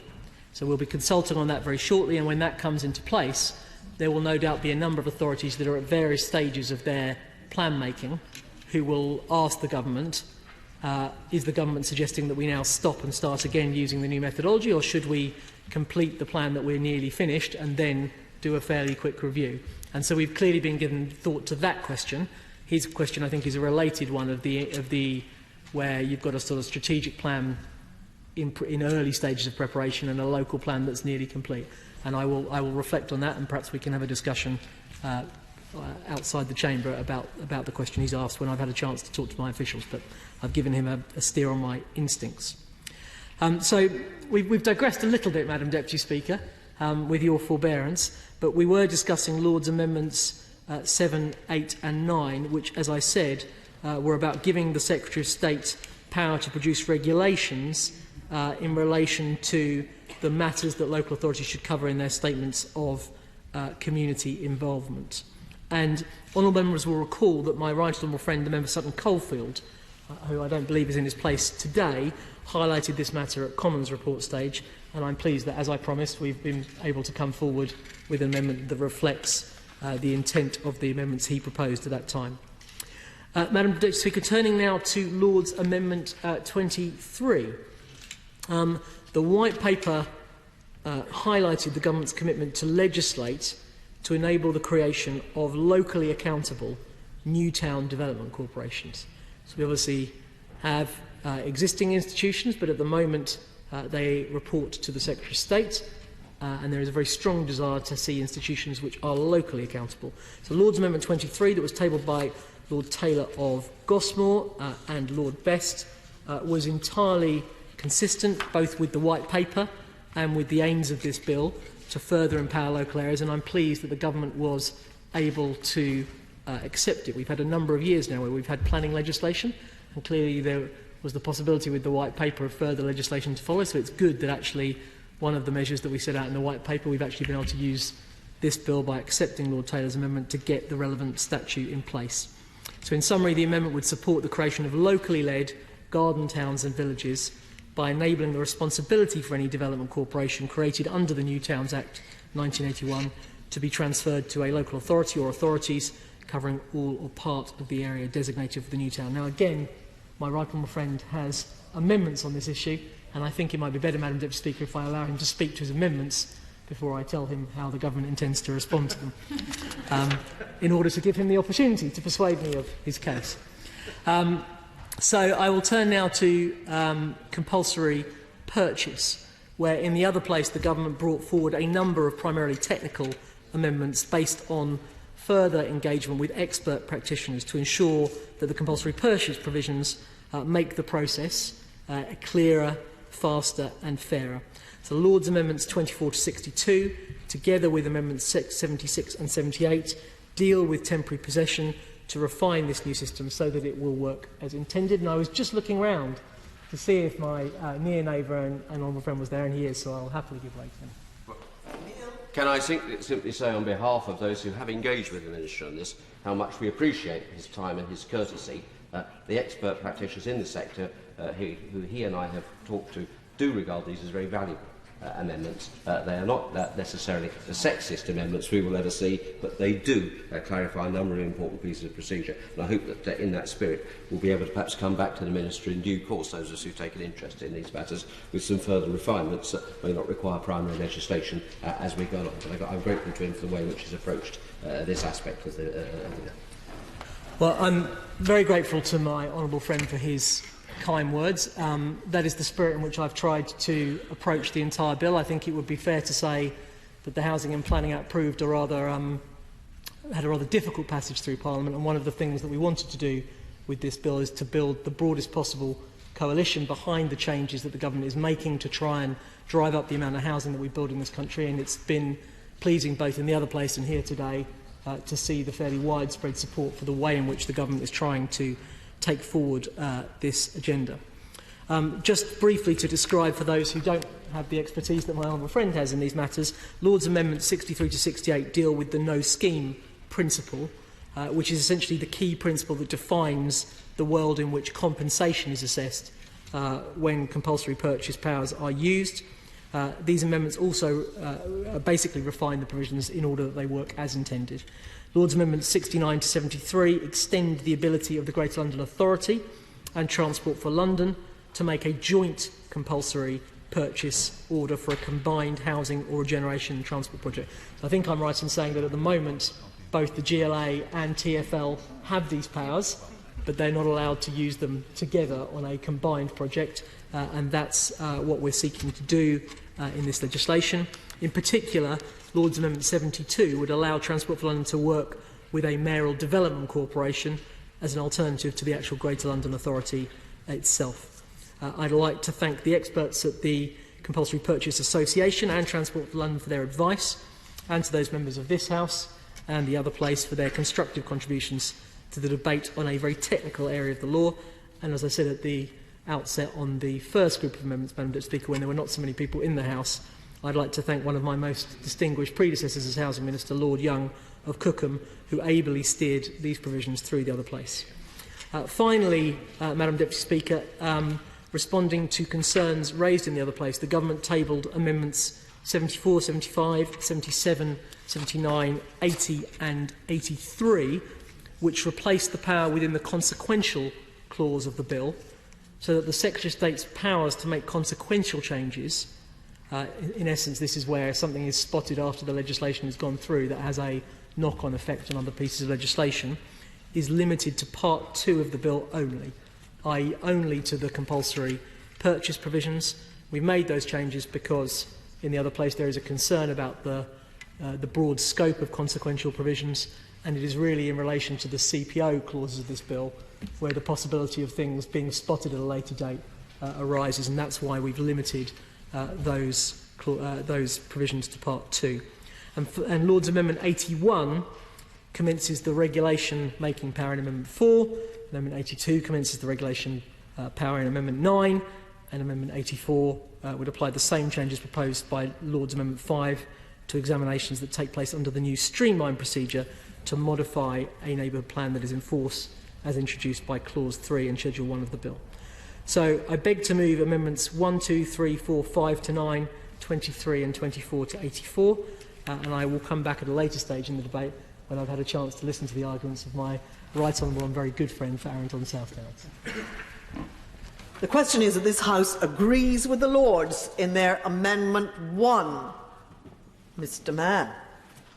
Deputy Speaker, I will comment on three aspects of these amendments and what the Minister has said on them. The first is very briefly in relation to what he said in relation to housing for the elderly and the changes in relation to that. And it's a question of the Minister of whether we'll be in a situation whereby a local community or a local council can actually be designating specific parts of land explicitly for elderly accommodation, because that would open up the potential for planning gain, particularly in service sites, of saying in a larger development, for example, that a specific piece of land should be allocated for a small number of bungalows, precisely to address both rented need, but also potentially purchase need. And in the Minister's comments, the other added key value to having an effective approach to accommodation for the elderly is equity release and the boost to the local economy that would come with large numbers of people who would like to downsize, both into purchase of smaller accommodation, but also those who are at the moment, in essence, excluded from social renting, who would love to do so by releasing equity, modest equity, from a house that they've spent their lifetime purchasing in order to be able to live in more comfort, more cheaply, but also to be able to assist both grandchildren in terms of getting on the housing ladder and of spending that equity itself, which would be a huge boost in a community like mine to the economy. Is that possibility of creating zones that could be serviced or through planning game developed a greater option as a result of these amendments?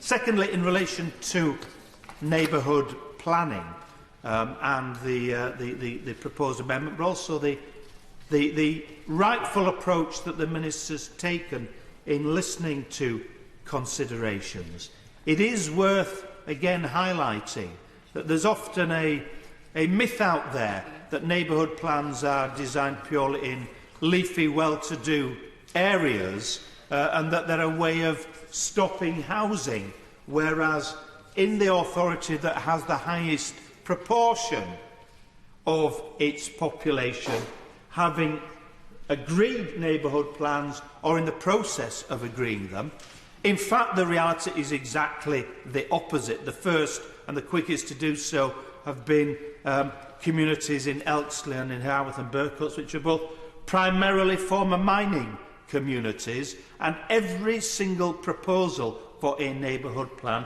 has been a housing growth proposal, including in communities that previously had objected to housing growth and proposals for housing growth.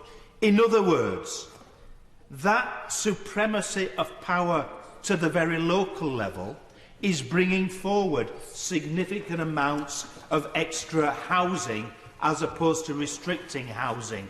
And I would commend and hope for guarantees from the Minister that his direction of travel is not going to in any way undermine that local democracy, which has been crucial in areas such as mine, of actually bringing forward new areas for housing. And finally, it would be useful for the Minister just to let us know in passing progress in terms of those who are requesting of government money in order to get housing on the move. Because at this scenario, with this Act potentially coming forward and government putting significant amounts of money towards housing development, there is a potential win-win here within communities if all the ducks are lined up effectively in a row, whereby local people are seeing huge benefits from planning, as opposed to seeing planning as something there is a problem if they ever want to change anything, or is an afterthought if they're ever going to be consulted on it. And that is why I think the Minister's approach is in exactly the right area on this, but further reassurance, Madam Deputy Speaker, would be very welcome. Nick Howlett. Thank you very much indeed, Madam Deputy Speaker. I'm grateful to you and to my honourable friend the Minister for giving me the opportunity to speak to two amendments which I and my right honourable and honourable friends have tabled two Lord's amendments, one to Lord's Amendment 4 in relation to neighbourhood plan notification, and one to Lord's Amendment 23 in relation to the powers that may be given to local authorities to set up new towns. And I have two concerns in relation. First of all, in relation to neighbourhood plans, may I echo what the honourable gentleman just said about the value of neighbourhood plans in producing more housing often than is anticipated. That is the case nationally. That was recognised in the government's white paper. In my own constituency, neighbourhood plans have produced quite often, unexpectedly, more houses than local villages were required to produce, because the incentives are turned round and people start to ask themselves what they want in their villages rather than what they don't want. And the development of neighbourhood plans, giving local communities control over their own area, has been a very important and welcome localist reform introduced under this government. However, the last time we debated this bill, and on many previous occasions, I have said that it is important that the neighbourhood planning process is not undermined by speculative development applications, which are then upheld either by the local authority or on appeal by the planning inspector, which have the effect then of demoralising those who subscribe to the neighbourhood plan. Either they're in the process of drawing those plans up, but they're at a late stage, or they have actually been made and subjected to a referendum. And then there is real local anger when the neighbourhood plan, which they thought would give protection to certain areas of their local community while allowing for housing in others, it transpires does not at all, because for reasons of there not being a 5-year land supply or other reasons, the development application is allowed. And there is a real danger, and I stress this to my honourable friend, there is a real danger of confidence in neighbourhood planning being undermined if this is the widespread perception that actually they are not worth the paper that they are written on. And this, I believe, is an important issue that the government still needs to address. Now, I recognise the very considerable steps forward that my honourable friend took when he agreed to measures when we were debating this issue last that would give protection to made neighbourhood plans in relation to the 5-year land supply issue. And I was very grateful for that. But he will understand, therefore, that I was utterly dismayed when last Friday I received a letter from the planning inspector informing me that a speculative application in a village in my constituency of Hassocks had been upheld against the wishes of the emerging neighbourhood plan. And for whatever reason, and the Minister might be able to explain to me why this happened, the welcome measures that he announced when we last debated this issue were of no help in that situation. And the parish council, which has worked very hard on its neighbourhood plan, is now demoralised and is now seriously considering whether they will bother going ahead with their neighbourhood plan. Why should they, if this plan can simply be wrecked by developers, and worse, then those speculative applications actually upheld by the planning inspector, who of course sits in the minister's shoes? So I take at face value and accept my honourable friend's assurance that the government is serious about protecting neighbourhood plans, but what I say to him is that the measures that he has so far announced do not go far enough to do that. And I now have villages all over my constituency that are saying that they wonder whether the neighbourhood planning process is one that they wish to continue with, and we must stop that message getting abroad. I give way to the honourable gentleman. Thank you, gentleman, and praise him for the work and the leadership he's given to many honourable and right honourable members on this issue. We've had exactly the same experiences he knows in Airborough, and also there is this nonsense that you're not even allowed to go through the neighbourhood planning process if you don't entirely agree with decisions that you've been campaigning to object to for many, many years. So does he agree that now, working with organisations like Community Voice on Planning and others, the Minister and officials need to sit down so we can do this properly to get the kind of localism that we all thought we were voting for and that he and I supported in 2011? Honourable gentleman, and I know that the government has to square the circle of wanting to see a very considerable increase in housing, which I think is the right ambition, so that we can spread opportunity in this country. House prices are out of the reach of so many young people now. Rents are correspondingly high. The government is right to seek to address that. But the whole point about neighbourhood planning is that it does deliver more houses than was expected. This is not a house building stopping measure. It's a way to ensure that we have a system that is planning-led and not developer-led, that we don't have a return to the unwelcome days of planning by appeal. And I therefore table this amendment with the support of many right honourable and honourable friends who are equally concerned about this issue, as the Minister will know, which says not just that the Neighbourhood Forum is entitled to give its views to the planning authority about a planning permission that it will impact upon its emerging or actual neighbourhood plan, but also, and here's the crucial wording, that the Neighbourhood Forum's views shall be taken into account.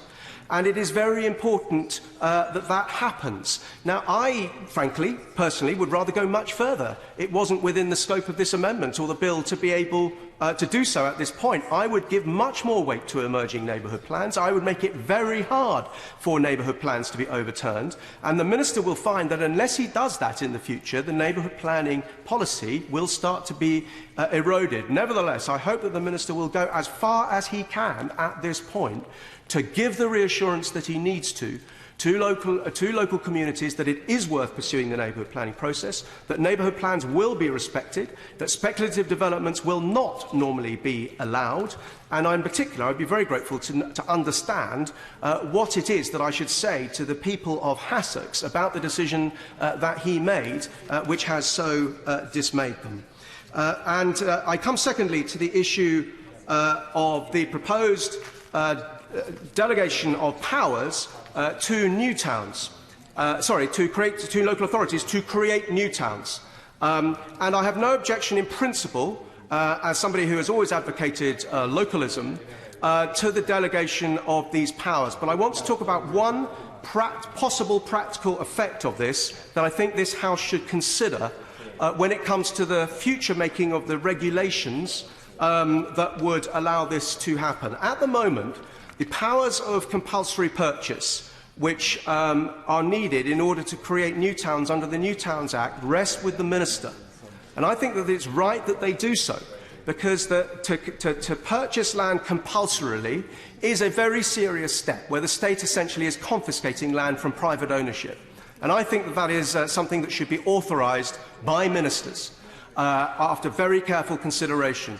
If that power is handed to local authorities, we will run the risk of serious blight being created all around the country when local authorities, working with developers, consider that they may have designs on land that actually was previously not available for development, where there are no options that developers have. And in my constituency, there is a proposed new town which has been strongly rejected by the two district councils concerned, Horsham and Mid-Sussex, where both councils are planning for the right number of houses elsewhere in their districts. It's an inappropriate location for a new town, and the developer, Mayfields, owns very little of the land concerned, or has options on very little of the land concerned. There are a huge number of landowners responsible for some 4,000 acres of this area who are saying that they do not wish their land to be developed. And the only way that this new town could therefore happen in future would be if there was compulsory purchase of land. This developer has sought to disrupt the planning process at every stage to argue against Horsham District Council's plan, to argue against Mid-Sussex's plan, so that they can try and get their way. And, Madam Deputy Speaker, it is important for me to point out that an advisor, a paid advisor, to this new town promoter is Lord Taylor of Gosmore, who was the promoter of this amendment in the House of Lords. He declared his interest properly. But nevertheless, it is important for us to understand that. And Lord Taylor gave the game away when he moved his amendment, because he said that what he wanted is a device by which it would be possible to, and I quote, capture the value of land in order to create supplements. Now, just so that the House understands what Lord Taylor meant that he wanted to give powers of compulsory purchase to local authorities so that local authorities could purchase land at below the market rate. At below the market rate. And there has already been huge blight created in this area of my constituency because of the predatory activities of a developer that does not have sufficient options on the land for a new town in an area where it will never be built. Can this House imagine what would happen were we to give these powers to local authorities, and all over the country they could start to consider where they might acquire land by using powers of compulsory purchase at below the market rate, where they simply have designs to build? And any of us might imagine. I'll give way to the honourable gentleman.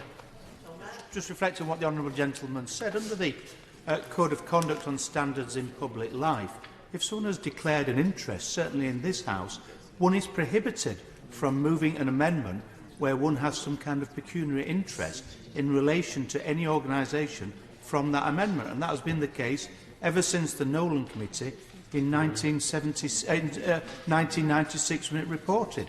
Would the honourable gentleman think that the House should reflect on that? I do make it clear that the noble Lord Taylor of Gosmore made his interest clear when he moved this amendment. As to the rules of the other place, I am not aware of those. But it is the case that he has, at least in the past, if not currently, had a commercial interest with this developer, and this is one of the developers that would stand to gain from this transfer of powers that may be affected under this permissive legislation in the clause which the government is proposing that this House accepts.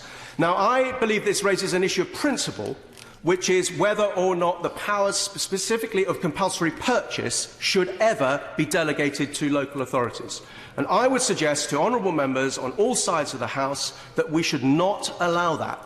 That whereas it might be appropriate to delegate other powers so that to make it easier for new towns to be established by local consent, that if we delegate powers of compulsory purchase, whereby ministers lose control altogether of the process by which land may be compulsorily, I think that would be a grave mistake, and it would have the effects I described in this area all across the country. And so I seek reassurance from the government, and the amendment specifically would forbid such a transfer of power in this specific instance in relation to powers of compulsory purchase. I seek reassurance from my honourable friend that the government has no intention of allowing such a transfer of powers of compulsory purchase, and he will know that this is also of huge concern to my right honourable friend, the member for Mid Sussex, who is unable to be in his place today, but who shares my concern about the impact of the Mayfield constituency, which crosses both Mayfield Newtown, which crosses both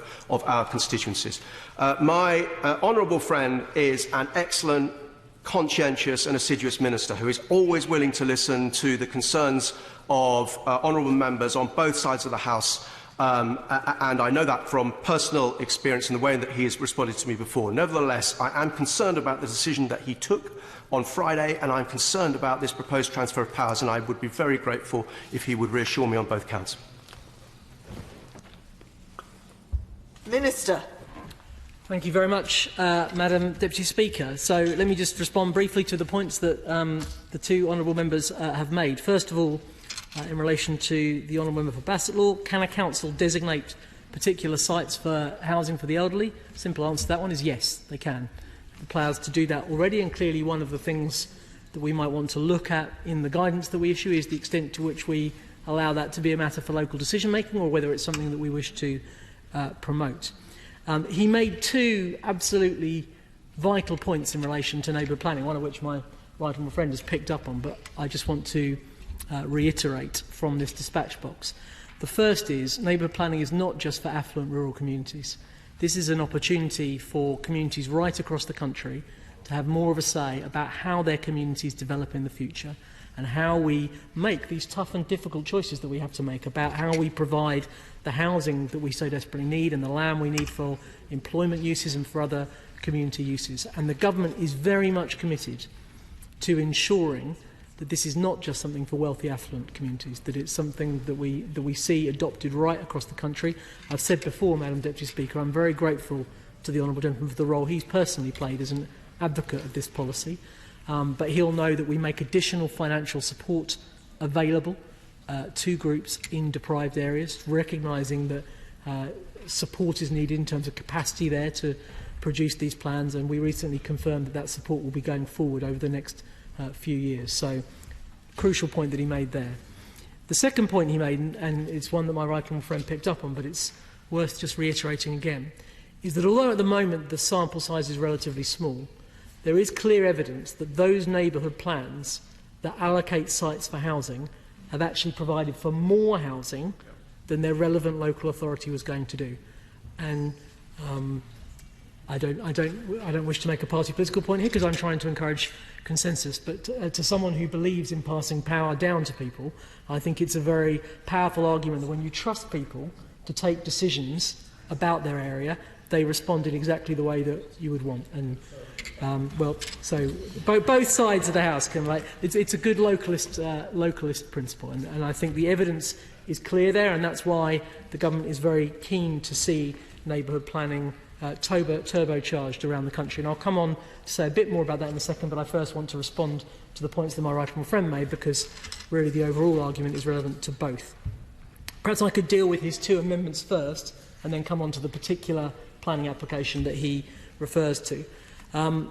So, first of all, in relation to the amendment he put down to Lord's Amendment 4, the government absolutely is in agreement with him on the importance of neighbourhood forums and parish councils having sufficient time to consider planning applications when they're notified by local planning authorities, and, crucially, on the importance of those views that they express being taken into account when local planning authorities take decisions.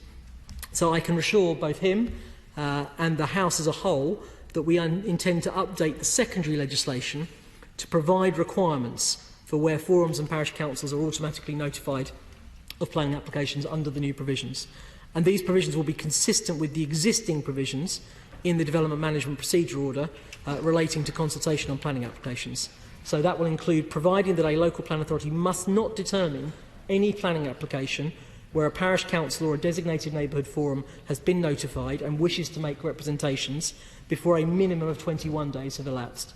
It's already the case that a local planning authority must consider the representations received and whether they raise considerations that may be material to the application, but detailed requirements relating to the operation of the planning application process best sit in secondary legislation rather than in primary, to ensure that we have the flexibility to keep those procedures up to date.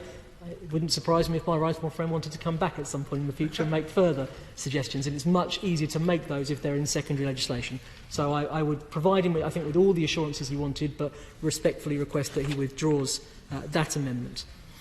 In relation to Lord's Amendment, the amendment he put down to Lord's Amendment 23, Madam Deputy Speaker, let me, it's not for me necessarily to defend Lord Taylor, but let me say, I think, what he was driving at with the point he made, whilst then going on to reassure my right honourable friend on the particular point he raised.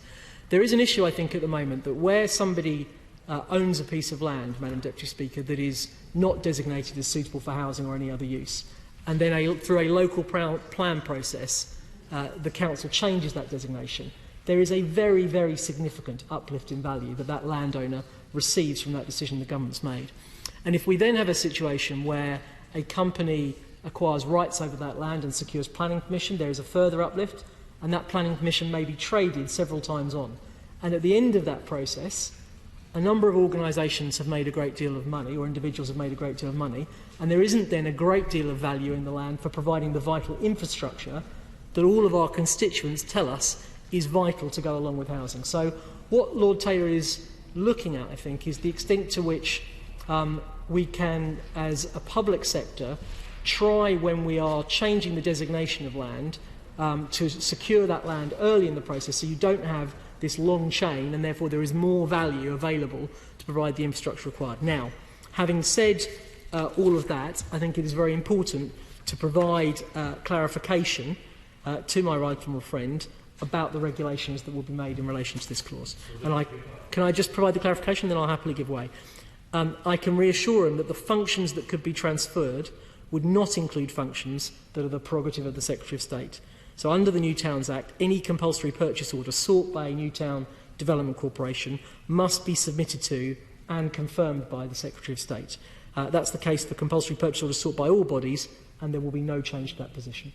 That will be clear from the regulations, which will, subject to the enactment of this bill, come to this House for approval. So on that basis, I hope he'll withdraw the amendment, but I'll give way to the honourable gentleman.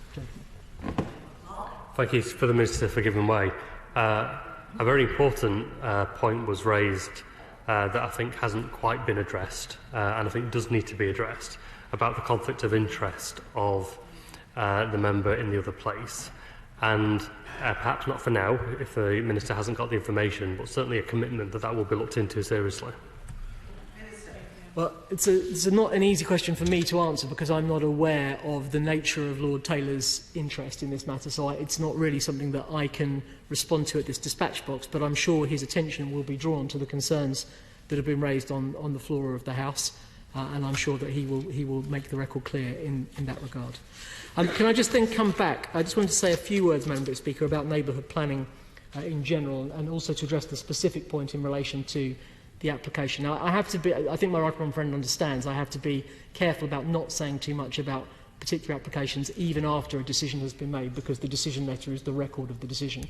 But the key point to draw the House's attention to in relation to this decision was that a relevant neighbourhood plan wasn't in place. That work was underway in preparing one, but that work was at a sufficiently early process where I wasn't able to give a great deal of weight to that emerging plan in the decision that I was taking.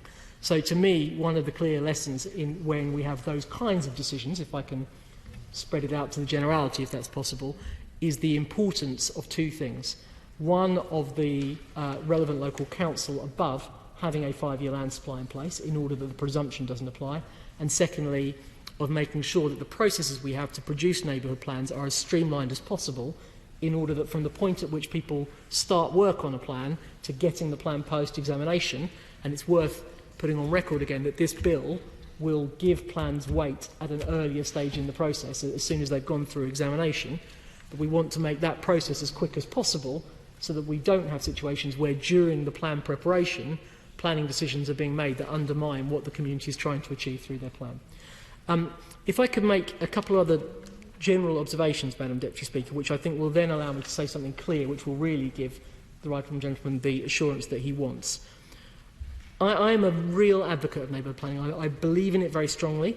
There are tensions in public policy, and I think if you're a minister, the important thing to do is to be honest about that. So if the government were to give complete protection to all neighbourhood plans in all circumstances, there is a danger that in those areas where there was a large level of neighbourhood plan coverage, but a local authority did not have an adequate 5-year land supply in place and wasn't delivering homes, we would have no mechanism for getting homes delivered. So there has to be a balance here, and I've tried to strike the right balance in the written ministerial statement that we published before Christmas. But through this bill, which will bring plans into force quicker, which will make it easier to simplify plans and to change the areas covered by plans, and will also put more pressure on councils to engage with neighbourhoods that want to produce a plan, and also with the written ministerial statement, I think we are taking a significant step forward. And more widely, my main reflection on this job, having now done it for 8 or 9 months, is that it is a great privilege to serve in this position. The thing that I like least about my job is having to take decisions on planning applications on places that I don't know.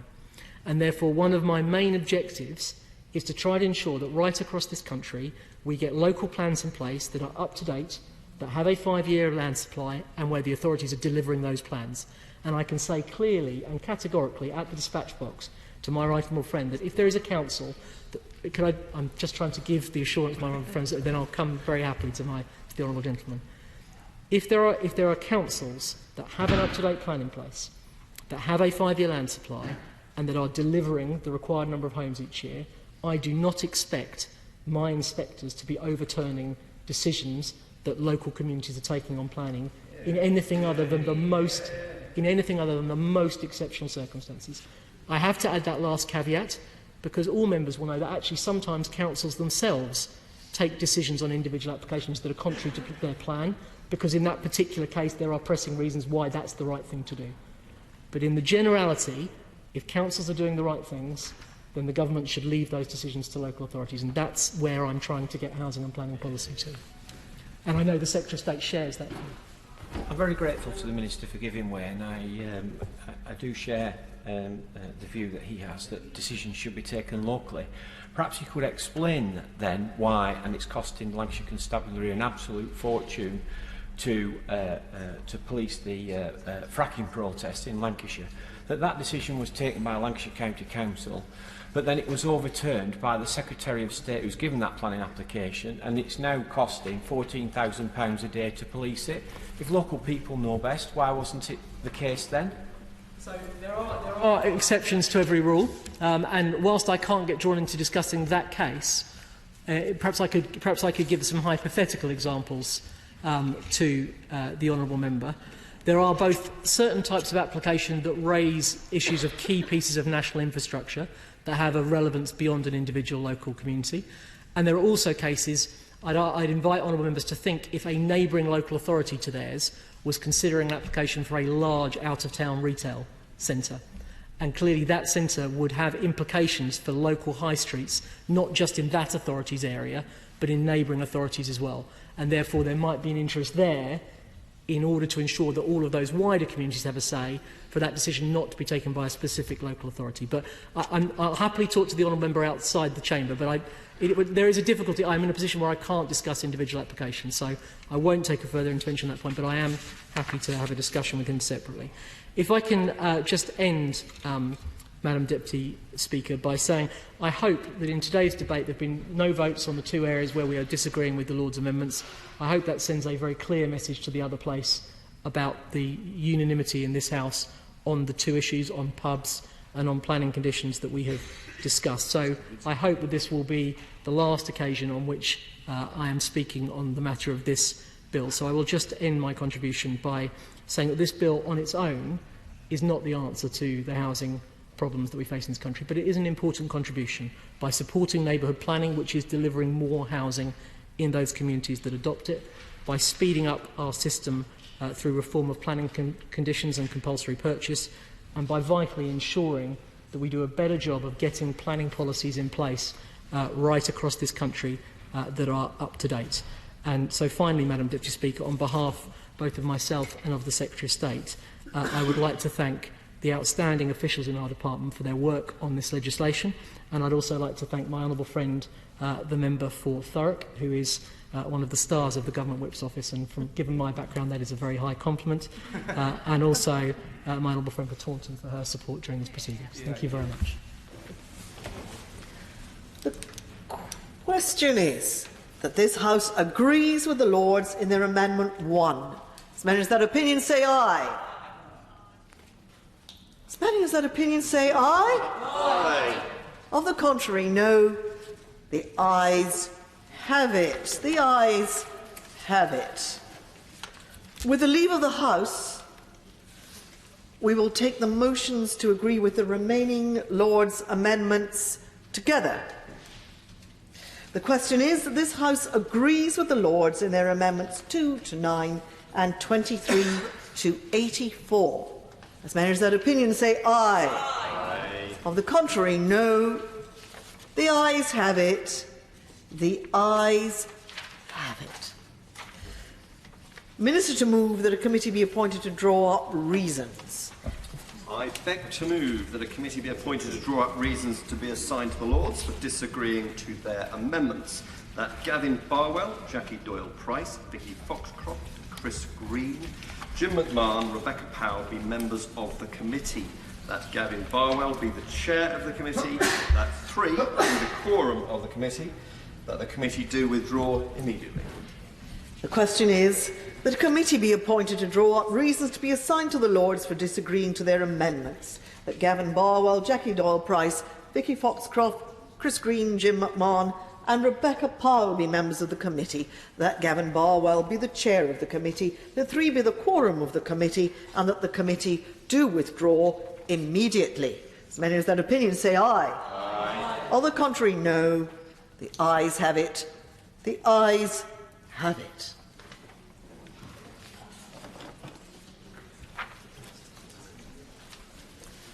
We now come to the backbench motion on conflict in Yemen. Mr. Keith Vaz to move the motion. I'm most grateful, Madam Deputy Speaker, to all members of the Backbench Business Committee for granting this vitally important debate. And I also want to thank my fellow officers of the all-party group, the member for Portsmouth South and the member for Glasgow Central, for leading this debate with me. I commend the Minister for the Foreign Office, the Right Honourable and gallant member for Bournemouth East, for the work that he's undertaken on Yemen. He demonstrated to all of us last week what a brave, honourable and decent man he is. And I'm also very pleased to see the Shadow Foreign Secretary, the member for Islington South and Finsbury, and the Shadow International Development Secretary, my honourable friend, the member for Edmonton, present today. Madam Deputy Speaker, we meet today at a time when Yemen, one of the poorest countries on earth, stands on the precipice of an unprecedented tragedy.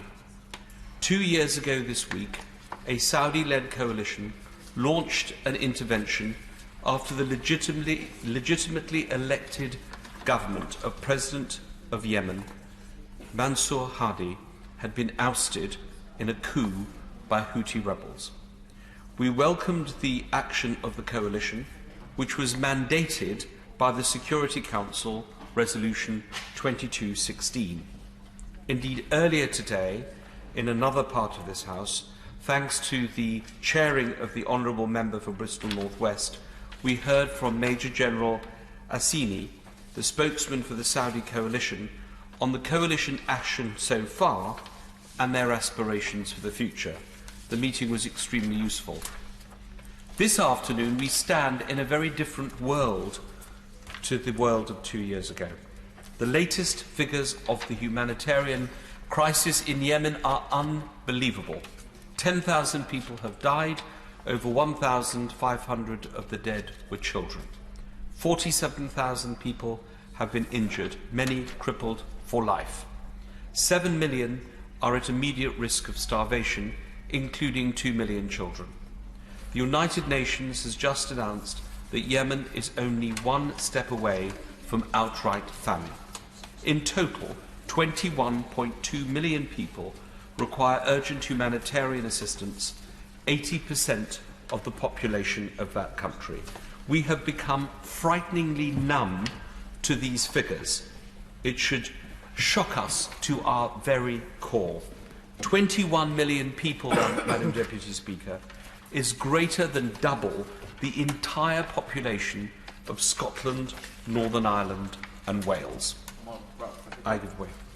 I thank my right honourable friend for giving way. He was making a very strong and appropriate speech, setting out the scale of the tragedy that Yemen is experiencing and potentially faces. Does he share with me the great concern that both sides in the conflict are continuing to frustrate humanitarian access, and that, for example, at the port of Hodeidah, cranes that were supposed to unload crucial medical and humanitarian cargoes are yet to be in place?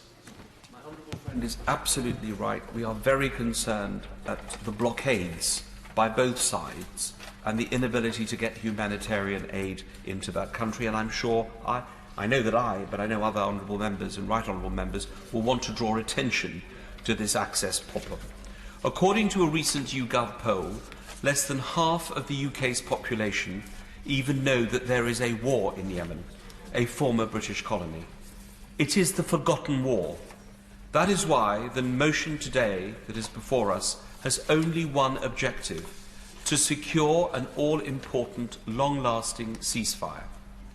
I hope in this debate we can show solidarity and unity in support of the people of Yemen. There are, of course, many issues that members may wish to raise, and rightly so. However, the motion before the House is clear, and the focus of the motion is to bring peace to Yemen. Madam Deputy Speaker, how did we arrive at this point? In the Arab Spring of 2011, Yemen and Tunisia stood apart in the region as the only peaceful transitions to democracy. Particular praise for this goes to the current Minister of State of the Foreign Office, the Right Honourable Member for Rutland, who later became the Prime Minister's envoy to Yemen. The UK has maintained strong links with Yemen than any other Western country. 3 members of this House were born there, especially myself, the Honourable Member for Vauxhall South and the Member for Portsmouth South. Members such as the Member for Charnwood, the Vice Chair of the Parliamentary Group, have visited Yemen. Members of this House have served in the armed forces in Yemen, including the Member for Beckenham and the Member for Tunbridge Wells. But the last 2 years have chipped away at the historical goodwill the Yemeni people have for the United Kingdom. Last Friday, I met with members of the Yemeni diaspora in Sheffield with another officer of the group, the member for Sheffield Brightside in Hillsborough. At that meeting, the community's message was one of disbelief that the United Kingdom had not acted more strongly to end the fighting. We continue to be one of the largest bilateral aid donors to Yemen, and the Department for International Development is contributing £100 million in aid to Yemen. I commend the efforts of the Secretary of State for International Development, the Right Honourable Member for Whittam, who has made additional funds available to Yemen as a priority for her department. She has taken the lead internationally on Yemen, something that was begun under her predecessor, the Right Honourable Member for Sutton Coalfield, who is in his place today, who has recently returned from summer, where he has described, and I quote, the appalling scale of the crisis. I hope that he will be able to catch your eye, Madam Deputy Speaker, in the debate. So far, we have had 3 failed opportunities for a sustainable end to the fighting. Negotiations in April 2016 ended in failure. A UN-sponsored round of talks in Kuwait ended in failure in August 2016. John Kerry's initiative last November led to the Saudi-led coalition and Houthis agreeing to the UN Special Envoy's terms, but it collapsed when President Hadi refused to sign the deal. The intervention of the Foreign Secretary did secure a 3-day ceasefire in October, which allowed vital aid to reach the most desperate parts of the country. But this was just a drop in an ocean of despair. The political process has now ended. Talks have not been revived. Can the Minister confirm if a new round of talks have been planned? Can he also confirm what ongoing discussions he's had with the key players in the conflict? Many are now part of a very complicated Game of Thrones that is the crisis in Yemen, including the Hadi government, the Houthis, former President Saleh, Saudi Arabia, the United Arab Emirates, Oman, Iran, the UK, the USA, and the only winners being Daesh and Al-Qaeda in the Arabian Peninsula. Oman has now been invited into the Quad of nations seeking to resolve the crisis. I travelled to Oman in February to meet with their Foreign Minister, Yusuf bin Alawi bin Abdullah. I thank the Omani government for the assistance that it gave me locally. The Minister told me that there is hope. UN Special Envoy Ismail Ahmed Sheikh's roadmap, he said, was firmly on the table. He was also clear that the political roadmap can and should begin immediately, implementing a ceasefire whilst the economic and security issues are resolved. When he comes to reply, can the Minister inform us whether or not, subject to the immediate obstacles being overcome, he believes the political roadmap can now be implemented? Of course, I give way. I do thank him. On the urgency of the need for a ceasefire, is the honourable member aware of a report in yesterday's Washington Post that the United States administration is now giving backing to a Saudi project to invade and capture Howlett port? I say to the honourable member, no, I'm not aware of that report. I think that that would be extremely damaging to the process that I'm talking about today, the need for all sides, including the United States, to support a ceasefire. But I will certainly look at that report, and maybe the Minister who's heard what he said will have an opportunity to reply. Whilst in Oman, I also had the opportunity to speak to President Hadi.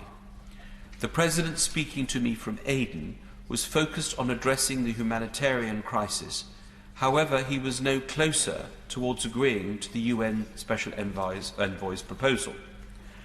President Hadi now has an opportunity to be remembered as the man who brought peace to Yemen, who stopped the suffering of his people, if he signs up to this agreement. He should take it.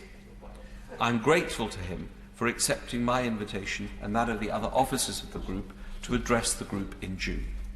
Can the Minister confirm whether or not President Hadi is any closer to agreeing to the terms of the envoy's map? And for our part, the United Kingdom can still and must be the honest broker. That means putting pressure on all sides, including those who receive British support. Can he tell us whether or not the United Kingdom is prepared to sanction the Yemeni and Saudi governments if they allow the next round of negotiations to fail? Tomorrow, may be one of the most critical days in the history of Yemen. At 10 a.m. in New York, the United Nations Security Council will hold a full session on the conflict in Yemen, where they will hear directly from the Special Envoy. It will be chaired by our excellent Ambassador Matthew Rycroft, as the United Kingdom is the current President of the Security Council. Since we are, of course, already the penholders on Yemen at the United Nations, meaning that we lead on Council issues relating to Yemen, this is a unique opportunity to make the case to the Council and secure a new resolution which would enable a ceasefire. Stephen O'Brien, the outstanding UN Under-Secretary-General and a former member of this House, made a stunning announcement this month, Madam Deputy Speaker, that the world faces its worst humanitarian crisis since 1945, and he focused on Yemen. The French government, which previously took a back seat on issues regarding Yemen, announced last week about the need for a ceasefire. I have met with both the Chinese and Egyptian ambassadors to London, who both on behalf of their governments told me that they agreed that the first priority was the cessation of hostilities. Most importantly, it is very clear that nobody is winning the war on the ground and that nobody will ever win by military means. The only solution will come from the negotiation table.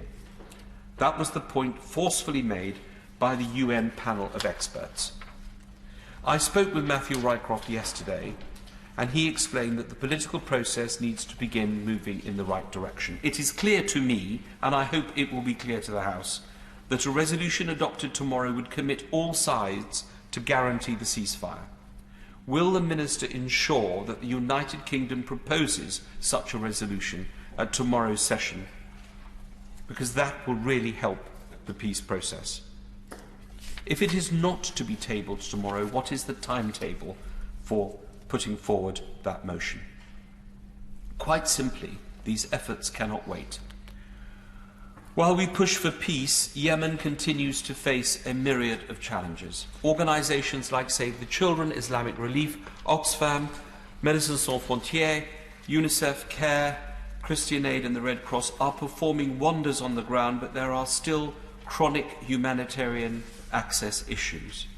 Despite the generous contributions to the UN appeal, which is only 50% filled, serious damage to the port of Hodeida, as we've heard, has created a monumental blockage for aid delivery into Yemen.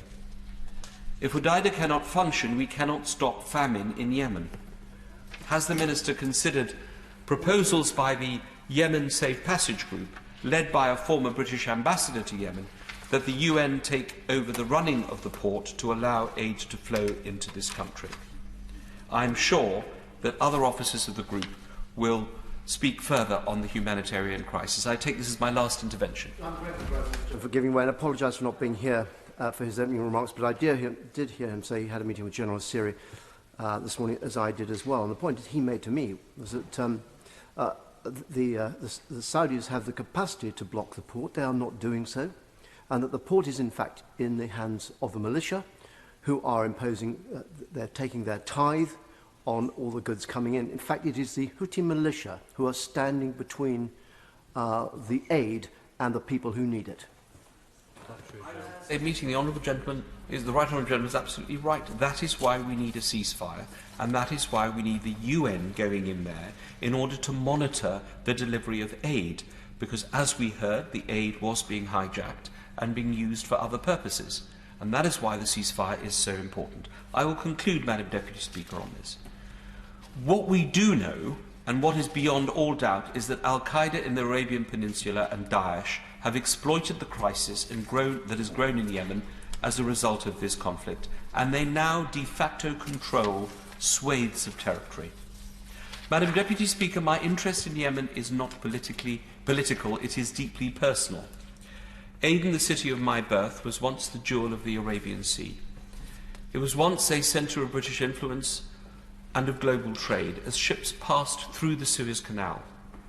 The people of Yemen do not deserve to be condemned to suffer one of modern history's greatest human catastrophes.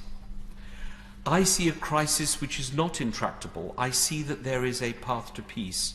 I began by warning that Yemen stood on the precipice of an unprecedented tragedy. This is true, but in New York tomorrow morning, we have the chance to save this beautiful country. We are part of this conflict, and the time for waiting and watching and failing to act must end. Nero fiddled as Rome burned, and the presidency that we hold tomorrow gives us the opportunity to demonstrate leadership. Leadership, Madam Deputy Speaker. That is exactly what the Yemeni people need. Let us bring light back to a country which otherwise will be consumed by darkness, starvation, and evil. The question is, as on the order paper, the House will be aware that this is a very short debate, finishing at 6 o'clock, and that therefore I have to impose an immediate time limit of 4 minutes. Mr. Andrew Mitchell.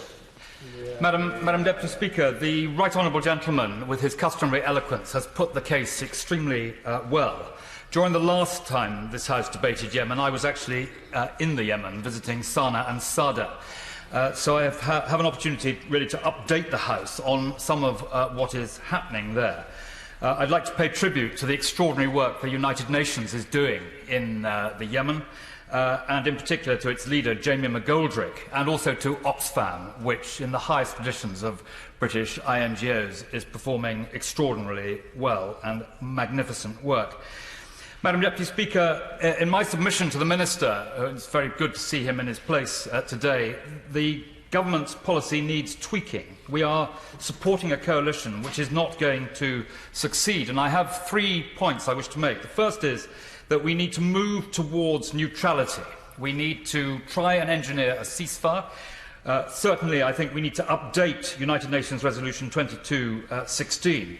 And because of the deep respect with which Britain is held in this part of the world, particularly in Yemen, the adversaries, in particular the Houthis, would be willing to accept British mediation.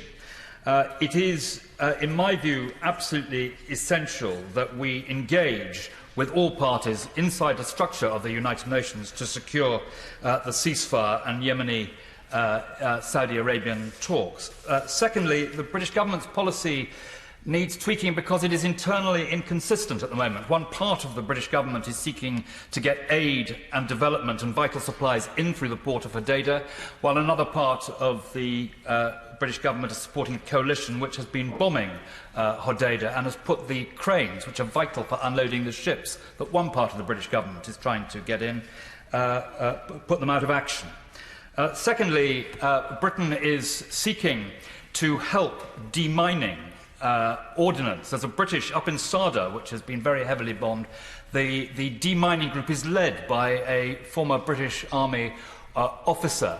And again, you see the inconsistencies of our position. And Britain is supporting a malnutrition ward in a major hospital from which Médecins Sans Frontières have withdrawn in Sada, and yet is seen as part of the coalition that is causing these problems. And thirdly, of course.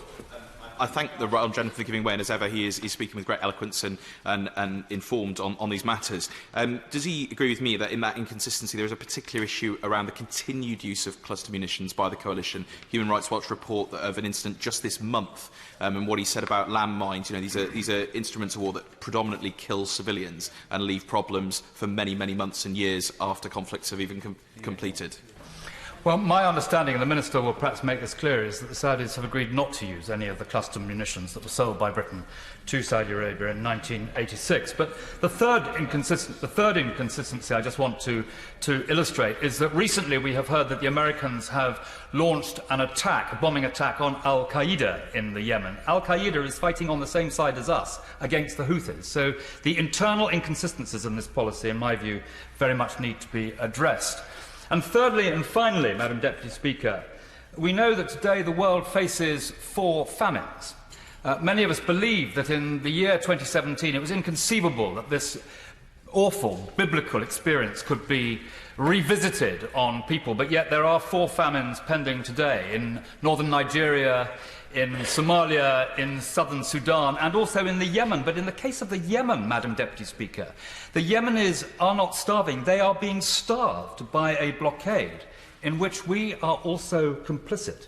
And although Britain has given and led the way in tackling these 4 famines, and although the Department for International Development is doing its best to ensure that steps are taken in Yemen to stop this starvation, nevertheless, the people of Yemen are being starved. The UN have made it absolutely clear from first-hand evidence on the ground what this means for the future of children in Yemen. And in my view, the government must do everything it can to ensure that the ceasefire now takes place, that British policy is tweaked, using all the many instruments which the Minister knows so well, which are at our disposal through the United Nations and elsewhere, to try and make certain that the blockade is lifted, the ceasefire takes place, that we have Saudi-Yemeni talks, and then the Yemeni-Yemeni talks, for which there is a basis, but it has to be from the bottom up, through all the different parties and the governorates and tribes and so forth, there in the Yemen. Britain has an important role to play in that as well. And I end on this point, that one of the effects of the blockade is that the 4 major wheat importers, and bear in mind that Yemen imports 90% of what it eats, 80% through the port of Hodeidah. The failure of the banking system means that they cannot get the credits in order to put this right, and Britain should help lead in stopping that. Stephen Twigg. Thank you, Madam Deputy Speaker. And can I first of all congratulate my right honourable friend and the other officers of the all-party parliamentary group on Yemen for organising what is a timely debate, as we've just marked the 3rd anniversary of this crisis in Yemen. It's a particular pleasure to follow the right honourable gentleman, the former Secretary of State for International Development, who kindly gave evidence to the International Development Committee recently following his visit to Yemen. And once again today, I think he has provided a thoughtful and important contribution to this debate. This coming Saturday in Liverpool, we will hold the monthly vigil for peace in Yemen that is arranged by Liverpool Friends of Yemen, which draws both on the large Yemeni community in Liverpool and other friends. And in advance of this afternoon's debate, I contacted some of the Liverpool Friends of Yemen to ask them what they would like me to address if I were called to speak. And the major focus was the one that is reflected in the motion before the House this afternoon, the sheer scale of the humanitarian crisis which the people of Yemen are facing and the need for peace in that country. I give way to my honourable friend. I'm sure my honourable friend would agree with me that my honourable friend from Leicester, who moved the actual motion, made the point very forcibly that the United Nations decisions tomorrow become very important in relation to what previous speakers have just said about a ceasefire, and maybe we'll lift that blockade as well. I'm grateful to my honourable friend, and I agree absolutely, and let us all hope for progress as a consequence of the United Nations Security Council discussions tomorrow. The scale of this crisis has been documented by the previous speakers and in previous debates. UNICEF tell us that more than 1,500 children have been killed since the fighting began, with a similar number being recruited by both sides of this conflict to fight. We know, as my right honourable friend said in his opening speech, that the conflict has claimed the lives of at least 10,000 people, and some have put the level of civilian deaths as high as 5,000. The United Nations has given the crisis in Yemen level 3 status, putting it on a par with similar crises in Syria, Iraq and South Sudan. And the President of the International Committee of the Red Cross has said that the intensity and severity of this fighting has left Yemen looking like Syria did after 5 years of conflict. 19 million people in need of immediate humanitarian assistance. That is 80%. 4 in 5 of the entire population, 500,000 children suffering from severe malnutrition. Saleh Saeed, who is the Chief Executive of the Disasters Emergency Committee and is himself originally from Yemen, have said that families are having to make the unbearable decision between buying medicine or food for their families. This simply cannot be allowed to continue. I give way to my friend. I thank my friend for giving way. He mentioned medicine. Does he agree with me there's also a crucial crisis in the health sector in Yemen? Government Ministry of Health workers haven't been paid since August last year. There's a lack of available medicines in many, many areas, and despite the amazing work of organisations like MSF, many people can't access the help they need.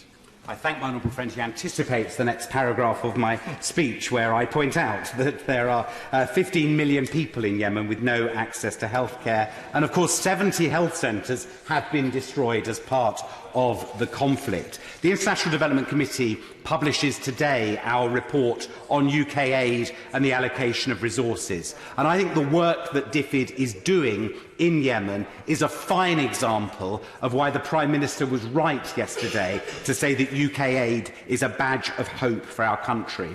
This morning at the committee we took evidence on education, and we heard about the latest plans from DFID working with other donors to ensure that children affected by this conflict do not become a lost generation, that there is investment in the capacity both of the government but also of local communities in Yemen to ensure that children do not lose out on their education.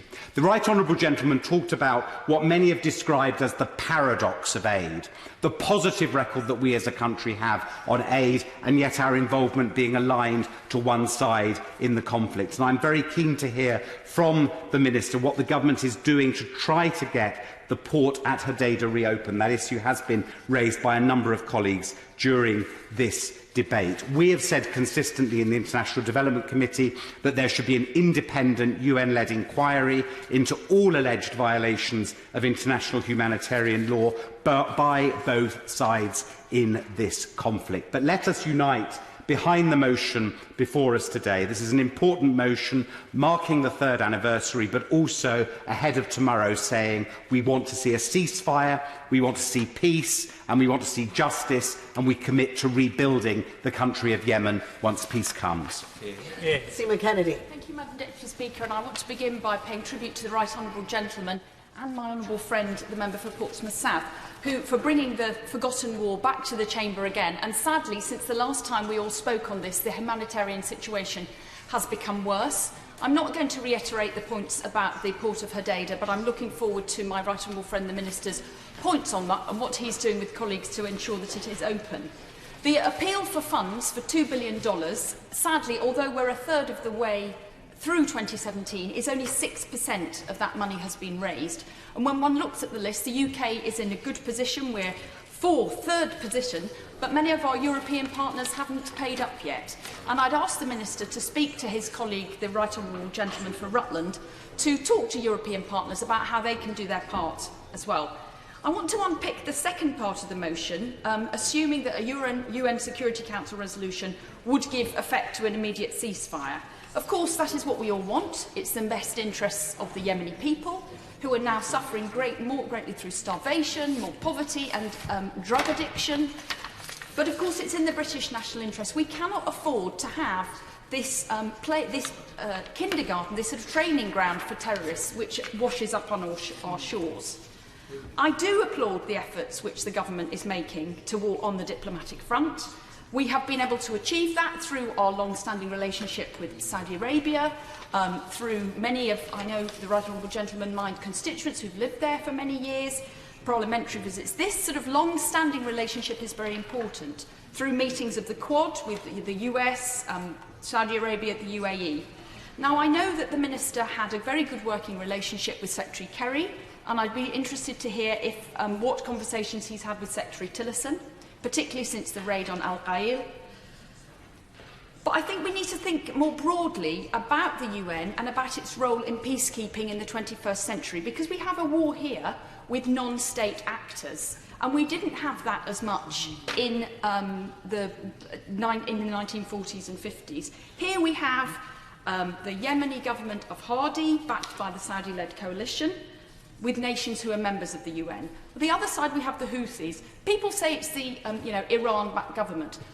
Yes, there are arms coming through from Tehran, but I don't think there's the same level of boots on the ground that there is in Syria. I'll gladly give way to the Honourable Gentleman. Thank you very much for giving way. I think it's hard to believe that there's many arms getting through because this country is completely blockaded by land, sea and air by the Saudis. I accept that point. I'll briefly give way to my Lancashire neighbour. In January, the UN panel of experts report reiterated that point, that one of the reasons that arms can't get in is because of the embargo, which obviously has an adverse effect with aid too. Makes my point for me that we are dealing with not another state, but with the Houthis, which is an amorphous. They don't play by the same rules, and I think we need to be aware of that when we're looking for peace and a ceasefire, which is what the aim of all of us should be, and which is really what this debate is about. We need to have innovative thinking about nation-states, about the role of diplomacy, about the role of the United Nations. I applaud the idea on this anniversary to have a UN Security Council resolution, but I'm interested in how would it actually be enforceable? How do we bring the Houthis to the table? How do we get food through, and how do we stop people fighting? What tools can we as parliamentarians give our diplomats? What tools can we give the Minister and his Foreign Office colleagues? What can we give our soldiers if that's what we need to do in this multifaceted modern conflicts? I think we need to engage, we need to continue to engage with all parties. We need to be prepared to talk to the Houthis and the Saudis and everybody involved. And I think we need to be able to back up our words with money, with actions, and perhaps with military actions as well. Alison Thewlis. Deputy Speaker, I also extend my thanks to my co-sponsors from the Yemen APPG, the Honourable Members for Leicester East and Portsmouth South, both of whom are a great credit to the country of their birth. Along with many emails from my constituents in Glasgow who have followed this closely, I've received a great many briefings from this debate from organisations too many to name, but I am extremely grateful for those briefings outlining the desperate situation on the ground. I also met recently with the Norwegian Refugee Council, and the APPG had a very valuable session with Yemeni-based NGOs, and Yemeni constituents of mine have also shared their experiences about the situation in Yemen. There's been a lot of talk about Yemen being on the brink of famine, with the International Committee of the Red Cross saying that there are only about 3 to 4 months left to save Yemen from starvation, with Jimmy McGoldrick, the UN Humanitarian Director in Yemen, concurring, saying there's only about 3 months' supply of food left in the country. And part of the issue with declaring famine, as I understand it, is that there are not enough independent people on the ground to declare that famine. People are starving, though, Madam Deputy Speaker, of that there is no doubt. The aid agencies know what they are seeing, and they are all begging the UK Government to help get food into the country as a matter of utmost urgency. Madam Deputy Speaker, blockades by the Saudi-led coalition at Yemen's ports have contributed to this situation. Hodeidah is strategically important. It used to handle 70% of food imports as well as humanitarian aid, and it has been under sustained attack, leading to the destruction of infrastructure and rendering inoperable the cranes which used to unload the cargo ships. Unloading must now be done by hand, which is an impossible task. The frustrating thing is that the port could be operating at the moment. The World Food Programme has bought and paid for cranes to replace those destroyed by the airstrikes. They're currently sitting in a port in the UAE after being refused access by the Saudi-led coalition. That is utterly unacceptable. Would my honourable friend give way? Is she also aware that one of the offshoots of the blockade is that refugees coming from Somalia into Yemen are actually being their boats are being sunk by Saudi Apache helicopters?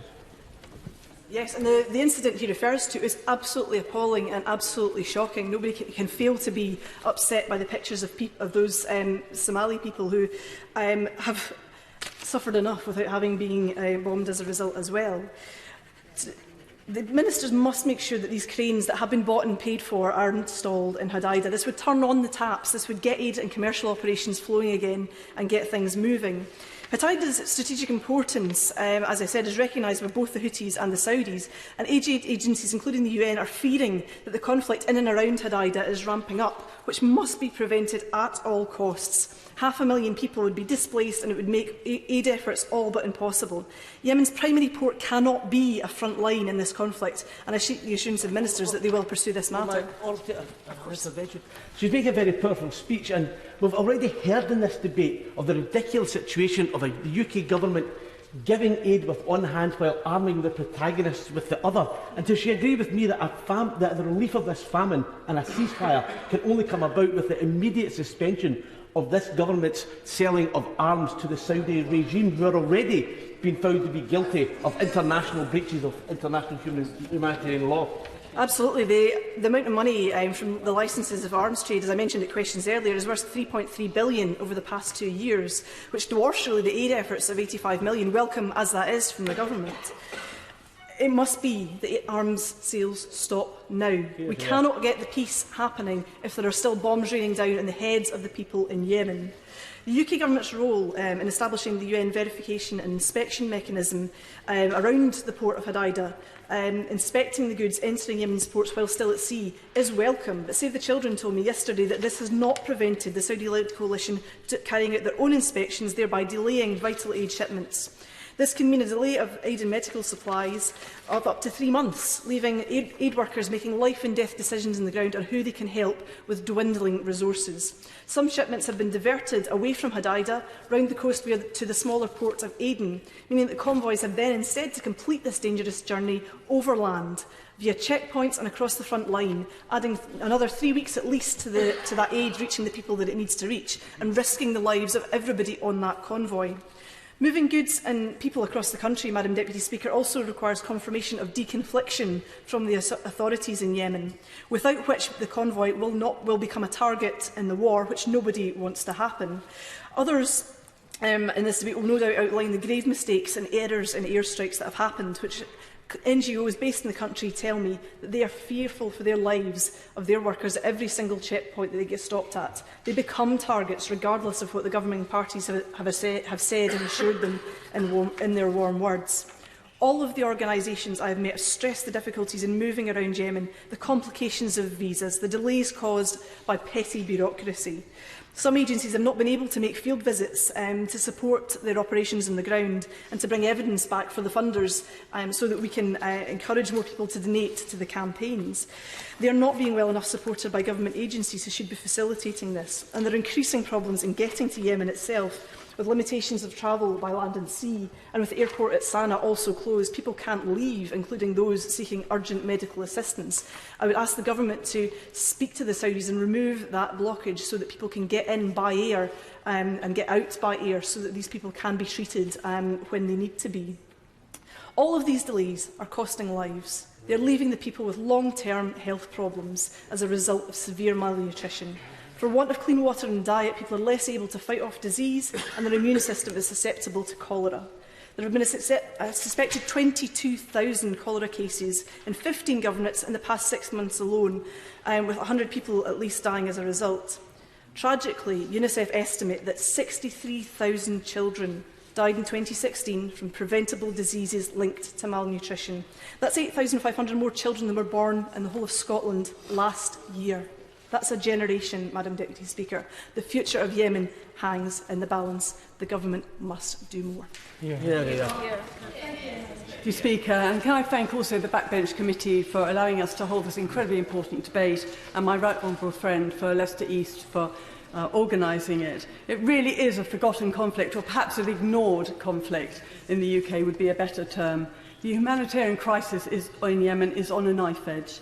Yemen has always been desperately poor. 90% of food and goods are imported into Yemen, and yet it is surrounded by huge wealth. There should be no reason why Yemen is not a functioning country with help from its neighbours. The war leaves it unable to make the best of its own resources. It has some reserves of oil and gas, but the inability to export them has crippled its foreign exchange reserves. The Yemeni Central Bank has no power to sustain the economy. The move from Sana'a to Aden without its database and bureaucrats has not helped. There are 1.5 million public sector employees who are now being paid only sporadically, if at all, and the GDP has contracted a further 35% since 2015. A war economy is now in place, with tribal leaders making a fortune while Yemenis starve. The international community must be ready to rebuild confidence in the country's financial institutions as part of any settlement of the conflict and guarantee the restoration of the Yemeni economy while bringing rural tribes back together. I can understand why the coalition has fought to keep their own people safe from attacks. There were 4 Scud attacks this morning into Saudi territory, and these are increasing.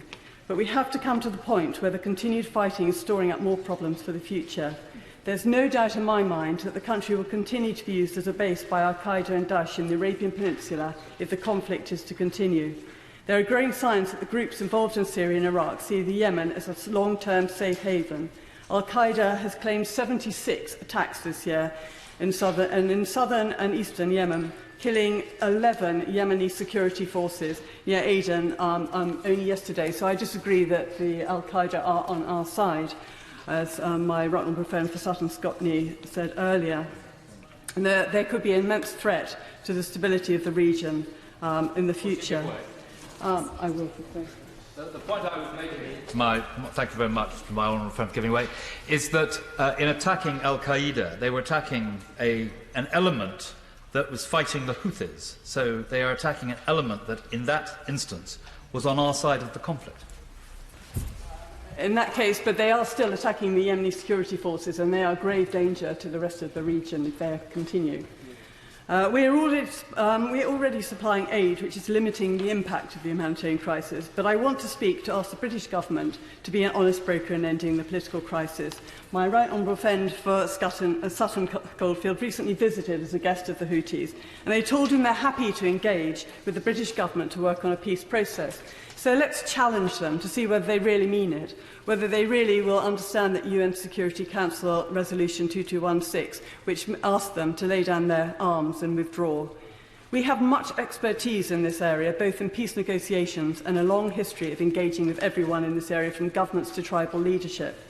On the humanitarian front, I'd urge the government to continue to work to improve the flow of aid. We've already helped to ease the blockade on Hodeidah port for supplies of humanitarian aid, fuel and food. But the coalition has recently refused access to 4 new mobile cranes supplied by the World Food Programme, which would vastly improve the ability of the port to unload essential supplies. This is a UN body, and the coalition must accept the role of the UN as an impartial agent in this crisis. That includes acceptance of the role of the UN inspection and verification mechanism. I know they have doubts about this being in Djibouti and a concern that weapons are still being brought in. So can the Minister report back to this House on whether the UN inspection and verification mechanism is working in a timely fashion, and what evidence is there that weapons are still being smuggled? Is there any possibility of the mechanism being established in the port of Hodeidah to reassure the coalition that weapons are not being smuggled? The cranes really must be got to Hodeidah, and they must be put to work. Other ports such as Aden and McCullough must be used to bring in more aid. But can the Minister call on the coalition to support the rehabilitation of port infrastructure and get the cranes working? Can the Minister also say, is there any indication that the coalition, backed by the US, will soon be attacking Hodeidah? Because I know that is of concern. But most importantly, can the British Government demand an immediate ceasefire, call on all sides of the negotiation on the basis of the Special Envoy's proposal, and lead the country of Yemen to peace? Hear, hear. Order. I have to reduce the time limit to 3 minutes and remind the House that it's not compulsory to take an intervention and thus increase one's speech time limit. Mr. Clive Lewis. Thank you, Madam Deputy Speaker, for your generosity on the time. I'm very glad to be able to speak in this place about the current situation in the Yemen, and I wish to pay tribute to... Minister. Sorry to interrupt the honourable gentleman. I just observe the point and seek your clarification. When this debate ends, we have an adjournment debate, which, if I understand the protocols of the House, will get more than its 30 minutes.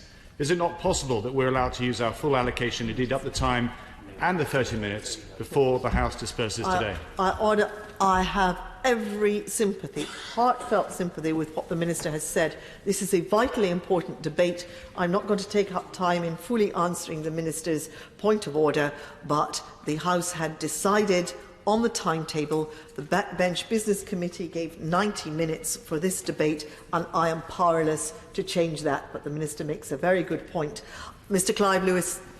Thank you, Madam Deputy Speaker. I'd like to pay tribute to those members, the Right Honourable Member for Leicester East and the honourable members for Portsmouth South and Glasgow Central for securing today's debate. I pay tribute to those members, not just as a politeness, but by choosing the Yemen as a topic for public debate in the House. They've brought into our public arena an urgent discussion that it's clear the government would much rather not have. A discussion that is, or at the very least should be, deeply embarrassing to our government. And I say this not to secure a petty political point, but to highlight the fact that it is the role of all elected members to speak up when our government is acting wrongly on the international stage. That is the essence of our democracy. Madam Deputy Speaker, as we have heard from honourable members today, there is a famine imminent in Yemen, a disastrous prospect on top of the many, many children and adults that have already died. This famine is not a consequence of natural disaster, but is as a result of civil war. As the Right Honourable Member for Sutton Caulfield has memorably said again today, Yemenis are not starving, they are being starved. It's a famine that is being deliberately used as a weapon of war. It's a famine that can be stopped as soon as we find the political will to stop it. And that is a huge responsibility for all of us in this House, and we must find the political will as a matter of urgency. Madam Deputy Speaker, it is particular responsibility of us here in the UK because, as a permanent member of the UN Security Council, because the UK this month provides the presidency of the United Nations Security Council, a presidency that will end this week, and of course we also have close political ties with neighbouring states. It's clear then that we have been gifted an opportunity to set the international agenda here, and it is nothing less than our absolute moral duty to do so. So let us begin by acknowledging that, and notwithstanding the good intentions in the motion we are debating today, we cannot pass a resolution that would give effect to an immediate ceasefire in Yemen, however much we might wish that. So, Madam Deputy Speaker, we must call for an immediate ceasefire and throw our weight behind that goal. We can certainly recognise that all major parties to this war must be part of the solution that United Nations Security Council Resolution 2216 has stated that needs to be replaced by a realistic alternative that will bring everyone to the negotiating table. We can and must recognise the importance of independent witnesses on the ground and the urgent need for reliable data relating to food insecurity so that relief can be well targeted. Clearly, binding assurances are needed from both sides on the protection of humanitarian workers. These are credible, achievable political goals. Hear, hear. Graham Jones. Thank you, Madam Deputy Speaker. I'd like first of all to congratulate my right honourable friend from Leicester East as well for bringing this debate. I think it's the second time in 6 or 8 weeks that we've been here to debate this issue, and I'm delighted to debate it. And I think last time I opened up by saying that the most important thing is not about arms sales, it's about people who are suffering in Yemen, it's about a ceasefire, it's about peace, it's about throwing all our weight behind trying to achieve something that will benefit people on the ground and not just token policies bandied around for self-promotion. I think recently the panel of experts have released a new report, an updated report, Madam Deputy Speaker, in January.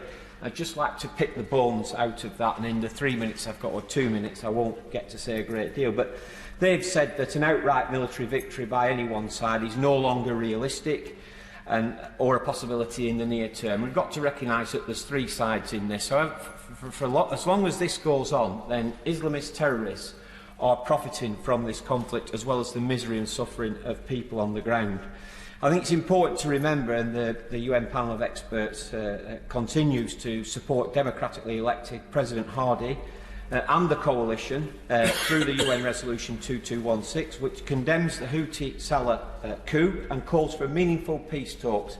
It also, in 2216, and they continue to do it, praises the GCC for its attempts at trying to bring about a ceasefire. And I think that my right honourable member for Leicester East did point out that maybe one of the blockages is on the Houthi side, and they just don't seem willing or able to come to the table so far. And if listening to the right honourable member for Sutton Caulfield, maybe that's going to change.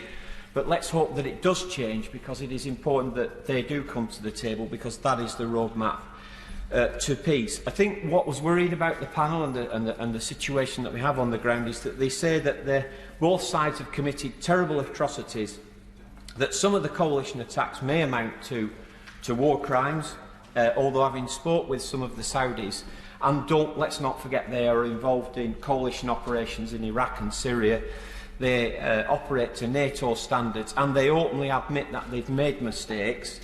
But nonetheless, some atrocities have occurred, and the UN panel of experts recognises that by the coalition. But they equally recognise, as many, if not more, atrocities have been committed by the Houthis, and they describe that as violations of international humanitarian law, violations of human rights norms, which were widespread, including the use of mortar bombs, free-flight rockets into densely populated residential areas, attacks on hospitals, forcible disappearance of individuals and detention, torture and murder. And I can see that the clock's going to run down. What I would say, Madam Deputy Speaker, is thank you for the debate, but we must press, and I ask the Minister to press for a ceasefire and meaningful peace talks. Chris Evans. Thank you, Madam Deputy Speaker. And can I begin by thanking the Backbench Committee for granting this very important debate on Yemen, and also to the members for Leicester East, Portsmouth South and Glasgow Central. And I want to pay particular tribute to the Right Honourable Member for Leicester East.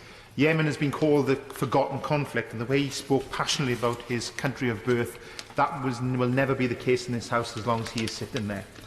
The political situation in Yemen, which has led to this point, obviously is very complicated.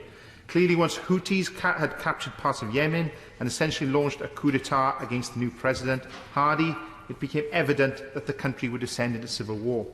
There is a natural instinct and a well-established principle in international law that where there is conflict and a humanitarian situation develops, there is not only right to intervene, but an international responsibility to protect civilians in certain circumstances. In a single attack in March last year, which involved a Saudi airstrike on a crowded village market, 106 civilians, including 24 children, died. We must face up to the fact there is a very realistic chance the weapon used to cause much destruction and grief was sold to Saudi Arabia by the UK. Although we've heard the UK has given evidence and support to Saudi forces to help them comply with their obligations under international law, the message clearly is not getting through. Saudi Arabia has designated the entire Yemeni governance of Sada a military target. This tramples over Protocol 1 of the Geneva Convention, which both the UK and Saudi Arabia have signed up to, which defines legitimate military targets. While the definition includes a wide range of infrastructure, military, industrial and communication targets, it does not include hospitals, including those run by aid organisations or village markets. Targeting those illegally, declaring an entire government a military target, and recklessly killing civilians in cities, schools and hospitals as a result is a clear breach of international law. This is a position supported by the UN Humanitarian Coordinator for Yemen. Turning war into peace is never easy, Madam Deputy Speaker, but the United Nations can be a fantastical vehicle when properly used. We must take the civil war in Yemen and seriously encourage our counterparts on all sides of the conflict, with the exception of terrorist groups as Daesh, who are taking advantage of the war to stop their armed conflict and get around the negotiation table. Brokering a ceasefire is the first step towards this, and is something we could and should play a role in. I'm really grateful. But would you not accept that the Saudis have invited the United Nations to monitor the port movements? And would that not help to relieve the humanitarian problem? Fully accept that that they have invited the Saudis into the government, but what I'm really concerned with is when the Saudis are using civilians as targets and they are being hurt, then we do have a humanitarian catastrophe on our hands.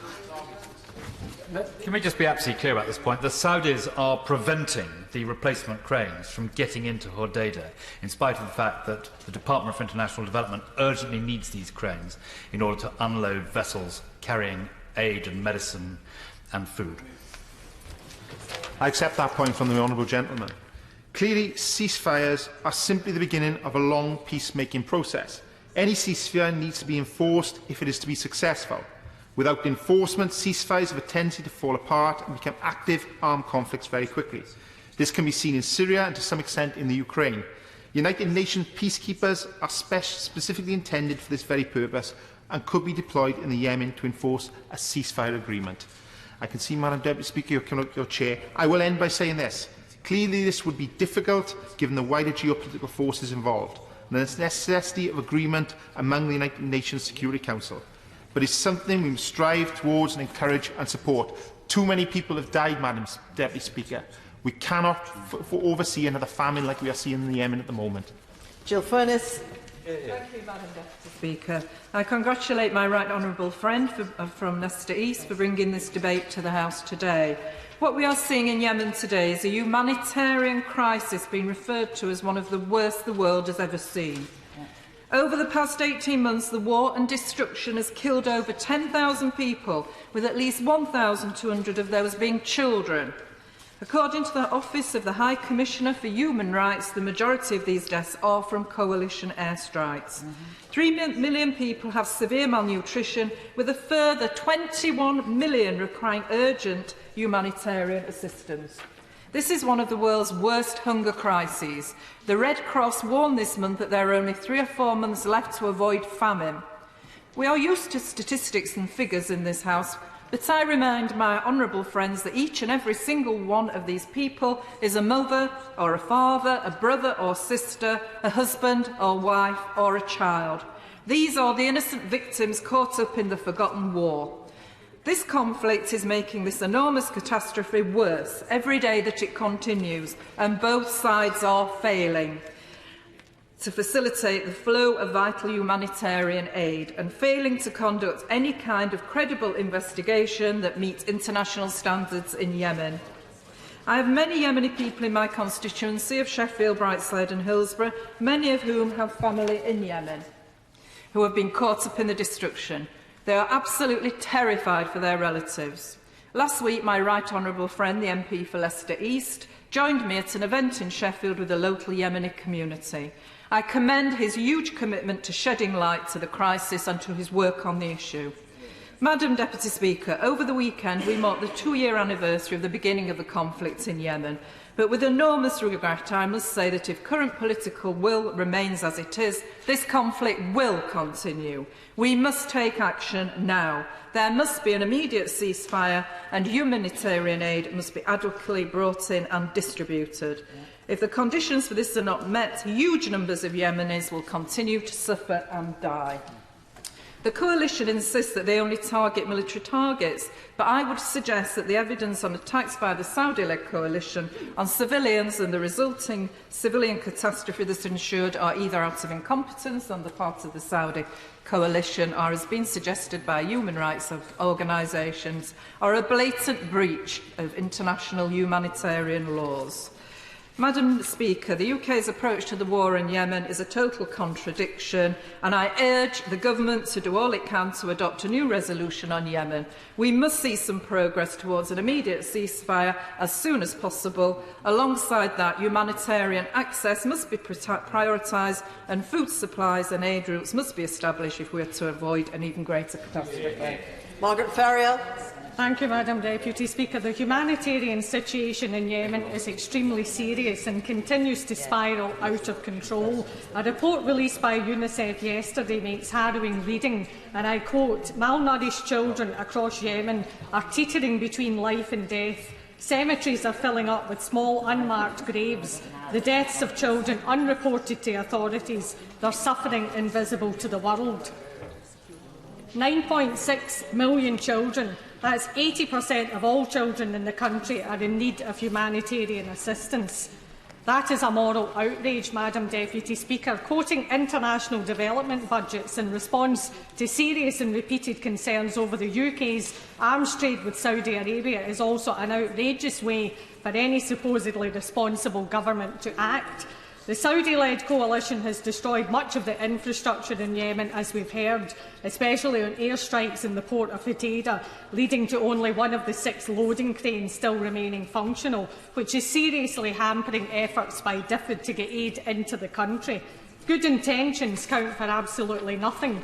What good is it if we allocate an aid budget yet continue to support those who are making it near impossible to get the aid to those who need it? Almost 10 million wee ones need assistance, and not only are we not doing enough to help, we are actively preventing ourselves from helping. Why are we ignoring the brutal and realistic prospect of an impending famine, a famine that will have been shamefully and utterly complicit in creating? The international development line simply won't wash anymore. And why are we selling Why is the UK government so keen to continue selling weapons that it is unwilling to even try to convince its Saudi ally to stop the bombing? Why are we not front and centre leading ceasefire negotiations at the UN? There are clear breaches of international humanitarian law on all sides of the conflict. Yet this government continues with its policy of implausible deniability about its allies, and worse still, its collusion in IHL breaches. The UK government's insistence that the Saudis should be allowed to investigate themselves would be laughably absurd if it weren't instead so obscenely improper. Madam Deputy Speaker, I don't have a lot of time, so unfortunately I have to end by saying the government appears totally incapable of changing direction or doing the right thing, and so it sticks to its line and ignores the consequences. This is real life, with millions of children starving, and this simply cannot continue. We need to see action if we are to prevent a catastrophe. The government cannot and must not wait another moment. Let us show real leadership and help to bring about an end to the widespread suffering of the people of Yemen. George Caravan. Thank you, Madam Deputy Speaker. I want to put it to the Minister, whose esteem has never been higher in this House after last week. I want to put it to the Minister that tomorrow is the last chance that the UK has of influencing the course of events materially in Yemen. Because, in my view, it seems there is a lot of building up to ensure that the conflict and the bombing will get worse and not less. The United States, since the arrival of the Trump regime, has significantly changed its stance. The level of US bombing in the Yemen has increased and is now greater than ever was before in the last 2 years. The Trump regime has changed its position, changed the Obama regime's position, on supplying precision weapons to the Saudi Air Force. The Saudi Air Force had almost run out of precision weapons, and the fear is that the Saudis will now use that resupply in order to intensify the bombing. Yesterday, the Washington Post had a very reputable report that Defence Secretary Mattis is asking permission from the White House to change the rules of conduct for the United States forces to intervene more strategically with the Saudi-led coalition in order to occupy the port of Hodeidah. Now, the Saudis and the Emirates do not have the material basis to undertake such an invasion. It would have to come from the US Marine carriers in the Gulf. That will only end up in a situation where, far from reducing the conflict, it will increase, and therefore the humanitarian crisis will get even worse. And what has not been, one thing I'd like to add, has not been mentioned so far in this debate, is the fact that there are now over 250,000 African refugees who've poured into Yemen in the last 2 years, over 100,000 in the last year, despite the conflict, fleeing famine in Africa, and therefore making the situation on the ground in Yemen even worse. So I would ask the Minister, what discussions have there been with the Trump regime regarding this intensification of American military involvement in the Yemen?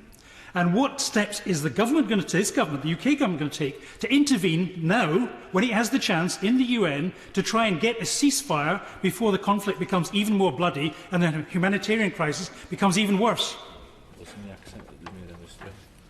Can we say Douglas Chapman? Thank you, Mr Deputy Speaker. Summing up from these benches is something of a tall order today, and I hope that the colleagues can forgive me for not fitting in all of their excellent contributions we've heard in this debate.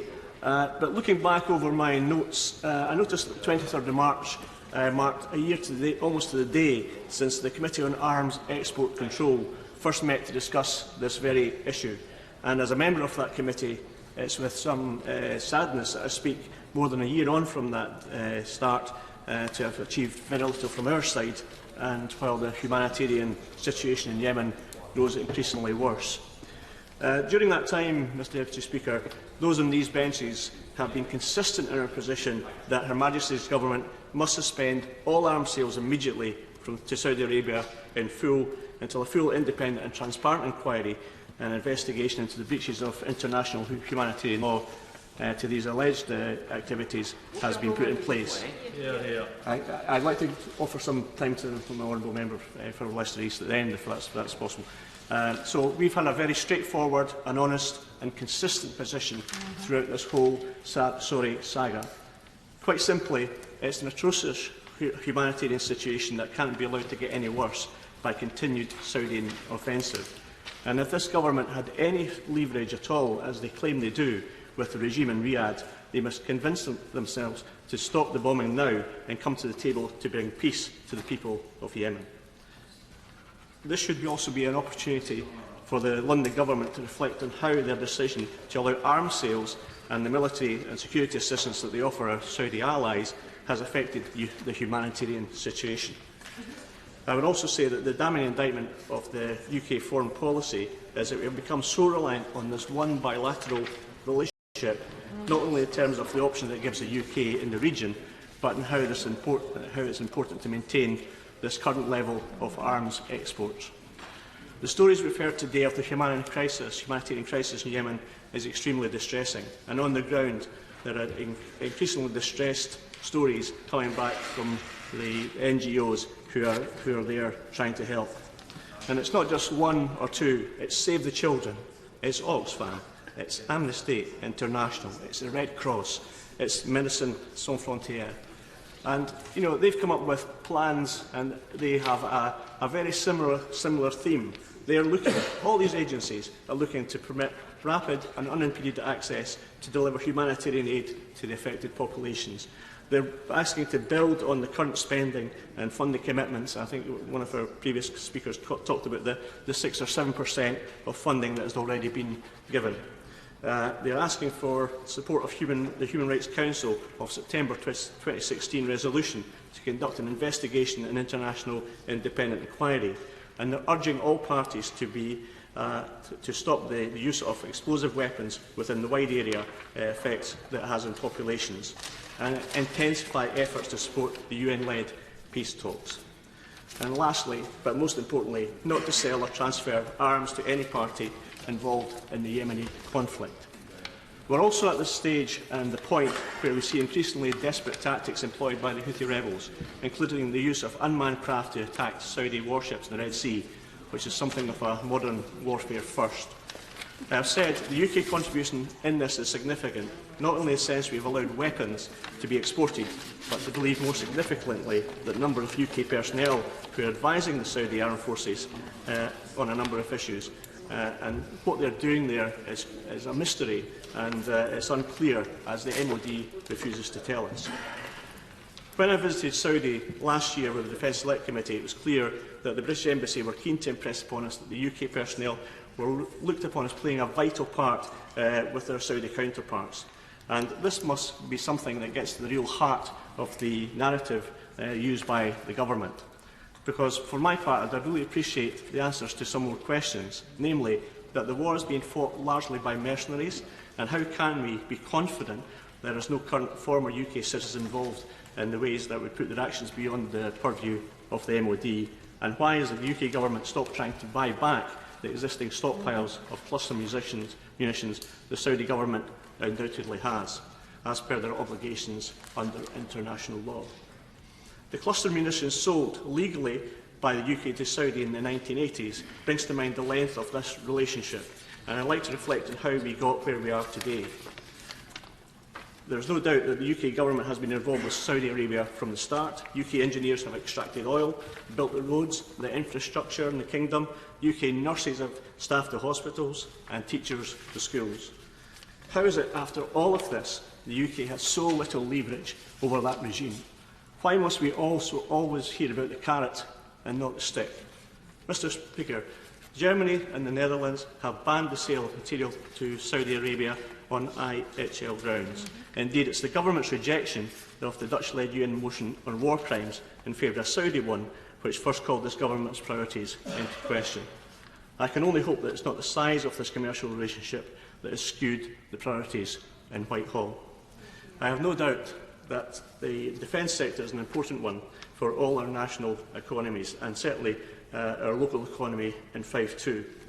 But with highly skilled jobs and the civilian applications of technology that all that brings, we must look again at the high standards of licensing that these products need to obtain in order to be sold worldwide.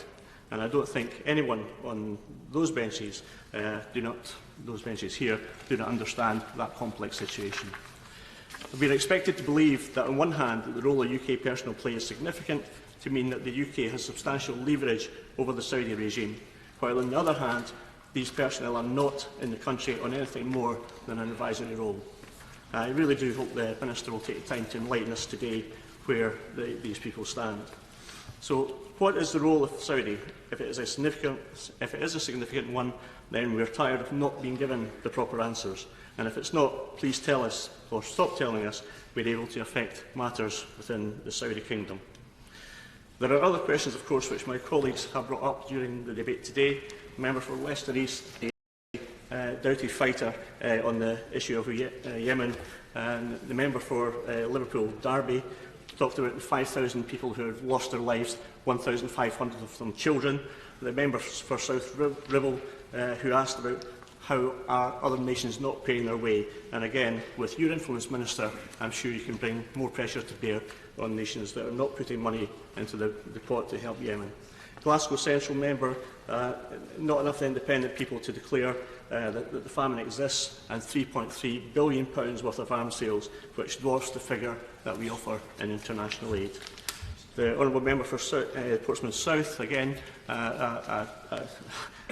always speaks on these matters with great distinction, and looking for a country in Yemen to return to be successful and to be a functioning country. That's what we all want, that's what we're all looking for. But in order to do that, we must stop the arms sales now to allow that space to allow peace to take place. The member for Rutherglen and Hamilton West highlighted the £500,000 of children who were suffering from malnutrition. So, again, Mr. Deputy Speaker, the issue here is about ceasing arms sales. Let's get on a path to peace and make sure the people of Yemen have got a fighting chance to rebuild their country in the future. Thank you very much, Mr Deputy Speaker. And may I start by thanking the sponsors of this debate as well, particularly my honourable friend, the member for Leicester East and the member for Portsmouth South. They were both born in Yemen and they bring a depth of knowledge and a passion to these debates, which we are very grateful for. In previous debates, we have tended to see Yemen through the prism of the British involvement in this conflict in the form of arms sales and other military support to the Saudi-led coalition. I don't intend to dwell on those issues today, although I'm sure that they will be raised again, not least because we await the High Court's judgment on the very legality of the government's sale of arms to Saudi in the next few weeks. But when we look at Yemen today, what we see, first and foremost, is a humanitarian catastrophe, the world's worst, according to the United Nations. We should not forget that even before the start of this war, Yemen was the poorest country in the Arab world, a destitute nation surrounded by wealthy neighbours with a desolate landscape which meant that it relied on imports for 90% of its food. And now Yemen is engulfed in a famine in all but name, and no wonder, because it's not just that 90% of the country's food is imported, but that the most of those imports need to go through the port of Hadija, the Red Sea port that has been razed by airstrikes, which have completely destroyed the cranes and which make it possible to unload the ship's cargoes. Even if the supplies could get as far as the port and then get through the roadblocks and the paperwork and the searches, some indeed call it a blockade, it is unlikely that they would be able to get any further, because another effect of the Saudi airstrikes is that they have systematically destroyed the roads and bridges that make it possible to get these supplies from one place to another. And then the other 10%, the small amount of food that the Yemeni people themselves produce. For most part, that has gone too, as bombs have struck factories and food markets, poultry farms, and even fishing boats. Jamie McGoldrick has said, who's the UN's humanitarian coordinator, the economic dimension of this war has become a tactic. It is an all-encompassing, applied economic suppression and strangulation that is causing everyone here to feel it. Another member of the United Nations, the UN Special Envoy for Yemen, however, in January told the Security Council that, quote, a viable proposal for peace was on the table and within reach. So the first question I have for the Minister is, what happened to that proposal? What happened to the proposal referred to by the Special Envoy? Where's it gone? Was it in connection to the ceasefire resolution that we were told that the UK would introduce 6 months ago? Can the Minister tell us what happened to that resolution? The last time we debated this matter, the Right Honourable Gentleman told us that the British Government was in the process of redrafting the resolution in order to make it up to date. I wonder how that is now going. Do we have an up-to-date resolution?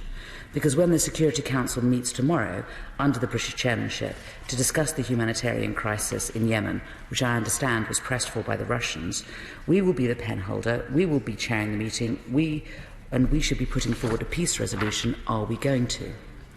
I fear not. I have been told that the UK is in fact increasingly stepping back on the diplomatic front for fear of upsetting the Saudis on the one hand and the Americans on the other, because the new administration in America, I am told, from my sources on the 38th floor, that the new administration is now considering stepping up its support for the coalition military campaign. If that is right, could he confirm that the Saudis have been given the rest of the year to stabilise Yemen, in the wording that is used, and to reassert the government's authority over the entire country? Surely that cannot be the case, because we all know that a military approach alone will not work.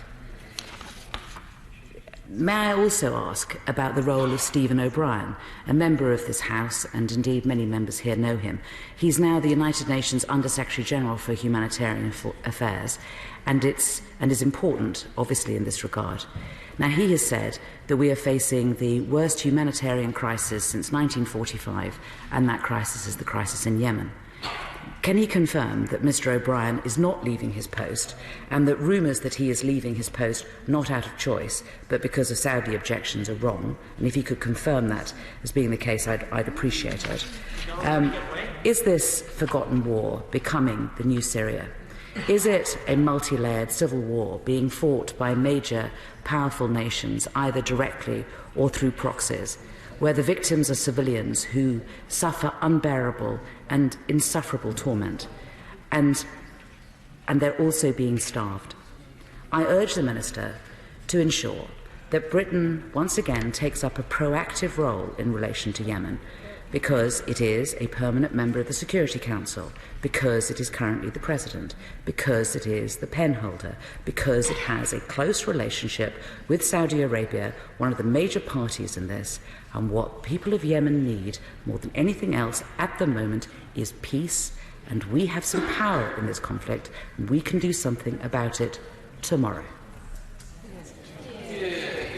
The Right Honourable Tobias Selwood.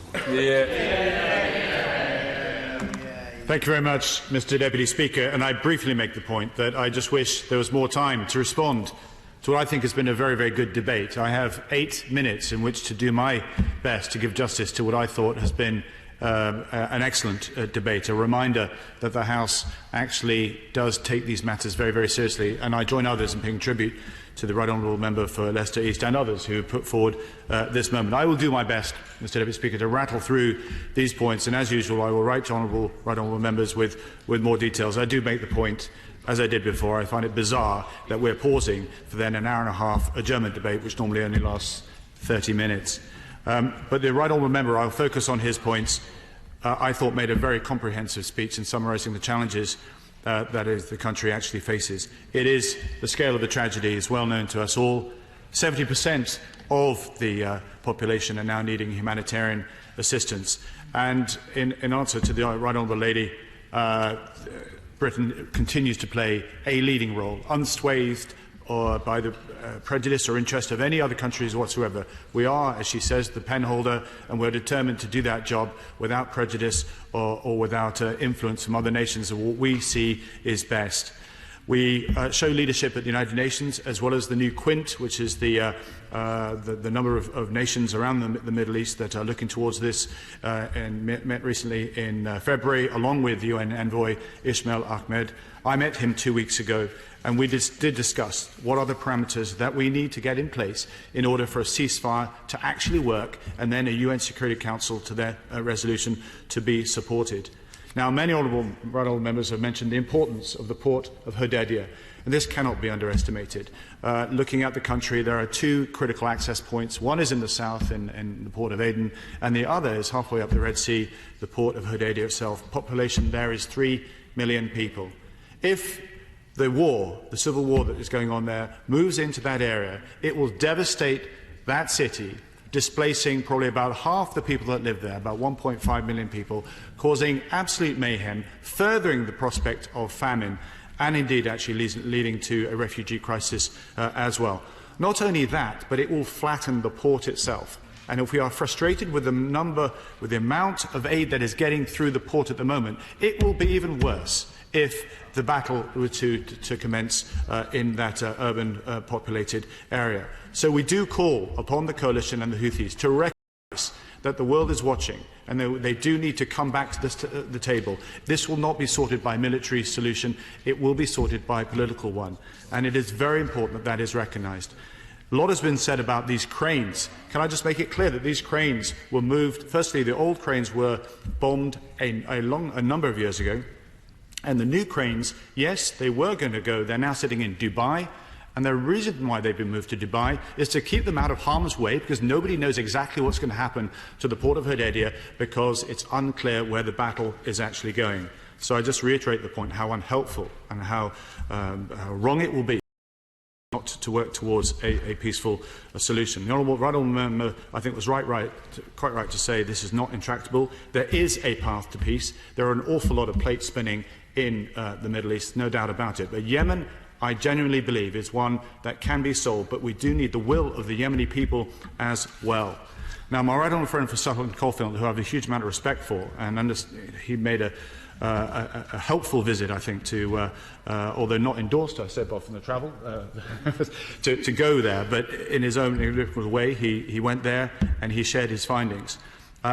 He talked about, paid tribute to the UN agencies, which I join in him in doing so, and he also spoke about perhaps a difference in strategy between different departments. I make it very, very clear that there is one clear strategy, but yes, I can see the dilemma in, on the one side, DFID, determined to get aid into the country, and then on the other side, this procrastinated war, which this coalition is pushing, and they're not doing a particularly good job about it.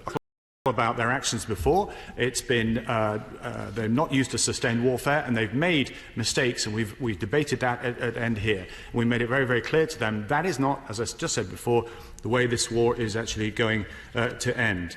But we certainly support what we do support is Saudi-led efforts to restore stability and check the advance of the Houthis, because this is what started all this in the first place. Let's not forget that the Houthis pushed through Sana'a, and they would have been taken over the port of Aden had a coalition not answered the call by President Hadi in order to stand up to his legitimacy. He talked about weapon systems. I'm afraid I don't have time. I do apologise. He talked about weapon systems getting in. They are, I'm afraid, Mr Deputy Speaker, getting in by land and by sea, not so much through the port of Hodeida, but smaller boats are getting in and providing arms from right up and down the Red Sea, and indeed through land corridors as well. So the UN verification inspection mechanism isn't working as best as it could do, because it's not able to capture all those boats that are moving in. Now, my right honourable friend made something which I have to contend with, which is, and we can discuss this afterwards, but I don't agree somehow that because Al-Qaeda is fighting the Houthis, that we should somehow be in some form of alignment with them. Al-Qaeda's track record shows that we cannot entertain any alliance whatsoever. They have brought insecurity and harm to the Middle East, and indeed to Europe as well. I'll briefly give way, because I thought he might... I should make it absolutely clear, Mr Deputy Speaker, that no one regards Al-Qaeda with greater abhorrence than me. The point that I was making was that in this particular conflict there are some very, very uneasy alliances against the Houthis. I apologise, Right Honourable. I know she wanted me to go away, but I think it's important that my right honourable friend put that on the record. It's very, very important indeed. Mr Deputy Speaker, many have called for a ceasefire, and that is fully understandable given where we actually want to go. But for this to work in practice, Mr Deputy Speaker, there are parameters that need to be in place. We do need to have withdrawal lines. We do need to have the decommissioning of heavy weapons, or agreement of that decommissioning. We do need to have buffer zones ready or in place or agreed. And we do need policing mechanisms to manage any violations that take place. Otherwise, you can see it ratcheting out of control, and then again the ceasefire is actually breached as well. Now, in my discussions with not only Ismail Ahmed, the UN envoy, but indeed other countries as well, we talked about the parameters of what a ceasefire would look like and the process that would be needed. And they are built around, firstly, the sequence security steps, including withdrawals. Secondly, agreed roles and appointments, indeed, in essence, a transition leadership. Thirdly, the resumption of discussions based on Resolution 2216 and indeed the GCC initiative. Fourthly, agreeing and signing a detailed agreement. And then fifthly, the finalisation of an electoral roadmap and then the drafting of a constitution which then takes you to elections as well. This is a ballpark design which the UN envoy is trying to promote, and it is the detail which is unfortunately causing problems for all stakeholders to actually sign. But I absolutely make it clear that we absolutely are committed at the United Nations to try to pursue this and to ensure that that ceasefire eventually comes around. The role of the United States has been mentioned as well. I'll be visiting the United States very soon to make sure that they are committed. Rex Tillerson, the new Secretary of State, worked in Yemen for a number of years. He knows the area very, very well indeed. I make it clear that the additional support, military support, that they are giving is not designed for them for more precision munitions. It's actually designed to give them better intelligence gathering so that less mistakes can be made. But more to the point, it's important that the United States works with us and indeed others to actually deter further military action and focus on getting that political agreement in place. Mr. Deputy Speaker, the UN Security Council Resolution 2216 was clear that unblocking the political process required the Houthis and forces loyal to former President Saleh to withdraw from Sennar and hand over their weapons. Despite consistent demands from the international community, the Houthi-Saleh alliance has refused to discuss these issues with the UN Special Envoy. They've also taken a series of unilateral steps that have undermined peace efforts, including the establishment of a Supreme Political Council and a shadow government to rival that of President Hadi's.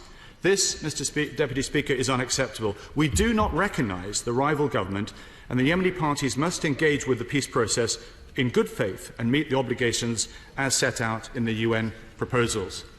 Mr. Deputy Speaker, in conclusion, this government is gravely concerned about the humanitarian crisis in Yemen, and we are taking a leading role in the international response. And that means not only providing substantial humanitarian aid, it also means using all diplomatic means available to us to support efforts to reach a political agreement and to press for a solution to the economic crisis. But ultimately, as I've said before, it is the Yemenis themselves who must reach a compromise. The Yemeni people need and deserve peace, and we continue to work with international partners to support efforts to secure it. Thank you. Keith Vauxhall. Mr. Deputy Speaker, with the leave of the House has spoken with one voice today. 45 members have attended the debate over the last 90 minutes. We could have had another 90 minutes to discuss this war. It may be a forgotten war outside, but it is not forgotten in the House of Commons. And the voice of this House is very clear. We want peace in Yemen, we want a ceasefire, an immediate ceasefire, and we want the aid to come into Yemen to avoid the famine that has been predicted, and we need to start tomorrow. We place that motion in the hands of the Minister. We wish him well, and we ask him to come back with better news for us. The question is as on the order paper. As many of that opinion say aye. Aye. The contrary, no. The ayes have it. The ayes have it. With leave of the House, I'd like to put motions 5 to 12 together. I'd like to move. Motions 5 to 12. Ministers move. The question is as on the order paper. As many of that opinion say aye. Aye. The contrary, no. The ayes have it. The ayes have it. Before I call the Minister to move motion number 13 on the regulatory reform, I should inform the House that Mr. Speaker has considered the instrument and has not certified it. Minister to move. I beg to move. Question is as on the order paper. Many of the say aye. Aye. Contrary, no. The ayes have it. We now come to petition Gloria de Porro. Mr Deputy Speaker, I rise to present a petition opposing the closure of the DWP office in Annesley, which could result in over 100 job losses, which would affect mainly women workers. The petitioners therefore request that the House of Commons urges the Government to ensure that Annesley DWP office is kept open so that there are no job losses. Yeah.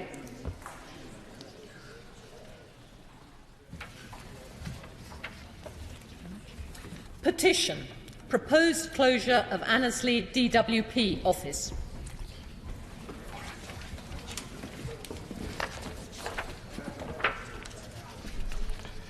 The question... sorry. I beg your pardon. This House to now adjourn. The question is this House to now adjourn. Hannah Barda. Thank you very much, Mr Deputy Speaker. 70 years ago this year, the Burngrange mining disaster happened in my constituency. It was and still stands as the worst accident in Scottish shale mining history. 53 men went down on shift on January 10, 1947, but only 38 came out alive. One miner's body was brought up with the survivors, but 14 men were trapped behind the debris and the fire. The heat and power of the fire was all-consuming. Hopes of any survivors faded fast as the hours passed. 15 men from my constituency died in this tragic accident.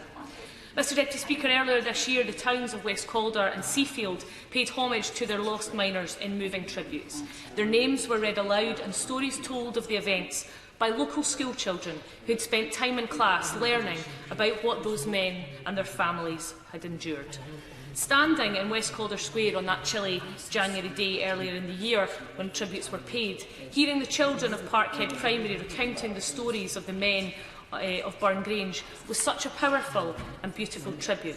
And I would also like to pay tribute to Alan Tufts and his team from the local area who worked so hard to put together tributes and bring the community together in commemoration. Mr Deputy Speaker, I am also proud to have the opportunity to read the names of those men again today. The men who lost their lives working for their families and their communities in an industry that is marked now by the Bings of West Lothian that surround my constituency. John McGarty, 30, Linefield Avenue, West Calder, single. John Lightbody, 39, Glogue Place, West Calder, married, 2 of a family. Anthony Gogan, 44, Parkhead Crescent, West Calder, married, 2 of a family. David Muir, 32, Parkhead Crescent, West Calder, single. George Easton, 48, Northfield Cottages, West Calder, married, 3 of a family. Henry Cowie, 28, Parkhead Crescent, West Calder, single. William Ritchie, 50, Cowsland Terrace, Seafield, married, 3 of a family. John Fairley, 21, Old Rose, Seafield, single. Thomas Heggie, 27, Cowsland Crescent, Seafield, 2 of a family. William Finlay, 56, Polbeth, married, 3 of a family.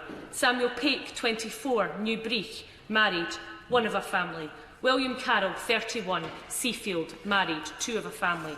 David Carroll, 37, Old Rose, Seafield, married, 5 of a family. I cannot imagine how the local mining community felt when the pit sirens wailed to warn of disaster. The families running to the pit to wait for news, a wait that lasted for days, before the families could claim the bodies of their fathers, husbands, brothers and sons. Today I pay tribute to them and their sacrifice. And my own grandfather went down the pit as a coal miner just a few miles along the road as a fitter in Easton Colliery, Bathgate. He and his father and 2 brothers all had serious accidents during their time as miners. Accidents, he told me, growing up, were just part of the job. And I grew up with stories of him hauling himself through tiny crevices. At 5'5", he was a wee manny and got sent down all the nooks and crannies that the bigger men couldn't fit into. There was one accident he often told me of, when the tow rope broke and with a loaded tub full of coal was sent careering down the shaft, knocking him unconscious, leaving a serious gash in the back of his head. The truth was, Mr Deputy Speaker, he should never have been where he was, but it was a path well trodden by the miners around him.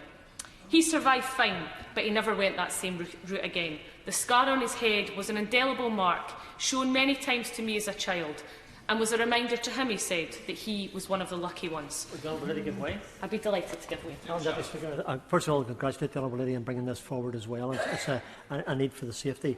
Does the Honourable Lady agree that it's essential that government works with the representatives of the mining industry safety leadership group to provide a forum to, first of all, develop, lead and implement a strategy for health and safety in the mining industry?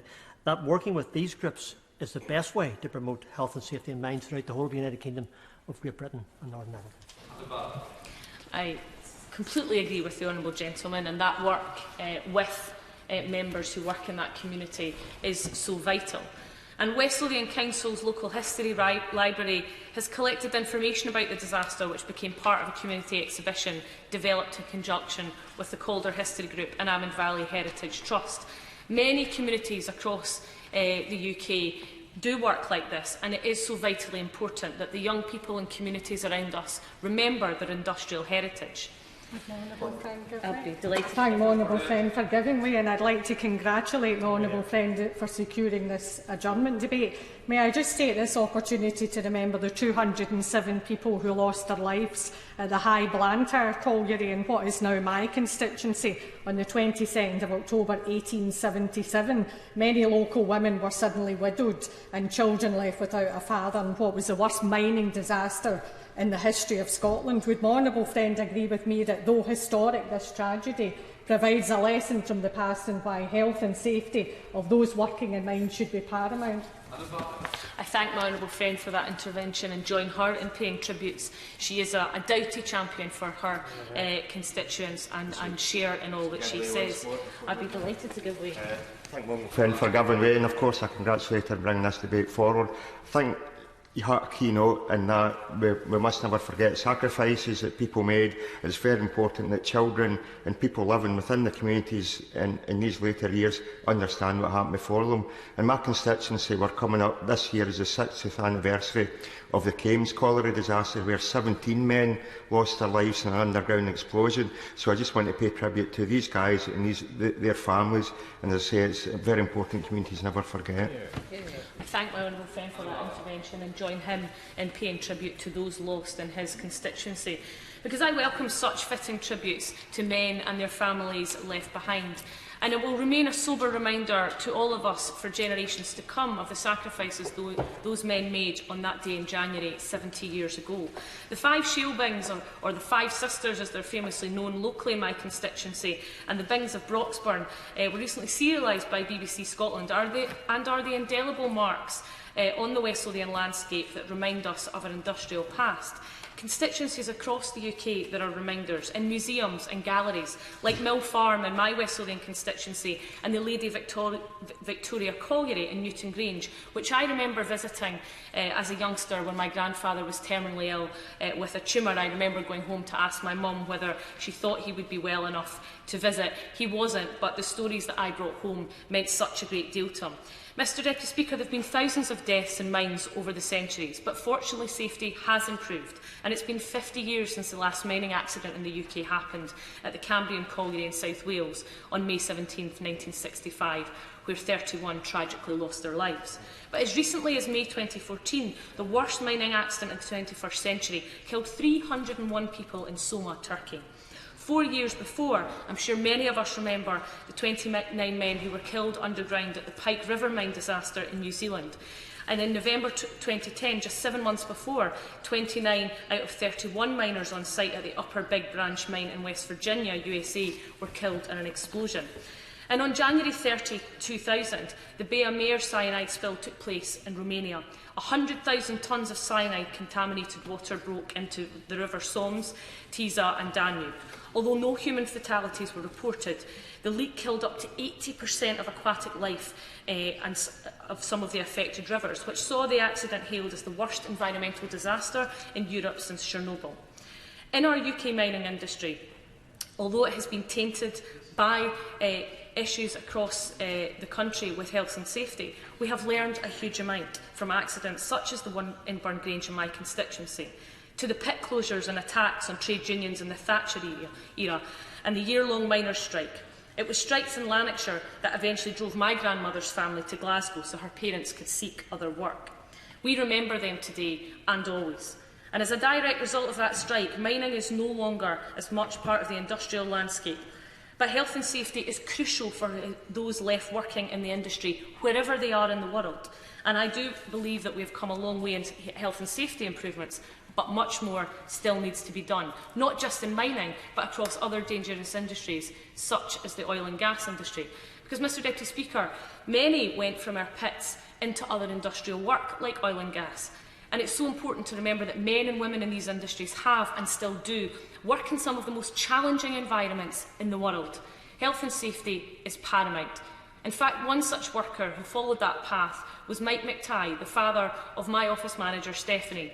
He worked in the Bilston Glen pit in Edinburgh for many years and was the last of a famous breed of coal miners in Scotland who moved on to work in oil and gas, and he only retired a few months ago. He told me recently how he was once caught in a roof fall of a pit, and as terrifying as it was, he said that going down the leg of a platform where you're often alone, responsible for your own air supply and surrounded by many toxic gases was quite possibly the scariest and most hostile environment he'd ever been in.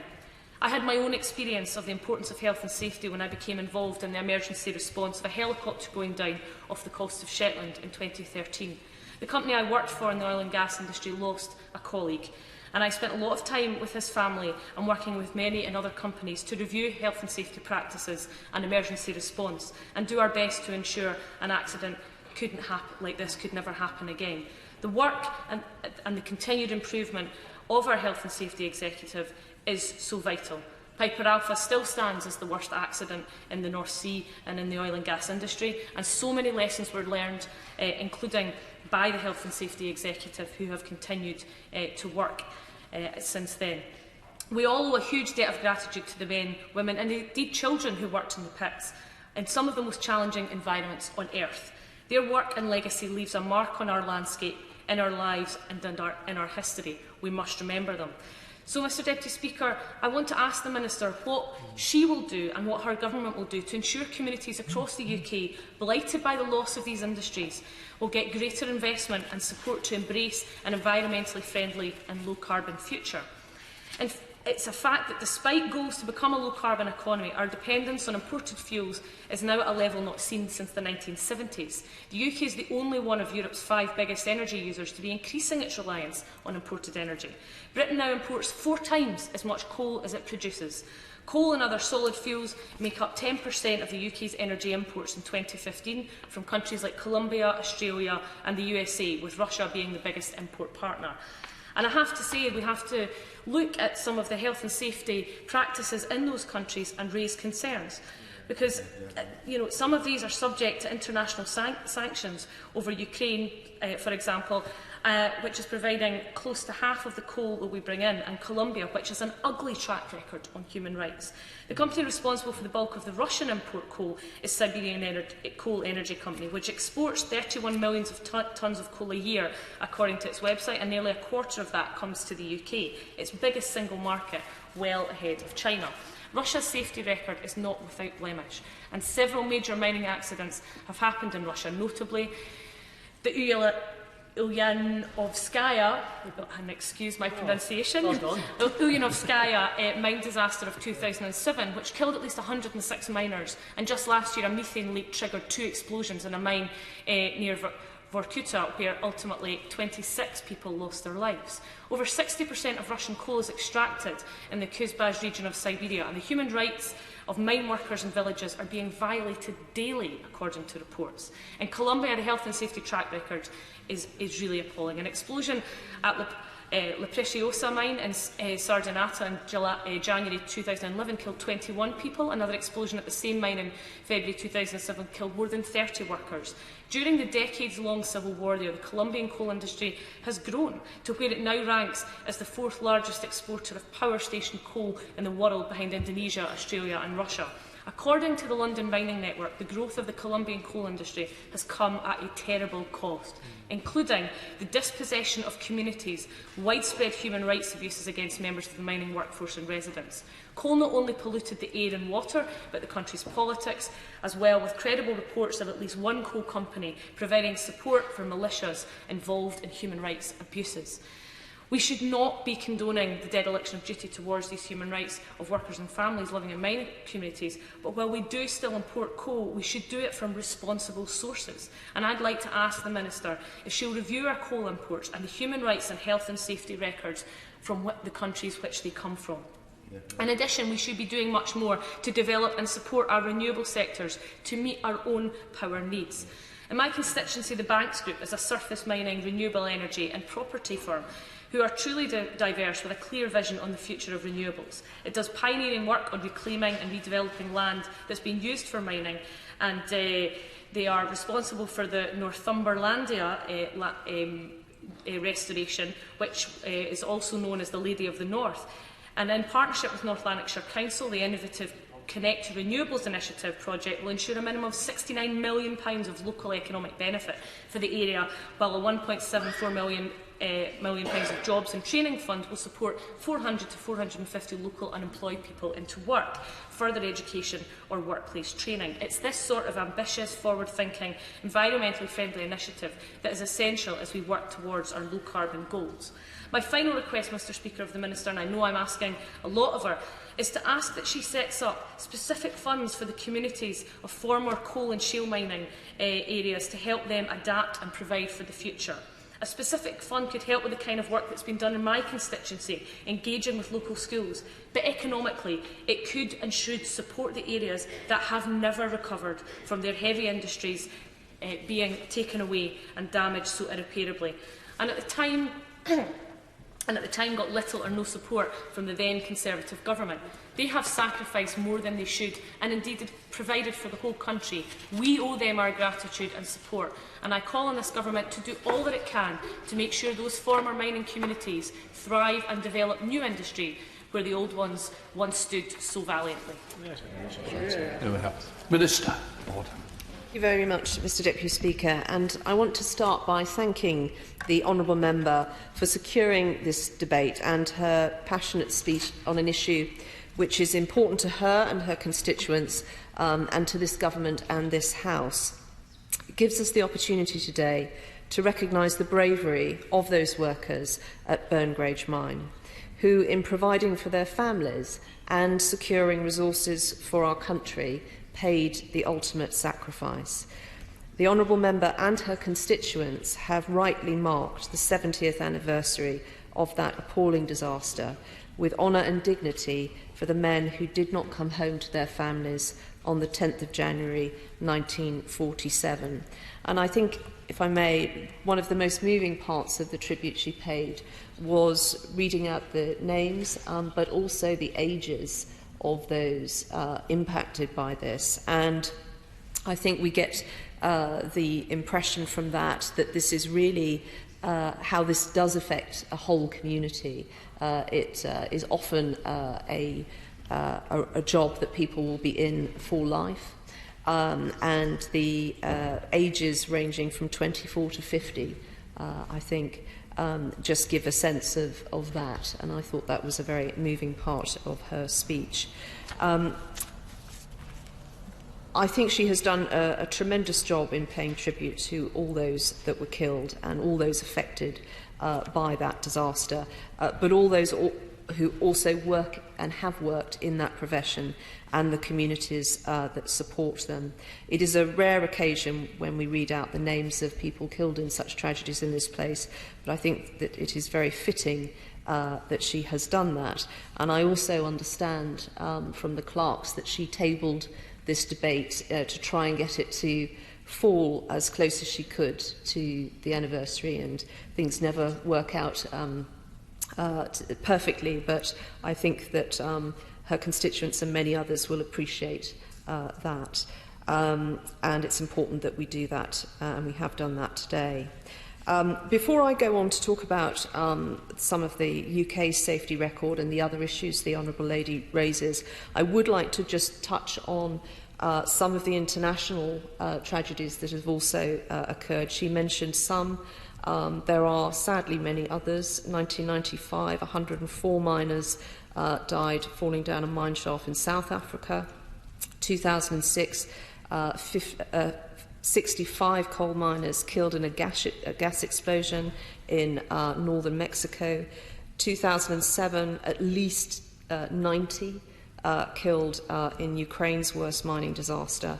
And in 2011, 52 people killed in southwestern Pakistan after a gas explosion in a deep coal mine.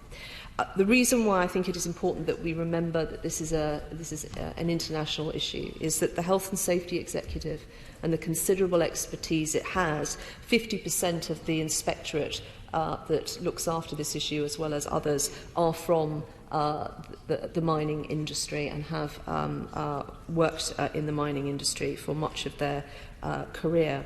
But they have ambitions to export their expertise. The Health and Safety Executive's latest business plan is clearly trying to do more of that, and I think that's one of the things. We do have a good record, we have huge expertise, and that is one thing that we can do and make a real contribution, particularly in developing nations who often, when disaster strikes, it is unimaginable. So I think that is important, and I would encourage them to do that. They are doing a huge amount of work in this area already. Just to mention a couple of recent things that they have done. They've been leading some work in Australia on ventilation issues and on engineering safety in Russia as well, which the Honourable Lady particularly referred to that country in her speech. And I would also pay tribute, as the Honourable Lady did, to all those who also step in when disaster strikes and often provide support and expertise to the rescue and recovery when such disasters strike. I am particularly proud of this because the combined international rescue services that are contributed to by the UK's blue light services train and drill in my constituency annually for such events, and her debate today affords me the opportunity to pay tribute to them as well. Burngage and other mine incidents led to the introduction of a great deal of legislation in the latter half of the 20th century. And there were a number of important recommendations contained in the official report of that particular explosion and fire for improving health and safety in mines, including in particular instructions on the use of safety lamps, how explosives should be selected, stored, handled and used safely, the need for adequate ventilation and the sampling of a mine's atmosphere. Health and safety regulation in this country has improved greatly over the last 70 years, learning from previous experiences in order to try and prevent as far as possible disasters and other incidents that can lead to loss of life, injury or ill health. And at the time the Health and Safety Executive at Work Act was introduced in 1974, there were 651 fatalities to employees. The comparative number today is 105. So that is progress made, but clearly still more needs to be done. And in 2014, following an extensive review, the Mines Regulations 2014 Act replaced all previous legislation relating to health and safety in underground mines, some 45 sets of regulations and the relevant parts of 2 acts of Parliament. And importantly, they provided a comprehensive and simple goal-setting legal framework to ensure that mine operators provide all the necessary protection for mine workers and others from the inherent hazards in mines. The regulations contain requirements relating to the key organisational aspects of safe management of a mine and to the key physical hazards inherent to underground mining, the principal major hazards of which are unique to that particular sector. And in addition to the industry-specific mines regulations mine operators must comply with, there is also the Health and Safety at Work Act, the Management of Health and Safety at Work Regulations 1999, the Dangerous Substances and Explosive Atmospheres Regulations 2002, and the Control of Substances Hazardous to Health Regulations, also of that same year. There are around 2,000 workers still involved in underground mining, and they deserve the highest standards of health and safety. And as the Honourable Member for Strangford pointed out, often that will mean working in partnership with other organisations, and I thank him for his intervention as well. The Health and Safety Executive has a regulatory intervention plan for every underground mine in Great Britain, no matter whether it is still an active mine or whether it is there for heritage and tourism purposes. And this reflects the specific inherent hazards of mines and the previous health and safety performance of those mines. Those that are bearing the greatest risk and have the poorest record receive the most attention.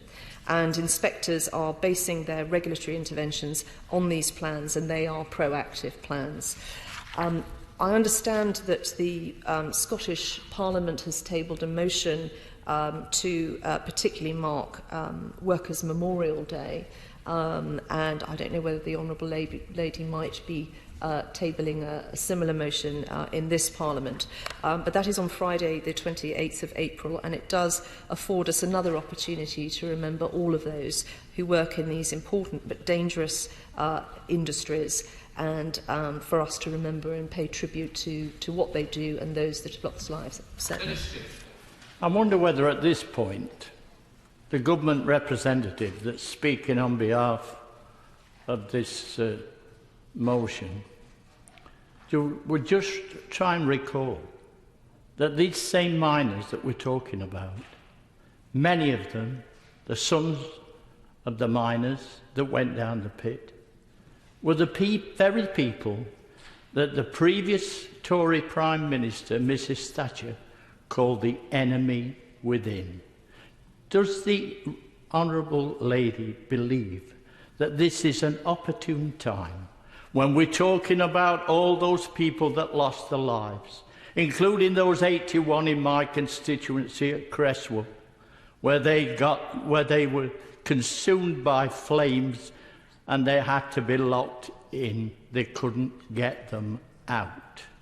And those 18 people that fell down the shaft at Markham Colliery in Derbyshire to their death, they were the same people that the previous Tory Prime Minister called the enemy within.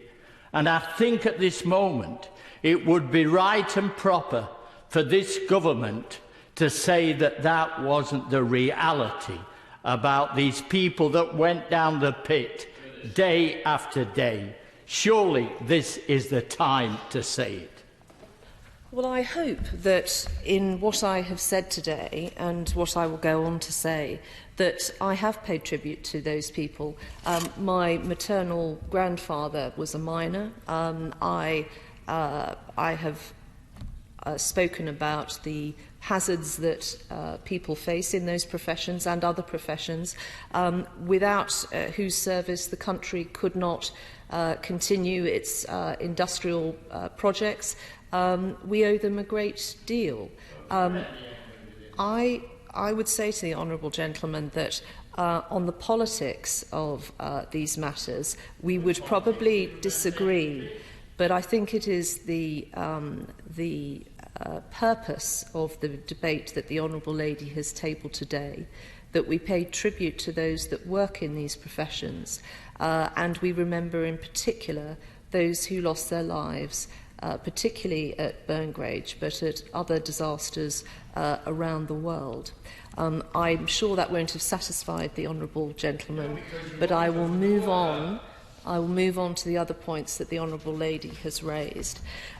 Quite rightly, the Honourable Lady has touched on what we can do through our policies in other government departments to encourage good practice and to encourage other countries to take health and safety as seriously as we do in the UK. I think that in my department, which is responsible for the Health and Safety Executive, there are some considerable opportunities that come with the Health and Safety Executive's ambitions to export its good practice, and I think that is important. And certainly I will ask my counterparts at the Department of Bays to write to the Honourable Lady on the specifics of how they are developing their energy strategy to take into account the very valid points the Honourable Lady raises. And on the other matter of regeneration for these communities, because where I think I'm in danger of perhaps agreeing potentially with the Honourable Member for Bolsover that was not done well, things that were not done well in the past, was ensuring regeneration of those areas where industries, where entire communities have been dependent on them, were collapsing. And where that happens, you want swift intervention and you want investment. And one of the privileges of the first ministerial post I held, which was in local government, was working with local enterprise partnerships on getting particular investment into those areas.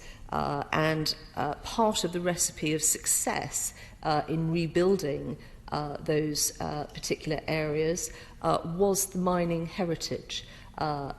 Many projects that were, whether they were creating business parks around energy, whether they were creating a tourist offer, quite often it would come back to the mining heritage of those particular areas. So I think that ties in very well with the important points the Honourable Lady has raised about heritage today, and remembering that and giving it the status it should have as part of our nation's history.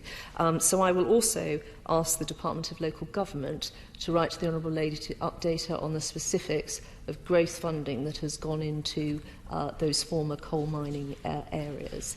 And I will close by once again thanking the... I'll happy to take an intervention. Thank the Minister for giving way. So just before she closes, in terms of funding, she may be aware that the UK Government pulled funding for the Caulfield Communities Trust. The Scottish Government still provides funding in Scotland. Is that not something the Government should look at as well? And one final point, in terms of mine workers that have survived, she may be aware that the Government actually takes 50% of the annual returns from the mine workers' pension pot. I would suggest the Government should maybe reconsider that as well. Hear, hear. The Honourable Gentleman refers to the trust, which was closed and wound up. However, there were other sources of funding made available through the usual growth funding channels, and much of that has been directed into those particular communities. I know that because I was at the department looking at how those funds had been allocated. But I think that whether it is mining or whether it is other industries that are not providing the support to those communities wherever they are across the UK, we need to have a strong plan and a strong vision for those communities. What is it that is going to replace that? We shouldn't leave people without that. I thank the right honourable lady, and she's made some very encouraging and positive points, and I look forward to receiving those responses. You know, on the matter of distribution of funds, would she consider it appropriate for those former mining communities to be considered alongside the city growth plans and city growth deals? Because it would seem to me an ideal criteria on which to apply consideration of the distribution of funds, because very often it is outside of city centres where the areas of worst deprivation and challenge are, such of those in my constituent and that of my honourable friend. Yeah, yeah. Well, I think the Honourable Lady makes a very good point that if one aspect of what makes a community strong and economically viable is removed, then other parts, education system, attracting teachers in, all sorts of things then start to become harder. And I think that it is absolutely vital, I know it from my own constituency, that there is a clear vision and proposition for how the economy is going to not only grow but also be stable. And that might mean diversification, it might mean a different approach to some of the strengths and assets a particular community has had. But I think that is the key to success. That is what not only attracts public money and investment, but also private investment as well. And that's what some of these communities need. I thank the Honourable Lady again. I will intervene. The Minister has failed to answer the point about the money that the government takes from the Migrant Workers Pension Scheme. Can we have an assurance that at this stage now there are no deep mine pits left in Britain at all, just a few private mines and a bit of open casting? Can we now have an assurance that the government will cease from taking that money out of the pension scheme so the miners that she's talking about would get an even better pension? Well, the honourable gentleman raises a serious point that deserves a serious answer, and if I could ask him, given the limits that I have in this adjournment debate, if he would write to the Pensions Minister. Well, I'm sure I don't need to encourage the honourable gentleman to keep going, but if he is not satisfied with an answer, he should write again. But I'm not able, I'm afraid, to add anything to what the Pensions Minister will have already told the honourable gentleman. I will, unless there are any other interventions, I thank all honourable members for the contribution they have made, and in particular the honourable lady from Livingston, who has done a great service to all those who lost their lives in this particular tragedy and all those touched by it. The question is, this House to now adjourn. As many other opinions say aye. Aye. The ayes have it. The ayes have it. Order. Order.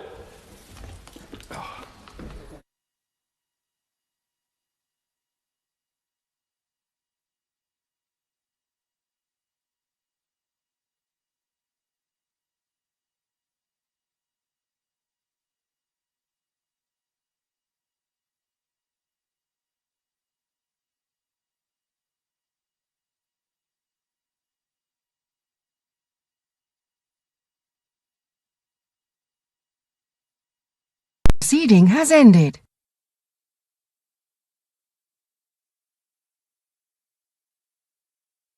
The proceeding has ended.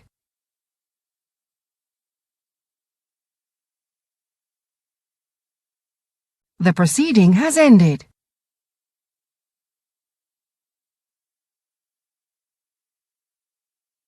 The proceeding has ended.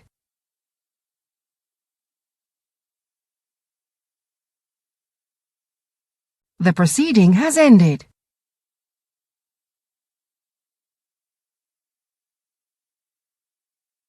The proceeding has ended.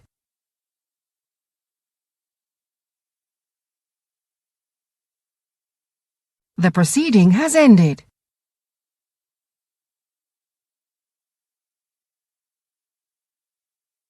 The proceeding has ended.